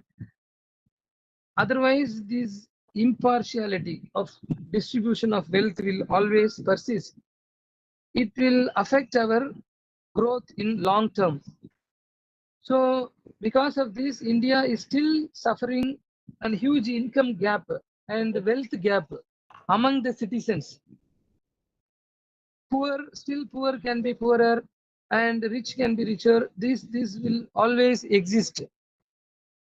So I've taken a small measures to read all these things. It is not a complete study what I am saying also, but in general, if you see, this problem will exist. Everyone will agree this, and how to rectify it, maybe different studies. It may require further studies. It requires, and other wealth reports. World Wealth Reports and other reports, we can compare as and when latest reports. There may be some slight changes may happen of the rectifying this problem of wealth inequality. With this, I'll conclude my speakings. Thank you, ma'am. Any doubt you can please call. Thank you, Mr. Madhavan. In fact, I mean, this was some very pertinent comments you made, but overall, the paper, I think, lacks, a little bit of focus. There are certain deficiencies I'd like to point out to you. Firstly, in the review of literature, you have mentioned several data. Like, you have mentioned, you have divided the entire population into 5 brackets with the region, with the top 50%, I mean, belonging to the Brahmins, etc. Now, there is nowhere in the paper there is any mention of the source of this data. Like we do not know, I mean, you mentioned that it is you are using secondary data, but we do not know what I mean. What are the sources of those data? This is the first thing. Secondly, your paper lacks any objective. Objective. No, let me finish. Then you can respond to all the questions. The first is that it lacks objective and any recommendation also. Now coming to the content of your paper, you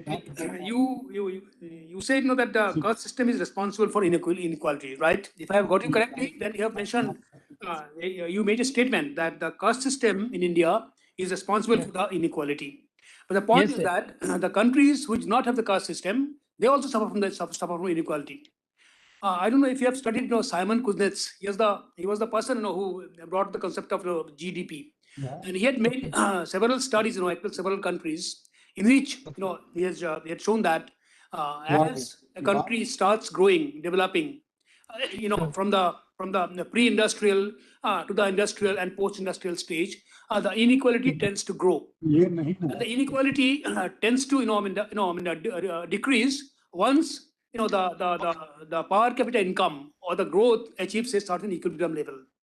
So inequality is not typical of India. It is not confined only to India or to those countries which suffer from caste or feudal system. It is there everywhere, and it is nothing wrong. It's an offshoot of the economic growth process. Secondly, this is the first comment. You can note down the comments. You can respond to them one by one. Okay. Okay. Secondly, you mentioned about the land holding very correctly. Without the land, nobody would get a bank loan. Now, you see, the land holding again depends on the system. I mean, in the pre-independence days, the kind of system that was followed in a particular region of the country. There were certain regions where the Rayatwari system was followed. There are certain regions where the Jamindari system was followed. For example, in Bihar, you find you don't get any land records, and it is one of the major problems for the poor people in Bihar to access the bank loans. But in West Bengal, it is not so. In West Bengal, you can get the land easily because the land records were maintained. Now in Bihar, when the permanent settlement was introduced, the Jamindar took hold of, he seized all the land records from the tenants. And he didn't maintain those. In West Bengal, those records are left with the farmers. Similarly, in regions, in states where the Rayatwari system was prevailing, you find the maintenance was better because the farmers themselves, the tillers of the land, themselves were responsible for the upkeep of the papers. And it was a more progressive, more equalizing system. Now, you again made another comment. The unequal distribution of wealth is responsible for lack of economic growth, right? You said that unequal distribution of wealth is responsible for the lack of economic growth in India. But if you take the reform process in 1991, after which our growth accelerated, you will find that the inequality in India has increased after the reform process. Various studies have established this. Agree, That sir. is not correct. Again, caste-based inequality. Coming to the caste-based inequality, I had chanced upon a report by Oxfam.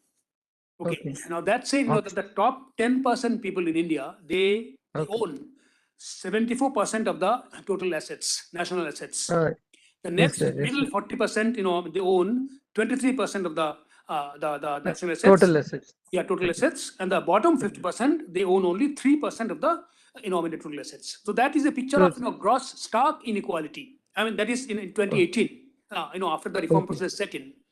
Now, the question is, who constitutes this 10%? Now, coming to another study, I was trying to relate. This study was done by, some scholars from Savitribai Phule University, from Jawaharlal Nehru University, and the Institute of Dalit Studies in Pune.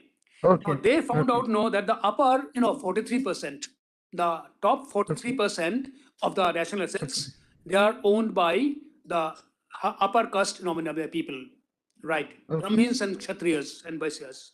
The OBCs, they own 31% of the assets, and SCSCs, they own 11% of the assets. The rest, are owned by the other communities. Now, if you consider that the population of the the OBCs, it is estimated to be, some say it is 52%. Let's say it is 50%.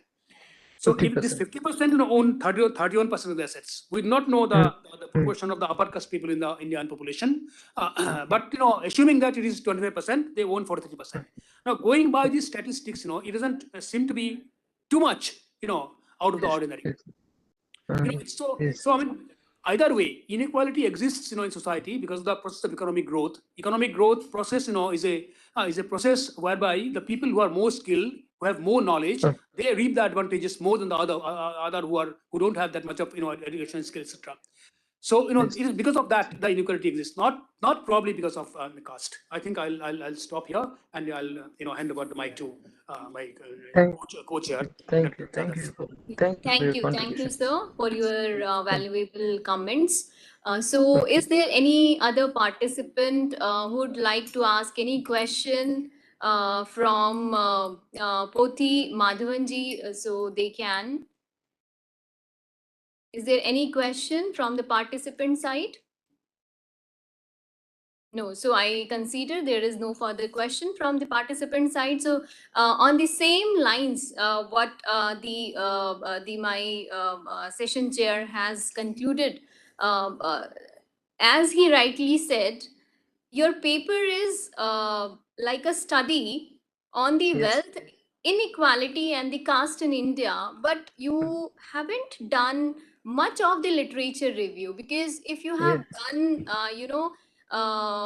extensive literature review, so you might be are able to conclude and you are able to give accurate figures. So might be because see, whenever we are doing a research, we should have some basic or studies, or we should have some support to on a general basis. We can say that yes, there is an inequality due to the caste system in India, but we should support whether it is happening or not, because nowadays there are so many schemes from the government side which has been launched. So due to that, is there any impact of those schemes like AatmaNirbhar Bharat, skill development skill? There are so many schemes. So is there any impact of those schemes on the inequality as well as the casteism system which exists in India? So that is very important. Your topic is very relevant, but yes,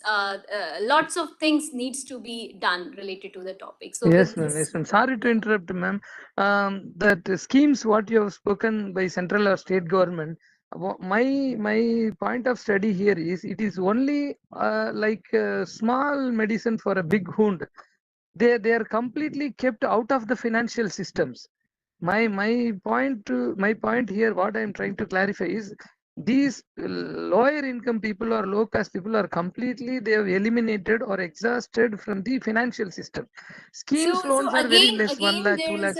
So again, there is some, just like as I told you, your paper is a literature based paper. So do you have any study? Do you have any, when it is a literature review paper, your paper is systematic analysis. It will take some more time. Yes, this study has been done in this particular year, and this was the conclusion, and simultaneously the other studies and what their remarks and what were their findings. So and then you can conclude that time being this has happened, and these are the further development that we should do. Okay, ma'am. Okay. One more thing I can mention, Mr. Madhavan, I mean, your paper will bring some insight if you can establish with the help of some data analysis that the inequality is more in those regions where the caste caste the equations and the caste feelings are more prominent, more pronounced. For example, there are measures to there are measures for inequality, like Gini coefficient is there. You can use some primary survey and use covariance, etc., to establish the level of disparities. So if you can relate the level of disparities to the the caste equations or caste problems in a particular region or a particular state or even a particular district. That would bring some insight. Some data is required. Okay, sir. Thank you, sir. Thank you, Mr. Madhuri. We can now proceed with the second paper. No, sir, I am prepared with only one paper, sir. I'll finish with it, sir. Okay, okay. Thank you. Thank you, sir. Thank you. Thank you, Madhavanji. So now I request our next presenter, Dr. Swati Narula. I hope you are there. Dr. Swati Narula. Yes, good afternoon, ma'am. Good afternoon, sir. Very good afternoon. So Dr. Swati Narula is going to present on role of financial literacy in investment planning in India, a review. So over to you, Dr. Swati, please. Thank you so much, ma'am, for giving this opportunity to present this framework on what is the role of financial literacy in investment planning in India. It is again a paper which talks about the concepts, and it is primarily a review of literature, various studies which have been done in various parts of the world, which talks about what financial literacy is and what OECD framework suggests various countries to adopt various practices and all. So I start with the introduction, wherein I talk what is the relevance of financial literacy in investment planning. We know that in the context of a country like India, relatively less is known about the role of financial literacy. Though a lot of efforts have been done in this area through a variety of government schemes that we have, Jan Dhan accounts have been opened, and a lot of transformation has happened over the last 2 years during, specifically over COVID times. But still there is a lot more which is required to be done. And the researchers across the world have opined that investment planning is a complex process, which has become all the more complex because of the plethora of factors that we have. The world has been converted into a global market, and there are products competing, even the financial products are competing amongst each other, which are from different countries of the world. So the present, this study review of literature talks about the role of financial literacy in investment planning in India, and I've tried to explore the basic understanding of the term, including the definitions which have been provided and what are the efforts which have been taken in this direction. And further, the paper also talks about, it delineates the need of and increasing drivers of financial literacy in India, and the role of government and financial institutions in improving the level of financial literacy has also been discussed as a part of it. So I start with the definition which was given by Dr. Stoney and Stradling in the year 1992. They started with financial literacy as a concept which talks about the ability to make informed judgments and take effective decisions regarding the use and management of money. And by 2005, the OECD has developed a comprehensive definition which talks about the awareness, knowledge, skill, attitude, and behavior which is necessary to make sound financial decisions and ultimately achieve individual well-being.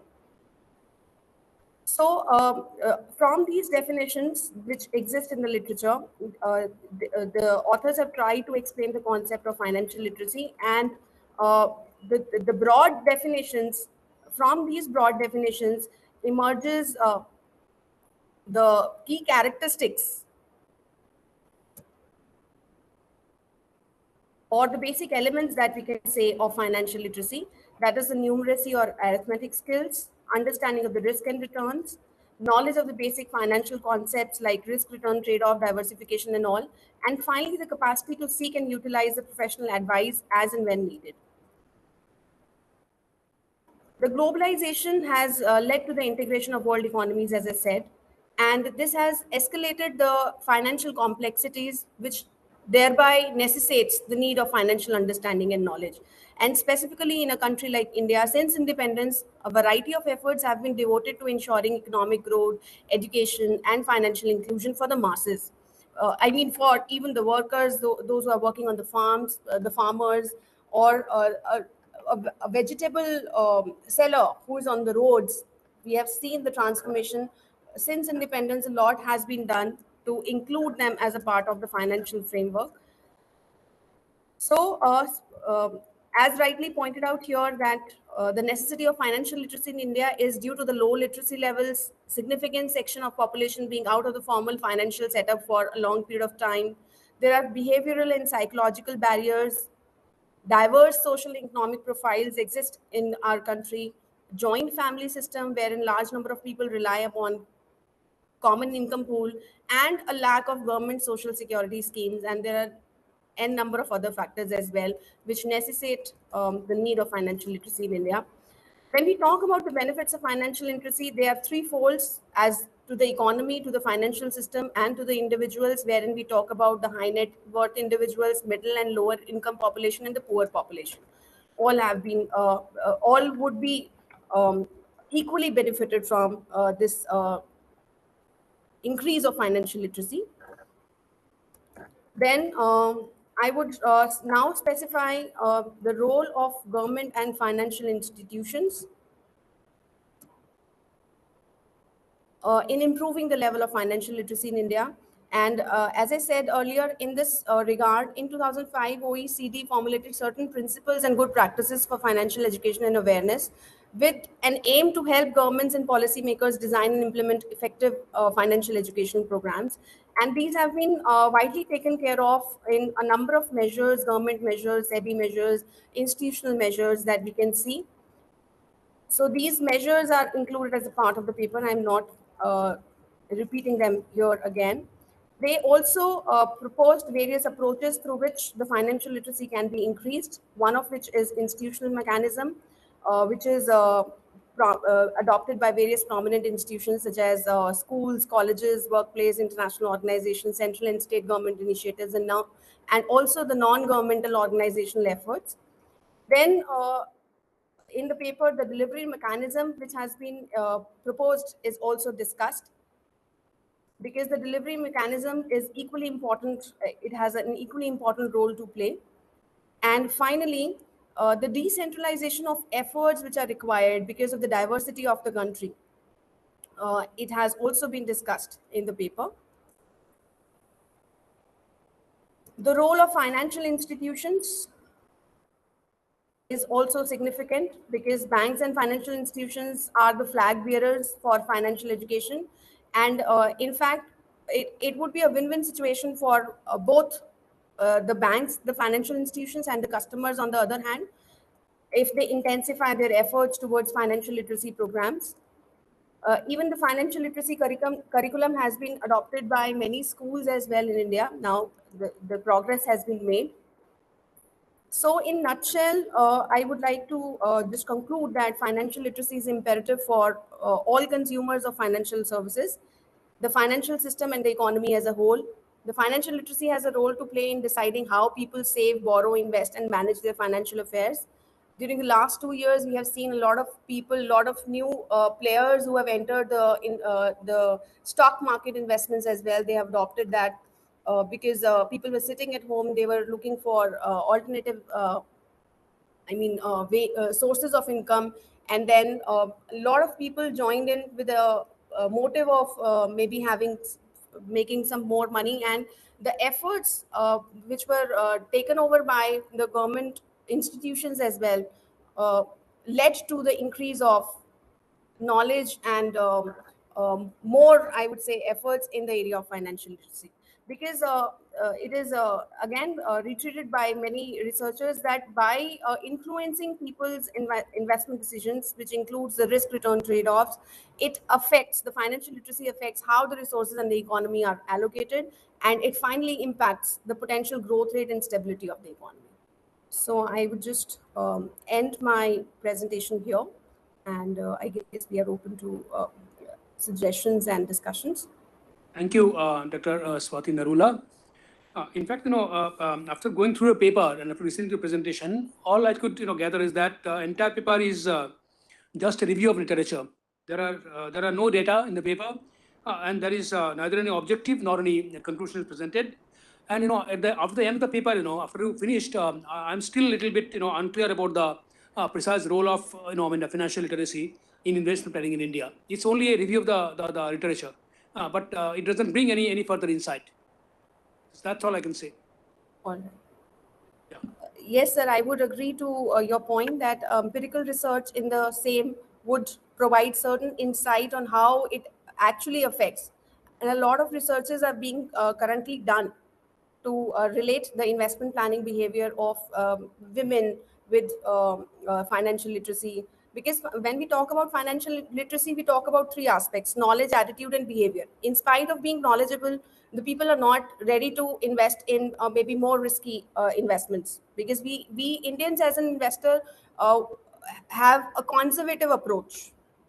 So empirical research, of course, as suggested, is required to provide an insight. But you see, the statement that you made, that I mean, the Indians are conservative. It is not supported by any data. These days, you find that even in the villages, I had toured some villages in the recent past, and even in the villages, people are investing in mutual funds through the e-platforms. So that means people may not be as conservative as you are. Because you will know that only when you study this, only when you gather some data and analyze the data, then only you will get to know whether people are really conservative or not, and what is the role of financial literacy, whether it is increased over the period of time, and how to increase it further.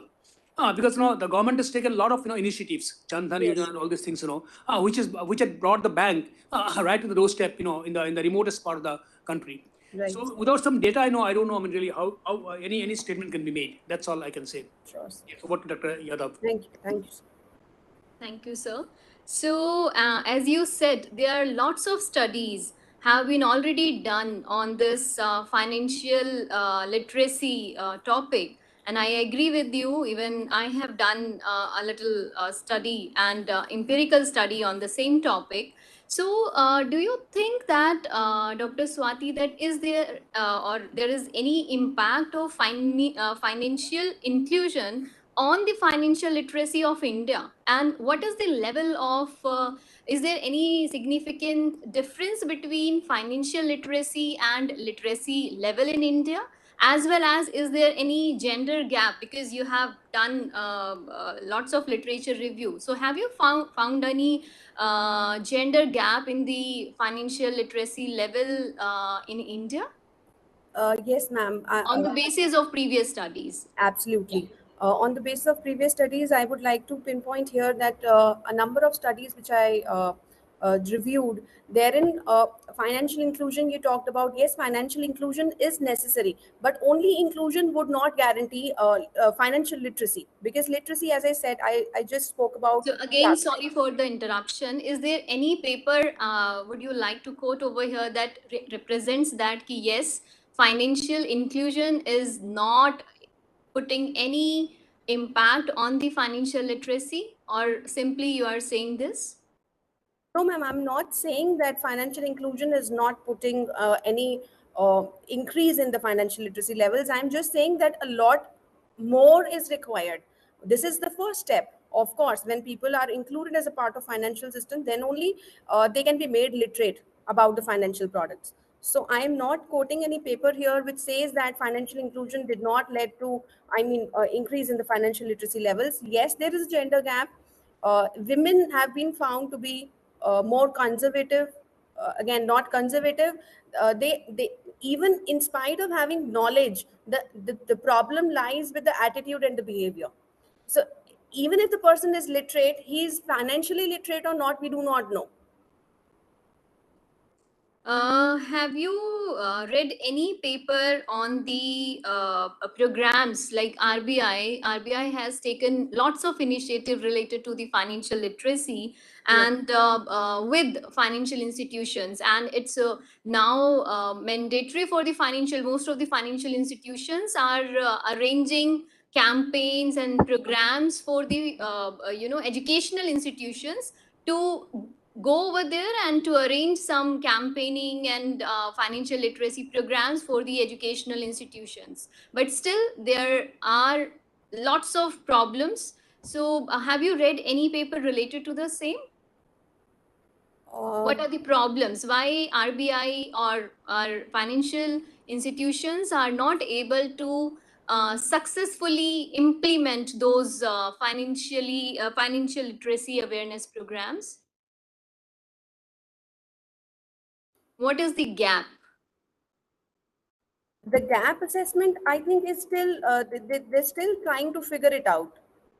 Yes, I know a lot of programs have been done, and in fact, the SEBI impanels resource persons, means anybody who just qualifies for it, and they can get funds even from SEBI to conduct these financial literacy programs, and a lot of programs are run in even educational institutions at the school and the college level. So the perspective that they have provided is that if you teach a child who right now he's not making much of financial decisions, but when he grows up, he will be required to make financial decisions. So at the right age, they are just targeting the students, and then the gap assessment and the result evaluation is yet to be done. I would just like to pinpoint. Thank you, Dr. Swati. Thank you. Thank you so much. Then we conclude this and then I hand over the mic to the next chair, Dr. B.K. Pandey, and the co-chair, Dr. Oshima. Right. Thank you. Thank you. Thank you, Dr. Bhattacharya and Madam Swati. This is the final, Sanchita, I'm sorry. Yes, I'm very sorry. Dr. Sanchita and Dr. Govind Bhattacharya, they were the, chairing that previous session. Thanks a lot. So now we have the final session, and this session we have got only, 20 minutes. And there are two papers. So strictly, I would request the paper presenters to take 8 minutes and 2 minutes for question answers. We want to give, so who is the first? Dr. Jaspreet Kaur.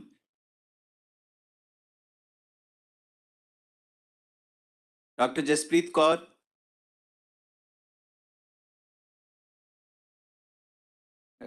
बात हुई है.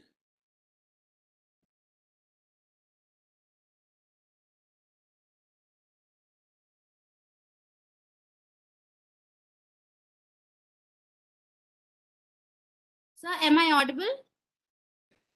Nice to hear. Yes, please go ahead. Sir, am I audible? Yes, you are. Sir, good evening, sir. Good evening. Sir, I'll share my screen for the presentation. Please. You have 8 minutes to go. We are all right, sir. Behind the schedule, so strictly I'll stick to 8 minutes, sir. Right. Okay. So the presentation which we would like to bring in front of the panel is on mediating and moderating relationships between financial advisors and financial literacy with financial behavior. Particularly, what we have worked on is how we can ensure there is an improved financial behavior via improved financial literacy, or else if there is no financial literacy, what can be the alternative? That is through the financial advisors being the alternative. So why we focused on this research was looking at so many factors about the technology used by the investors, that they are less prone to technology. So there are more instances that digital frauds are happening. Also, the aim was to enhance the financial inclusion and primarily to enhance the UNDP of digital financial inclusion, so that how can we increase the digital financial inclusion. So investors are prejudiced by their own biases and often make cognitive errors and end up making wrong decisions. So financial literacy and adequate financial behavior are important for better financial outcomes. So this study builds a theory-based mediation moderation model to explain the link between financial behavior, financial outcomes, financial literacy, and finally the financial advisors. The objectives of this study is to identify the role of financial literacy in improving the financial behavior and financial outcomes. Also examine the role of financial advisors being a mediating variable in the relationship between FL and FB, FL and FO, and FB and FO.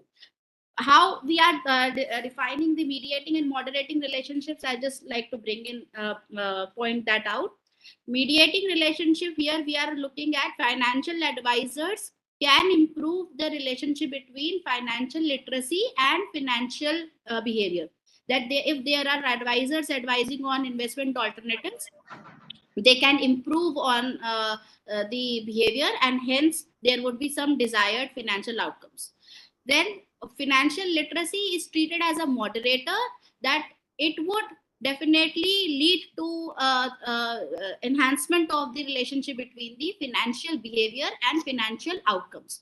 Here we are presuming that financial outcomes being a subjective matter, because financial outcomes can differ from one person to another. We are talking about desirable financial outcomes, which are always the optimistic ones, that there will be positive financial outcomes.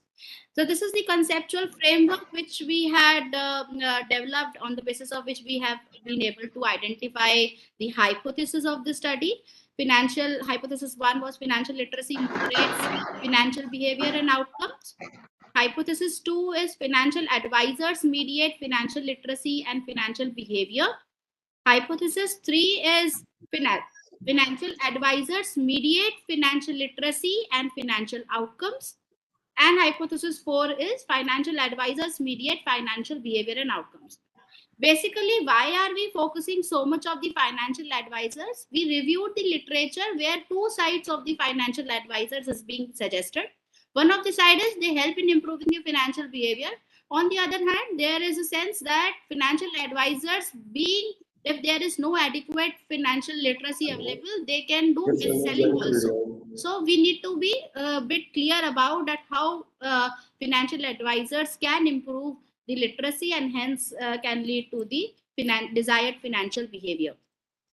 So the research methodology which we have adopted is in the form of that we targeted the postgraduates of metro and non-metro city. Why postgraduates? Just because the postgraduate person, he goes for a job, he has some experience, he has some maturity of age factor as well, so that can have that can give us the better results. We earlier thought of focusing on the graduates also, but we have even studied on the graduates, but we did not find significant results in the graduates. So that's why we dropped out the graduates database from this particular whole study. The study sample size was 1200 was targeted. However, we were able to just get 771 as the usable responses from the data set. We used partial least squares as a method. Can you I wanted to intervene.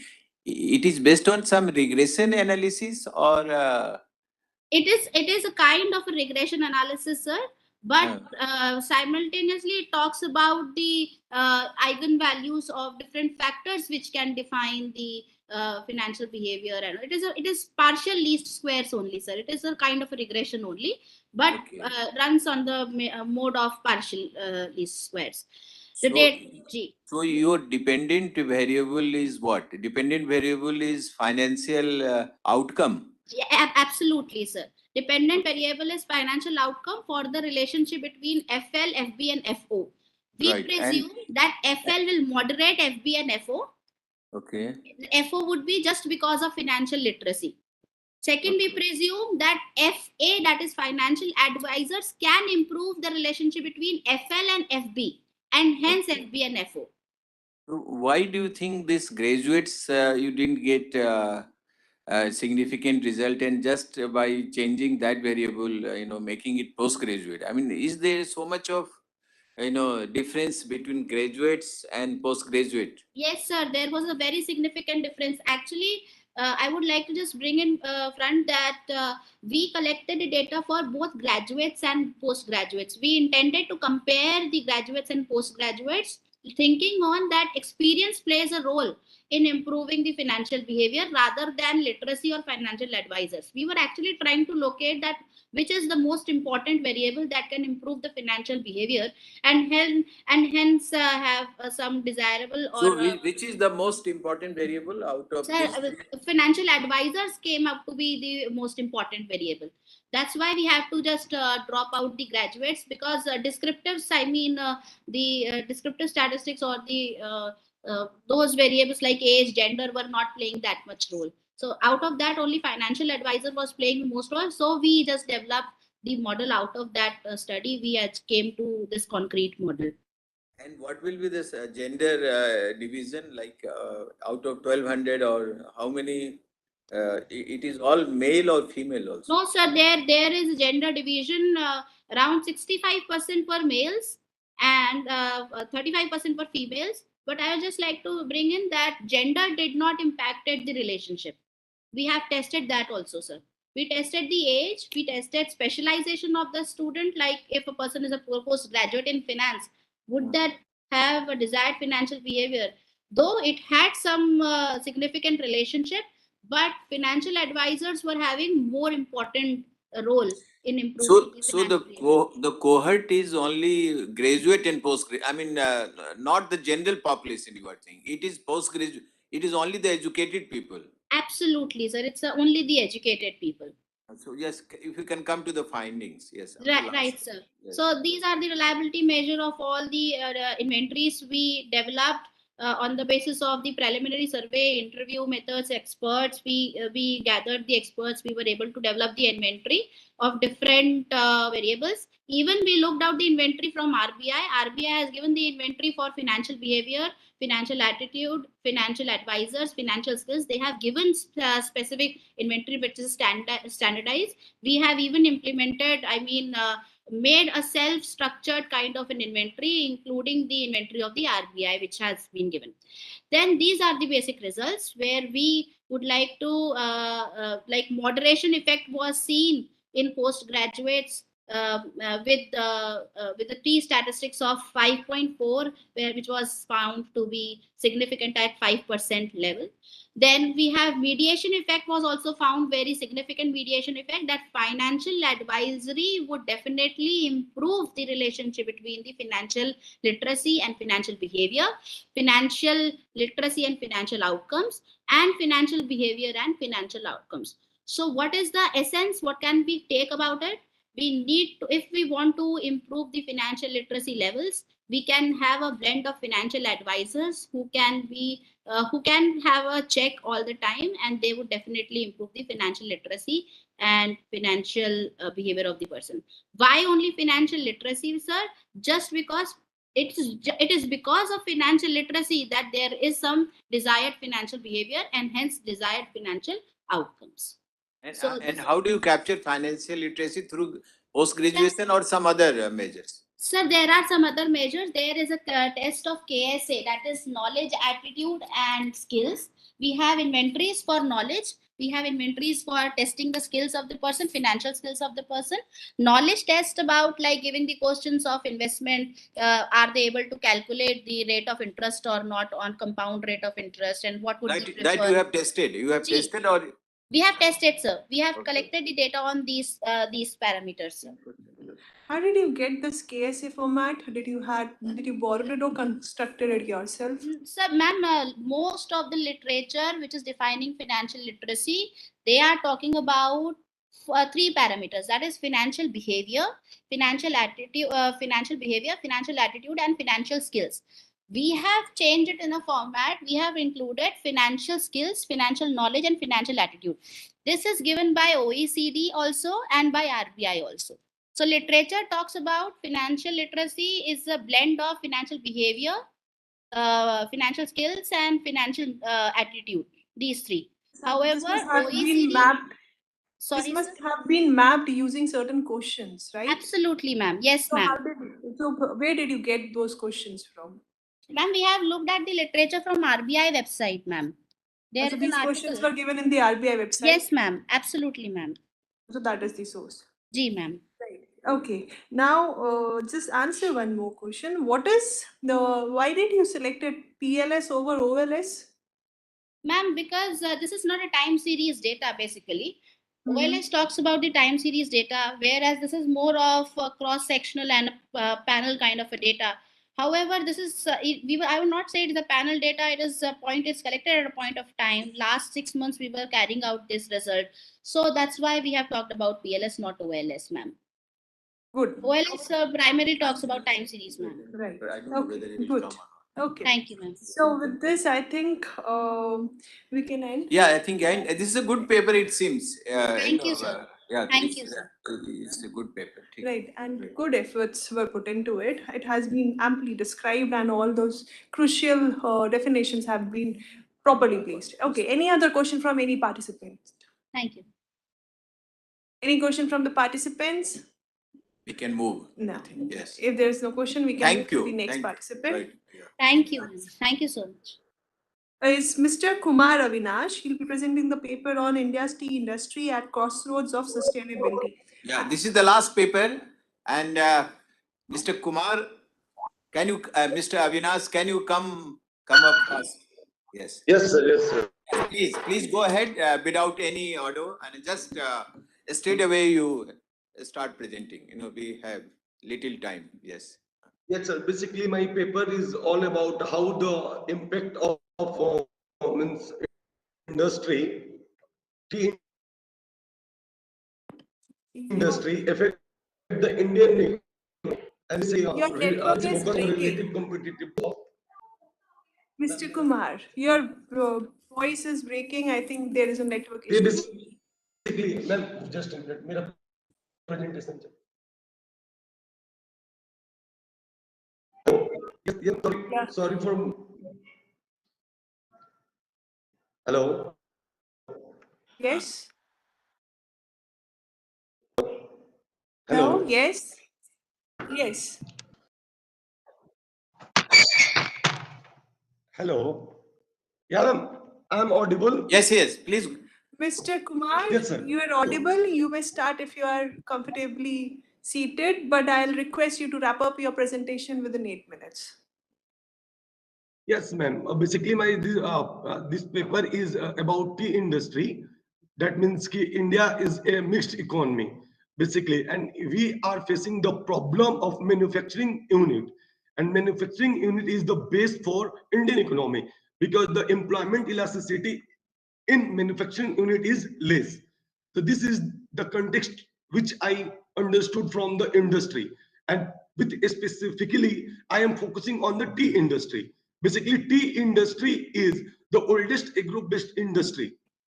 And oldest agro-based industry, and this industry contributes more than 50% of the labor which is in Assam and rest of India.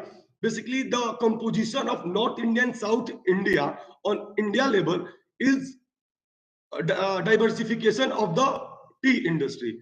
This paper is my India tea industry under globalization, and it is mainly focused on the rebuild comparative advantage of different nations. By the computation of this, we get out India has rebuilt comparative advantage in the manufacturing or export of tea, but they are not as competitive as the other countries. The RCA value of India is greater than 1 for all the years, but due to some problem, the efficiency and the lack of technology, India is losing its position, and they are placing on the fourth as the case of export and second in the case of import. This is basically, my findings of the study. Like revealed a comparative advantage of India is in tea is going down or going up? Sir, basically tea is going up, the production is going up, but the production as comparison to other country is down in the cultivated area which is used under the tea. No, but what about the efficiency level as compared to China? Like who are our competitors?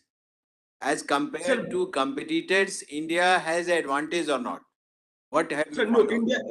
No, sir, India is no advantage in the export competitiveness of tea. They are losing their market with Sri Lanka, Kenya. Okay.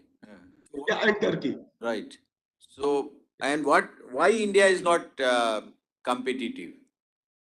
Because sir, the productivity is the major problem. The productivity is the major problem, and the total area under tea. In the case of Sri Lanka, they produce more as comparison to India, and the India out of total production, 800 gram per person is consumption level. So export is decreasing. as the proportion of production. So, but this year Sri Lanka tea has a problem. So, given that context, how do you see India's uh, prospects in the international tea market? Yeah, sir, this is very most heart welcoming question. In the recent budget, previously budget, the government allocated 1,000 crore for the tea industry and tea industry for the sustainable and research and development. By this 1,000 crore, it is on the grassroots level where it is replicated and its productivity, old age buses, and the welfare of the labor for promotion of tea will be enhanced. Okay, like one of the problem of the tea industry is that wherever the tea industry is under big, companies like tea estate, and Yes. if it is owned by an individual farmer, Yes. and their land holdings are small, their size of the tea garden is small. So, is that the cause for low productivity of Indian tea industry, or so? What kind of measures you are suggesting to raise India's, competitiveness in the export market, or to raise the domestic productivity? What is your take out? That is the final question from my side. Yes, sir. The concentration ratio of top 5 firms, which is capturing the 90% of the market share, Tata, Hindustan, Brook Bond, Bag and Bakri. This is a major problem. But along with that, the states which is growing the tea estate is also in suffer. That means both demand and supply are the huge factor of the problem of this. No, I And wanted to concentration ratio. see. I wanted to listen whether for the competitiveness of tea industry, it is better to be owned by a large company or by a small farmers. Which is more productive? Sir, basically, yes, sir. Basically, the companies is not means functioning on the ground level. They are not produce the tea buses. They are on the manufacturing. After the buses, they are on the intermediary states. They are not on the plantation. Tea plantation and tea manufacturing both are different. Basically, so the concentration ratio is captured by the top 5 firms are focusing on the manufacturing unit. After the tea proceed, the grassroots level is what we are focusing on the where tea is grown, where tea is produced. Okay. Yes, sir. Okay, Mr. Kumar, you have made a comparison of the index value, right, for 5 countries or 6 countries, which I guess is the top 6 exporting countries. Okay, how the comparison? It appears that you have not used any specific statistical tool to make a comparison of the index value, and it just depends upon your bird's eye view or your understanding of the index value comparison, which differs from year to year and which is also different from country to country. So, what is the reason of using this comparison?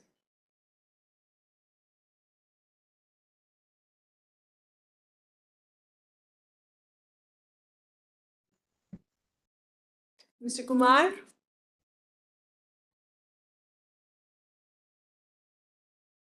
I guess next question. Yeah. Hello. Yeah. G network disconnect. Yes, yes. Yeah. Can you hear me, Mr. Kumar? Yeah, ma'am. Yeah, ma'am. I'm here. Okay, Mr. Kumar, I was saying that the comparison, your analysis is based on the comparison of the index value, right? Yeah. But you did not seem to have used any statistical tool for the comparison. Yeah, ma'am.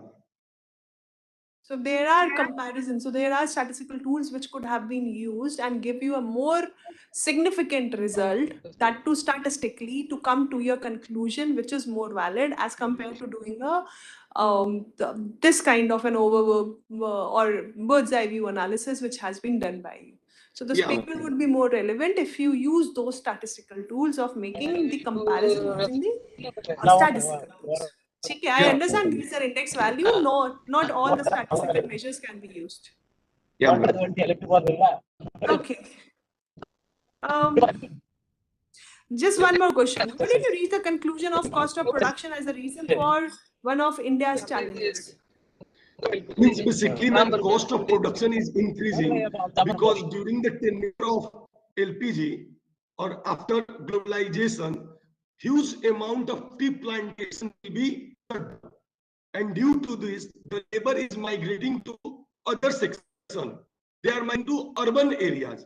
So labor cost is one factor. Earlier, there is no use of pesticides. They are also accumulate with the cost.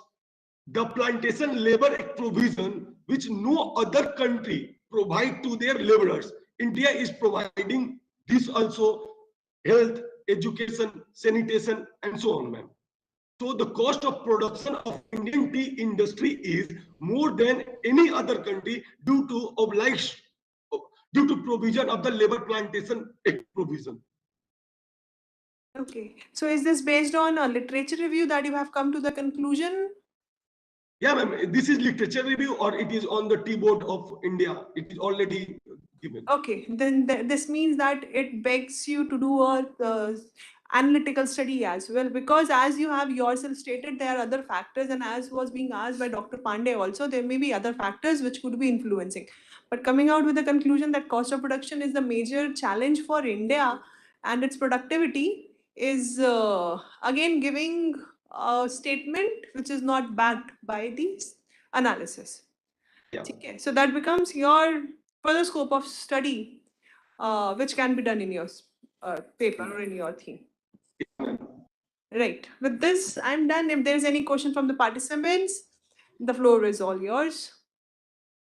Anyone having any question from Mr. Avinash. Mr. Avinash? No, ma'am, no, ma'am. Your suggestion is very useful. I am just working on that and use statistical tools to compute regression line dependent variable and independent variable, cost of production and so on. Right. So I am just working on that after this. Yeah. Okay. It's very good. It's a good. You can develop it as a good paper, but you need to work some more on data and some kind of model if you can build. Thank you. Yes, Thank you for your paper and giving time for this presentation. So I think the final session is also over. And now I take this opportunity to thank all the participants, paper presenters, the chair panelists who were there in the morning, and also the moderators for different technical session.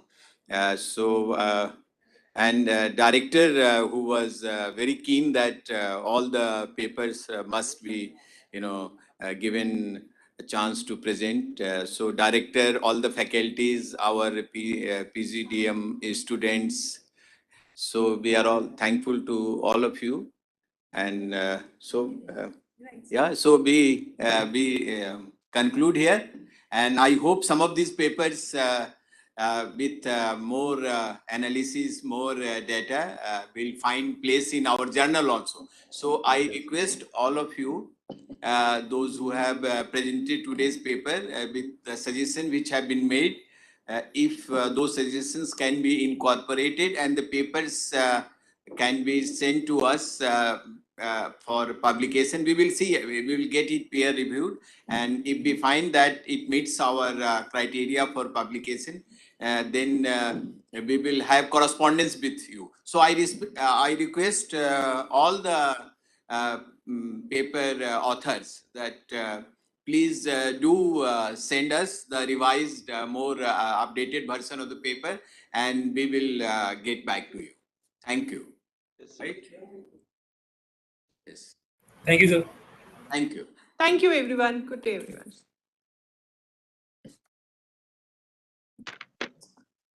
I think कुछ paper तो